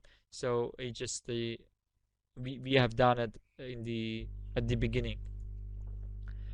So here we run our model, and it's more or less similar to the long run equilibrium model in terms of estimation. However, for the variables and interpretation is quite different. We have again the same structure in terms of the output. We have the number of observation, we have number of IDs, and R square for within and between. So between is not so much. Is between regions, R square is small. However, for within, R square is high, and overall as R square, which is the weighted average of between and within R square, is close to within R square. Here we can see the correlation between UI and exponent and regressor also is higher.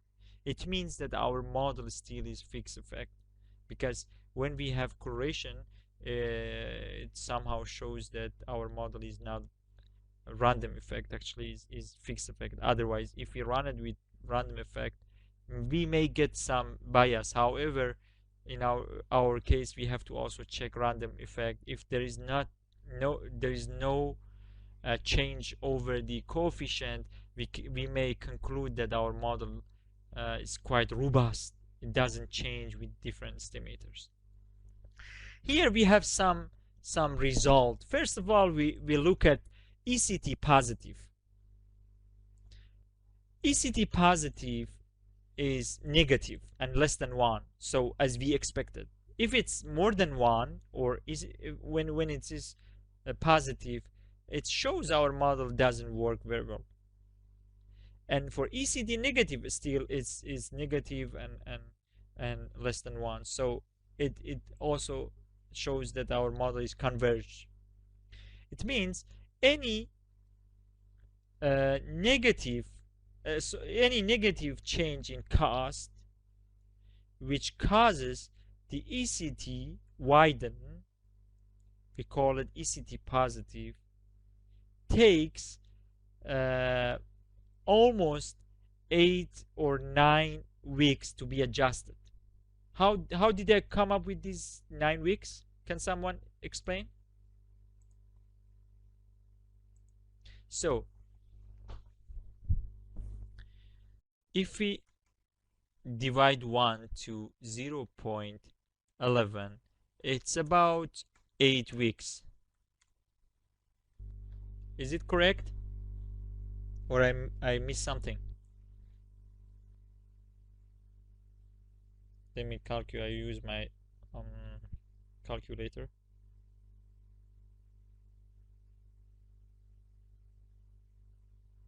Yeah, it's about 9 weeks. Sorry, it's about 9 weeks. So it takes 9 weeks when to the positive ECT to be adjusted.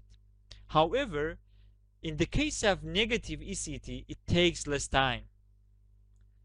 Do you know how long does it take time? Can someone tells me?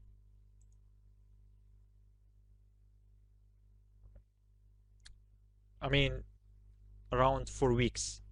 So a positive ECT takes more time to be adjusted. Why? Because when we have a negative change in cost, or in the case of ECT positive, the wholesaler would like to enjoy the higher margin between the prices. So that's why they have market power, and they would like to keep the prices, and the prices is more stickiness. However, for the case of ECT negative, they don't like too much to lose their money. That's why they adjust the prices quickly. Let's go to interaction terms. We have interaction terms of temperature. So the interaction term for negative the interaction term with the negative ECT is not significant, so we ignore it. However, for the positive one is significant as negative. Do you have any expectation how we can, what is the implication of this negative interaction term here?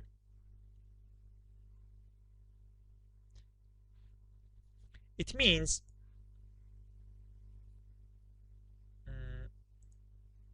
let's use these things.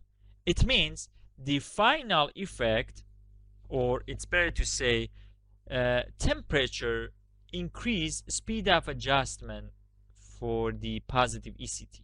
Then this positive ECT is the absolute number, actually, not the negative number, the absolute number. Then these two coefficients should be added together. Then the final ECT, or final speed of adjustment, will be calculated. It means the speed of adjustment for ECT increases, and at the end, these two speed of adjustment for negative and positive one would be more close, or market is more symmetric.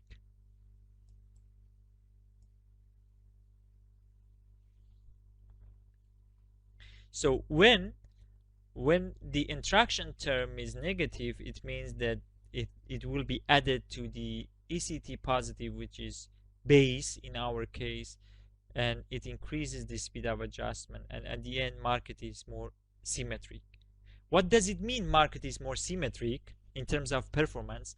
It means when price increases, market reacts to it with the same speed of adjustment as when the price decreases. So it means that the wholesaler doesn't have too much market power to enjoy the extra marketing margin. It means when temperature increases, there are some transportation cost for the wholesaler. So wholesaler avoid to keep the prices, to lose their consumer, then because the risk of the spoilage is high. So if they keep the prices high, then they may not sell their product, which is risky for them during high temperature. So when temperature increases, it is really risky for the wholesaler to keep the perishable product. So the main message comes here. when temperature increases, or when we have extreme hot or high temperature, the market performance maybe close more to competitive setting, because the market power is not too much. It might be a positive point here, however, still it is the clear, it is the short run effect of temperature. Do you have any question here?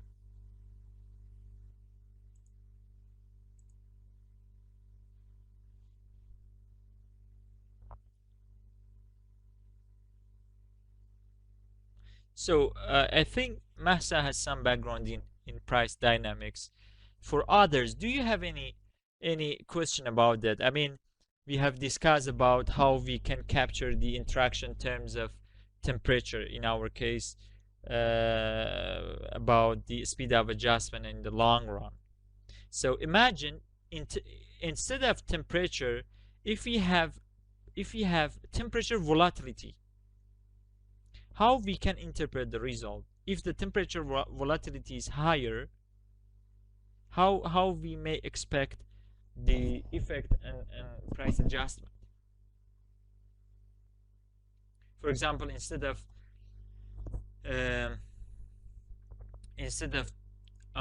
temperature in this equation, we have temperature volatilities. So do you think that when volatility increases, speed of adjustment increases or decreases, or is it asymmetric or symmetric?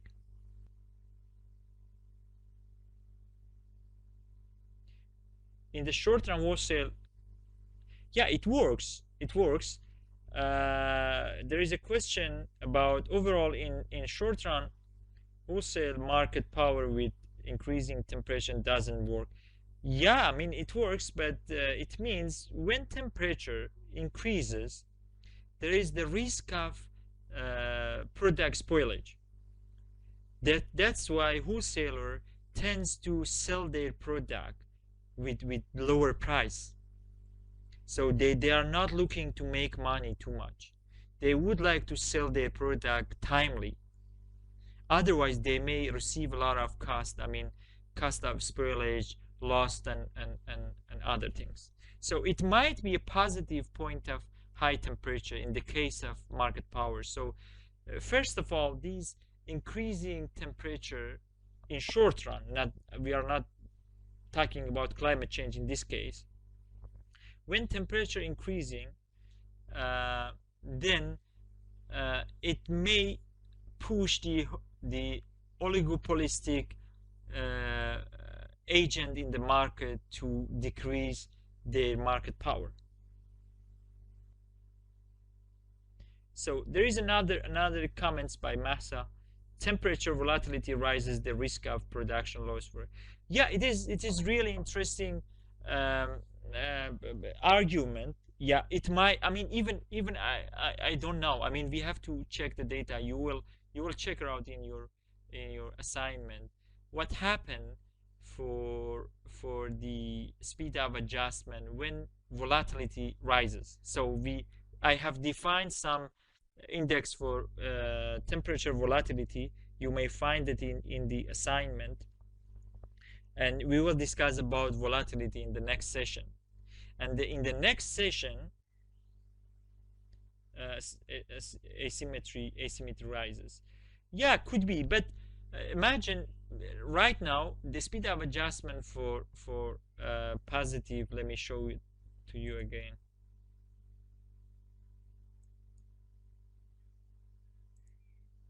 Right now, we realize the speed of adjustment for ECT positive is absolutely, I mean, we don't consider this negative sign. The absolute number is lower than the ECT negative. So speed of adjustment for negative one is higher than positive one. So in the case of volatility, I think volatility may have two effects. I think it may increase or it may decrease the speed of adjustment. So when temperature volatility is higher, it may push the consumer to buy the product more. So there might be some panic buying effect. So imagine in 2 or 3 weeks the temperature increases sharply and then decreases. I mean the temperature volatility increases at the end. It means that there might be some household they would like to buy their stuff to stock their product in their home, like hoarding effect or panic buying, and then the demand for the product increases because they think that these temperature volatilities may change their plan, so they would like to plan for something, and then when they receive this volatility, they try to hedge this volatility by buying more product from supermarkets, so it increases the demand for production, and from this angle it increases the market power. You're right. And increases asymmetry, because asymmetry and market power, asymmetry is one signal or one symptom of market power. So for now, we only discuss about this interaction for the asymmetric model. In the next session, we mainly focus on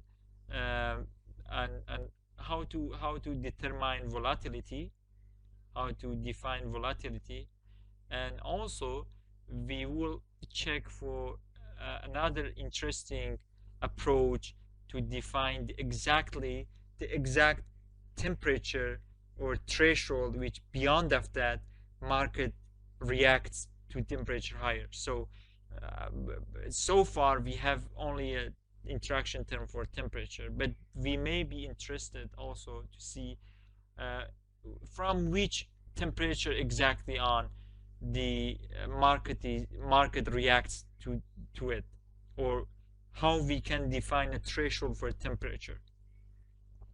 This could be the topic for the next session. I think we still some open discussion in our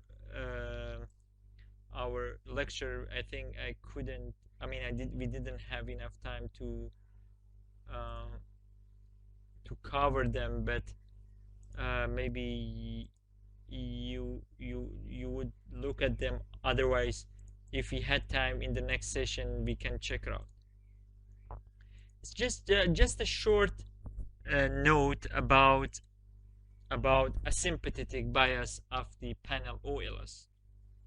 Sometimes you may receive this comment, okay, this OLS may not work properly in the case of dynamic model. Dynamic model means like the short run adjustment when we have dependent variable with the lag in the right hand side. There is an argument about that. It says when we have lagged dependent variables in the right hand side, then our model, the OLS may be biased, and we have to use other approach like instrumental variable based estimators like GMM, Anderson, and so on. However, this dynamic panel model has some interesting characteristics. First of all, if we use the instrumental variables, we have to define instrumental variables, which is really tricky things. And if we got weak instrumental variables, then our model, the problem get aggravated.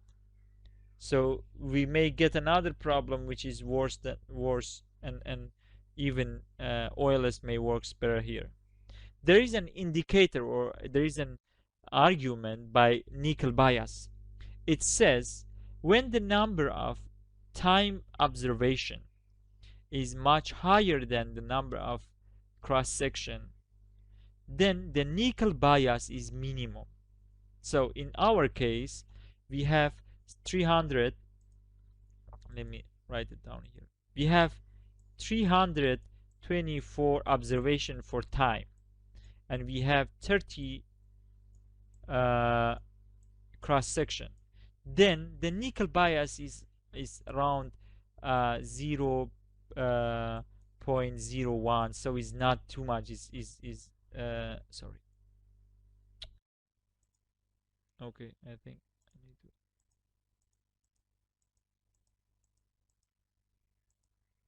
I don't know what happened. Anyway, the nickel bias is 0.01, which is negligible. So it means in our case, still using XT-reg, which is fixed effect model or random effect model, works because we have a large t dimension and a small cross section. So it means that we can even estimate the model for each region separately, and then taking average, which is kind of mean average model. I think you may find it in the slides, but we didn't have time to go through it. So I think for 2 days this is enough. Yeah, we have Professor Farzan again here.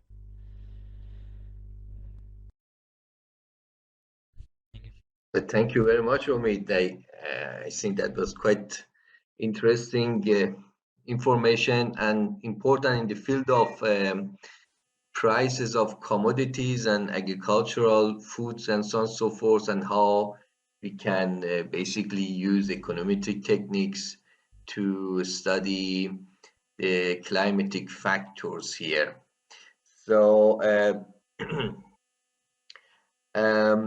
I saw also in the chat, because I was for a couple of minutes outside the platform and then returned back here, I saw that the groupings also work, that there are now 4 groups of students who basically have, 5 groups, which basically have their topics. Group 1, Joanna, Lydia, and Mohsen Wahedi. So 1 from Iranian side and 3 from Marburg. And group 2 is Elnaz, Catherine, Mahsa, and Marius. Now the balance is returned. No, not that much. Yeah, here is more balance. Group 3. I think they divided based on the Group number 4? of the groups. What is? So do we have group 3 or yeah, exactly, not? because there was missing. Number of tasks. Okay. Yeah, group 4. Philippe, Flex, Zahra, and Seshan. Group 5, Mahsa, Taslim, Mustafa, Masume, Haniyeh. Group 5, they're all from Iran, or I anybody think from Mahsa Marburg is also Taslimi. in group 5. Taslim? I see here. Mahsa Taslimi. So all of them are from Iran, the group 5? I guess so, yeah. So all of them wish to be in one group. So otherwise, it would be, if I had put a German in there, it wouldn't fit from the numbers of participants. So I allowed one Iranian group here. Yeah, I mean, it could be all possible to Iranians. mix it. Yeah, it could be possible also to mix, for example, from some of these groups. But if this is their preference, I don't also here change it. But it's usually better. Yeah, I'm just gonna So mention something. yeah, sorry, Omid, you I wanted think to I say some didn't final words? I mean, I didn't cover some part of the lecture here, so I have to change some minor points in the assignment. So I would do it maybe in 5 or 10 minutes, then I would upload it again. So please check the final version soon, maybe in half an hour, and then we can also discuss about the group assignment if you had any question or something, just please let me know. I think you can also drop me a line in Skype maybe. I think it won't be a bad option, huh?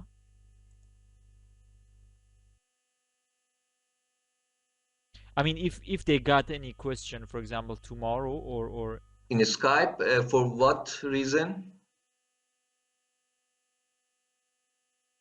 I think I Okay. have the Skype. Yeah, I'm yeah, just gonna send sure. it to them. Do they have And if it doesn't your work, you Skype may ID? also send me an email. I think this is.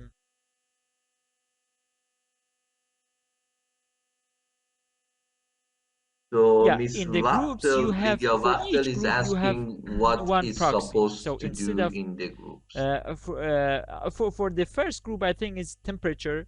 The second group is the temperature volatility for each season.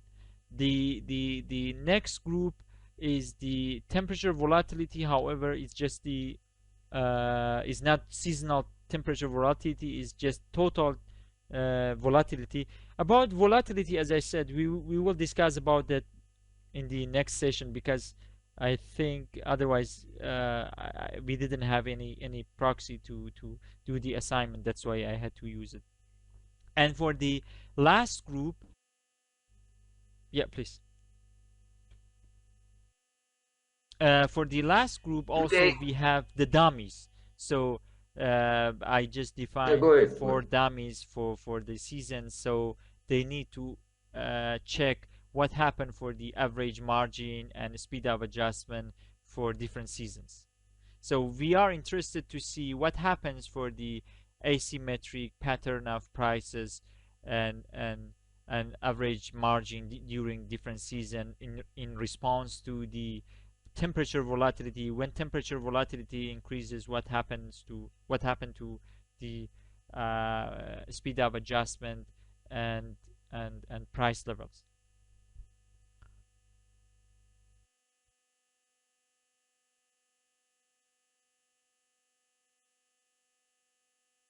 So what, Omid, we did in the last two workshops as a group work. So the students, so the participants who are in each of these groups collaborate after this session. There would be breakout rooms before that they leave here.